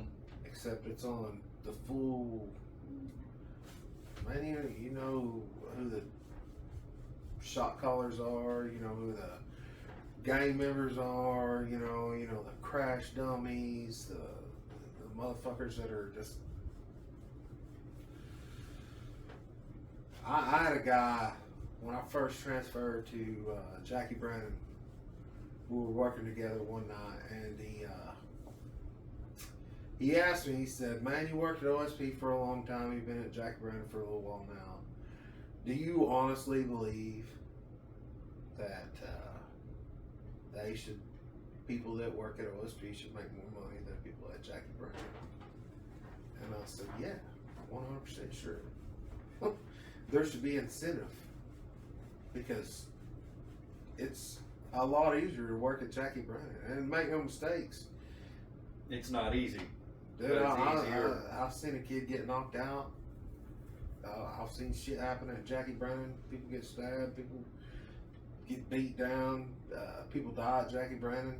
You know, it's usually different circumstances, but it's no place to be. But those people at OSP, man, they've already made it. Like, yeah. That was their. Once they got into their life of crime, that's where they were going to end up at. Yeah. And that's where they're at. And that's what they do for the rest of their fucking life, man. Is live in that little city. So everybody knows every fucking thing. I mean, there's no secrets. So we're basically about, 4 miles. You live closer to the prison than I do, OSP. I don't know how far. But we're not very far away. Are you saying that I live too close to OSP? No. Okay. I mean, I would never go so far as your neighbor's dad and say that nobody ever escaped from H Unit. You wouldn't say that? On Discovery Channel. And then they escaped from H Unit. You know, man, and it's not that. There was there really was a documentary. They were talking about H Unit. Really? At OSP? Yeah. And they said that you couldn't escape? Yeah. And then right after that, somebody said, it wasn't long after that. Hold my beer and basically escape. Well, I don't really, it's not that I don't think about the prison being there and that I don't think, yeah, we probably as far as living around the prison, Jackie Brennan would be far more what I would worry about than OSP. Right. Yeah. It takes a lot to get out of there. Like the only escape, that I ever worked at Jackie or at OSP was minimum security, because I didn't get on CERT till right after those guys run home from H Unit. I actually had done my first interview for CERT and not my second one.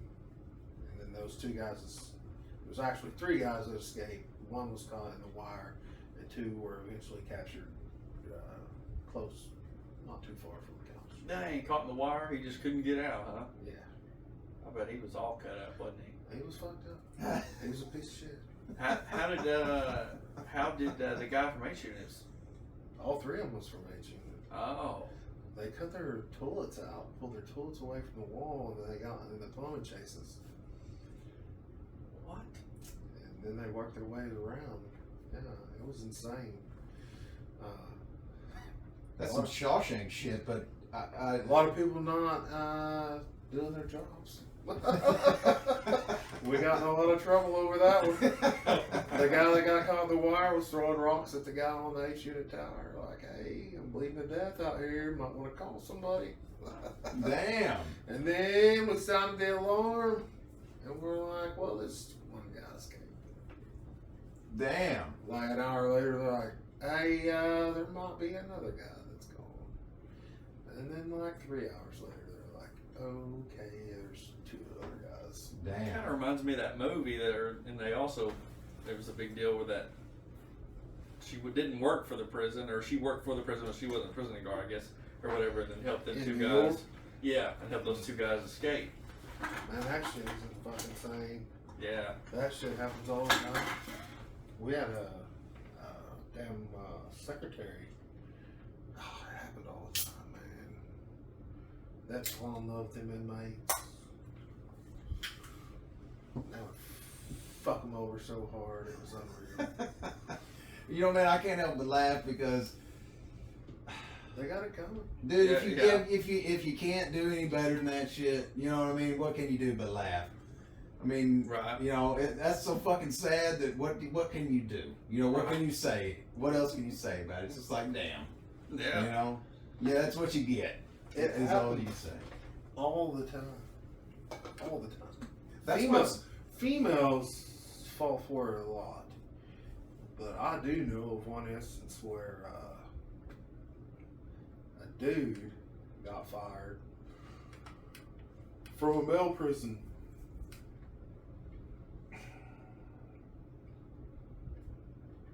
Because a male inmate sucked him off, Okay. spit it, saved it, and got his ass fired. Damn, really? Yeah. Now that's committing it right there. You are trying to get somebody in a fucking bind if you'll do Yes. that. He just didn't like the guy, I guess. I don't know, man. Put that one behind you. I don't know. That wasn't. Straight past It that wasn't where I worked. Oh. It wasn't anywhere where I worked. It's just- It was here, right? Mm-mm. Oh, okay. Mm-mm. Damn, man. Damn. You know, there's some people in this world I don't like. I really dislike, but not that much. No. I don't know anybody. I've never known anyone I disliked like that. Me neither. Well, I mean, I don't know what the end game was to it. I don't know what all was involved in it. Yeah. I just know they talked about it, and I was just like, I don't understand that. Well, that's what I've always told my boys when they were growing up. I was like, look, man, not when they were real little, but when they started getting a little older, I was like, look, anything you can think of in this world, the most horrible, awful, despicable, nastiest, grossest, weirdest thing you can think of is being done right now while we're talking about it.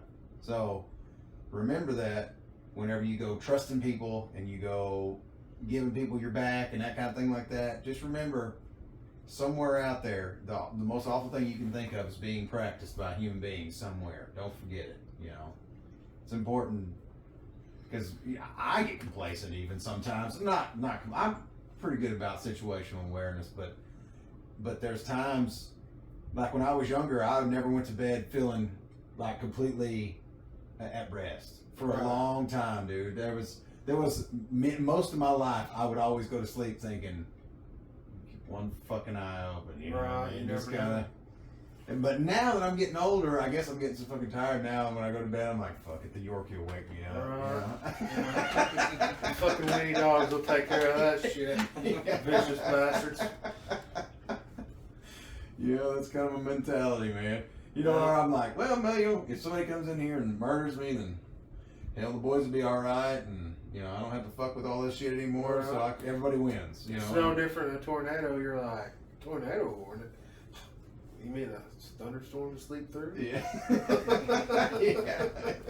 If it's my time, it's my time, boys. Yeah, that's my mom finally stopped calling me and telling me. Yeah. She just woke me up in the middle of the night. You realize there's a tornado watching McAlester? I'm like, Mom, don't wake me up for that.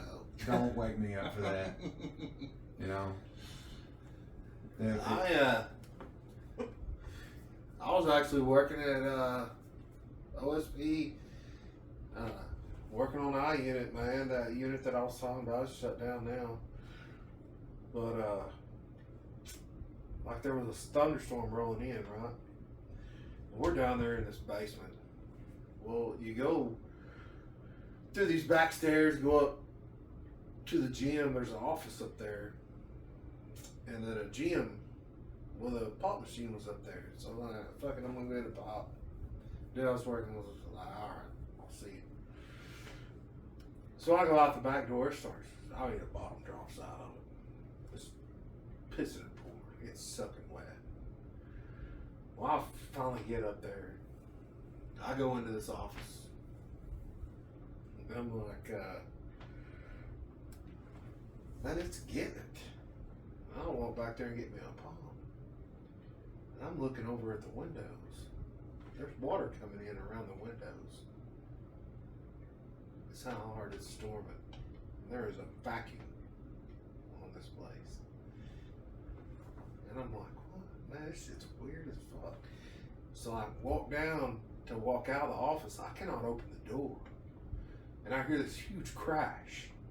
And I'm like, oh my God, what's going on? So I run back upstairs and I look, and out over the gym, I can see the sky, and all this water is just pouring in. And I'm like, what the fuck is going on? Well, part of the roof is gone. It's gone off the prison? Off the building that we're in. The gym roof is gone. Damn. Like a quarter of it. And not only did it tear that out, it busted the sprinkler system. Oh my God. So I pick up the phone in the office and I call the captain's office. I'm like, hey, Cap. I'm not real sure how to report what's going on down here. And he's like, what are you talking about? I'm like, the roof's gone on I unit. He's like, what do you mean? Well, the roof's gone. I don't know how else to say that. I'm trying to explain it to you, but I don't know how. You know, the roof's gone. And he's like, what do you mean the roof's gone? I'm like, the fucking roof's gone and there's water pouring everywhere. He was like, well, do you know how to shut off sprinkler system? I was like, I probably should, but no, I don't. He's like, well, call downstairs, see if they know.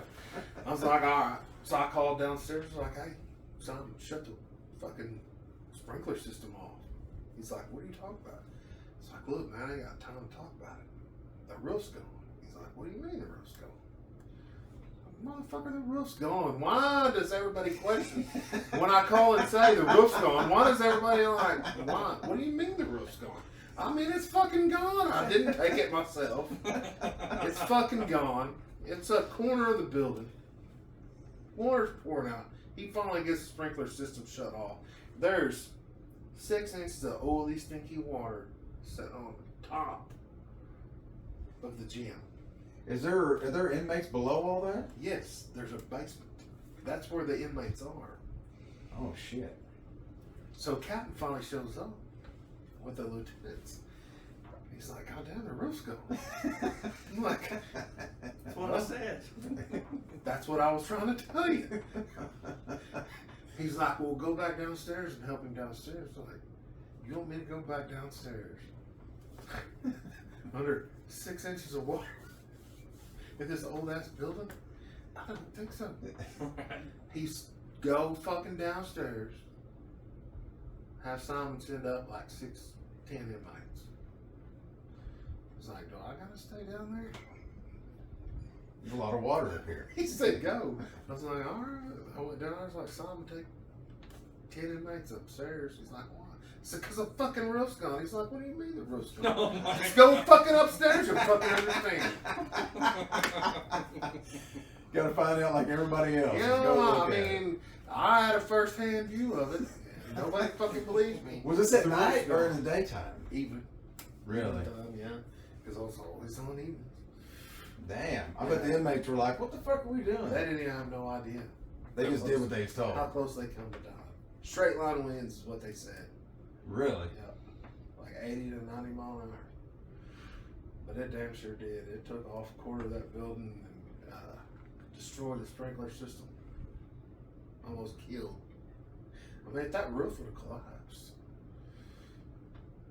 90 something inmates down there. Damn. One officer, not me. Until they made me go down there.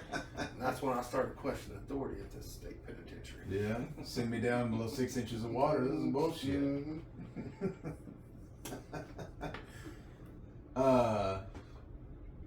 All we got left is the fucking shout outs. Shout outs. We always at the end of it, you know, something you want to promote or whatever. Or, Okay. So we're gonna do a part 2 Shoot, you bet, man. ASAP. We got regionals coming up. We got regionals and then Baseball. yeah, and then probably Oh, state. yeah. My son last weekend, a week from Saturday, was tracking a home run and ran right into the fence and knocked three teeth. Oh gosh. Big chips, not just little bitty chips, big chips. And golly, and they're his grown teeth, you know, they're not his baby teeth. Right. So, man, I didn't think it would affect me like it has. I mean, I'm not like down about it or whatever, but man, I feel bad for him. Oh yeah. You know, It hurts. and it's gonna be like this from now on. You know, I mean, and then the following. Mouthpiece. We got him fixed Monday. Mouthpiece. And yeah, we got him fixed Monday, and then Friday fell out Right. for no reason. No, wasn't biting anything, wasn't eating anything, just fell out. Yeah. So we got him. I had to take him again this morning and get him fixed. And then that's what she told me. She goes, it's just the nature of the beast until he gets about 18, 19 years old, until we can really fix him, you know, crown and make him. I'm like, God, Damn, dude, really? I went out there and found his tooth. I went out there and found it in the grass, you know, where it happened. And the other coach come out there to me. He was on a team that was about to play. Right. So I was out there and they're warming up, you know. I'm looking for my kid's tooth, you know, thinking, dang, I got to find this thing. He come out there and he goes, man, I've never seen anybody run into the fence that hard. Right. And he goes, he'd already called the guy over the league or over the field and told him, like, hey man, we got an injury, you know. And I'm like, he goes, I've never seen anybody hit the fence that hard, man. And I was like, yeah. And then we took him to urgent care, and they were like, well, nothing we can do here, but he's, probably don't need to play baseball. But we went right back and played. You know, we had a tournament, man. We got to man up. We got to be tough, you know. But anyways, I'd be sweating the grill. You know, that's something. Oh man, Is that who you're gonna shout out? The dentist? No. Well, I mean, you know what? Your teeth fall down to points or nothing. Right. You get the wrong impression. Yeah. When you meet people. the nerve is exposed. Oh shit! But it didn't damage it. And the dentist was like, my wife was telling me because I didn't go the first time I went this morning. The dentist was like, it's a miracle that it's not damaged. So we got to have that going for us, right? But every time that thing breaks, man, he can't eat, he can't, I mean, it's just hard to, he deals with it better than I think, I probably would. I don't know. I had all kinds of crap happen to me as a kid, so. Nothing ever happened to my grill though, man. I wouldn't. For real. And I've always talked about that. Like, if I'm going to fight somebody, you better let me put my grill in. You better let me put my mouthpiece in, because if you don't and you knock some teeth out, I'm going to kill you. Dude, I've had a tooth loose in a fight before, and I thought, oh God, please don't let me lose this fucking tooth, man. Honestly, that was the last thing I ever thought about. Really? Your teeth. Well, I'm out here fighting street people, not people that got nothing to lose. I mean, that's a different story altogether. I'm going to shout. I'll go ahead and do my shout out to After Hours Garage. Mike Angeli, the guy that's fixing my truck, has been working as much as he can on it, and I'm pretty proud of him. You are? Oh, okay. Yeah, he's working on he's putting that motor in my truck for me and everything. He's doing some damn good work too, and he's been fighting not being able to get parts, not being able to get the availability time, a whole bunch of shit. So he's doing good, and he's almost done. I'm laughing at this conversation that's popping up on my Facebook. I saw that. Is that David Hasselhoff? Yeah, it's Ed and Josh. Oh, God, I can only imagine. I can only fucking imagine. Yeah. But anyway, that's the version of it. Is just something, you know. After hours garage. Yeah. Man, I've heard that there you can't get a lot of things nowadays. I used to have hell. I'm glad I don't have to order much. He really has or that. If anything. Well, like he was a radiator for that truck. We ended up, the radiator that I had wouldn't work. And so we ordered one, and they sent him the wrong one once. They sent him one with stripped out fittings once. Oh, good. And he was having to wait like a month, you know, and Right. before we would get him and that kind of thing like that. And well, he's had the truck for 6 months trying to get just the motor put in it, you know. And he's putting all new air conditioning stuff in it, you know. I've added a few things along the way, Right. and we went, you know, because he'd ask me about it, and I'd say, yeah, let's just do it while we're. Is this the dually? Yeah. Yeah. So, but he's doing good work, and I know he keeps apologizing to me, and I know. I mean, I tell him all the time, like, dude, don't worry about it. I understand it. I'm just checking in. I'm not griping. I'll ask him, you know, once a week or something like that. Hey, how'd it go? Right. Who's your shout out? All right, y'all ready for this? Yes. I'll just give a shout out to all the people that I work for that helped me out along the way. You know, taught me how to do things, taught me how to behave, and helped me make it through a long and difficult career. But they all know who they are, and I appreciate them all, man. It's a long, hard fight, man. You can't do it by yourself. It takes a strong family. Got to build those bonds, you know, between your people that you love and support you. And all the people that's ever worked for you, man. Anytime they need anything, they can holler at me, and most of them know how to get a hold of me. Just let me know, man. I'm there for them. Prison ain't an easy thing to do. Especially you do it for a long time, it wears on you over time. And I'm always here for them, man. They need to bounce something off me, just let me know. Do you have people that still call you and stuff that work there and just want to just bounce stuff off of you, or just have a guy that knows, you know, because you know you've been there, so you're gonna understand him, I'll still get it. or her more than anybody else? Oh yeah, not as much as I wish I did. I wish. I know a lot of times those people are looking for something, looking for an answer, man. There ain't always an easy one. You know what I mean? Yeah. But you can always holler at a guy that's been around and done it, man, and we'll figure it out one way or the other. I'll support them, help them out, do whatever I can, as long as they don't need money. That's a pretty cool thing to do, man. That's a very cool thing. Because it would be really easy to step away from that shit and be like, thank God I'm done with that. Hell with the rest of it, you know? And I mean, it'd be even understandable to be that way about it, but it's pretty cool that you're willing to be there for them dudes. And to recognize them. Oh, yeah. You were there once yourself, you know? Yeah, I mean, absolutely, you were young and starting out and didn't know what to expect. And then on top of everything else that's happened. Well, I mean, I had a lot of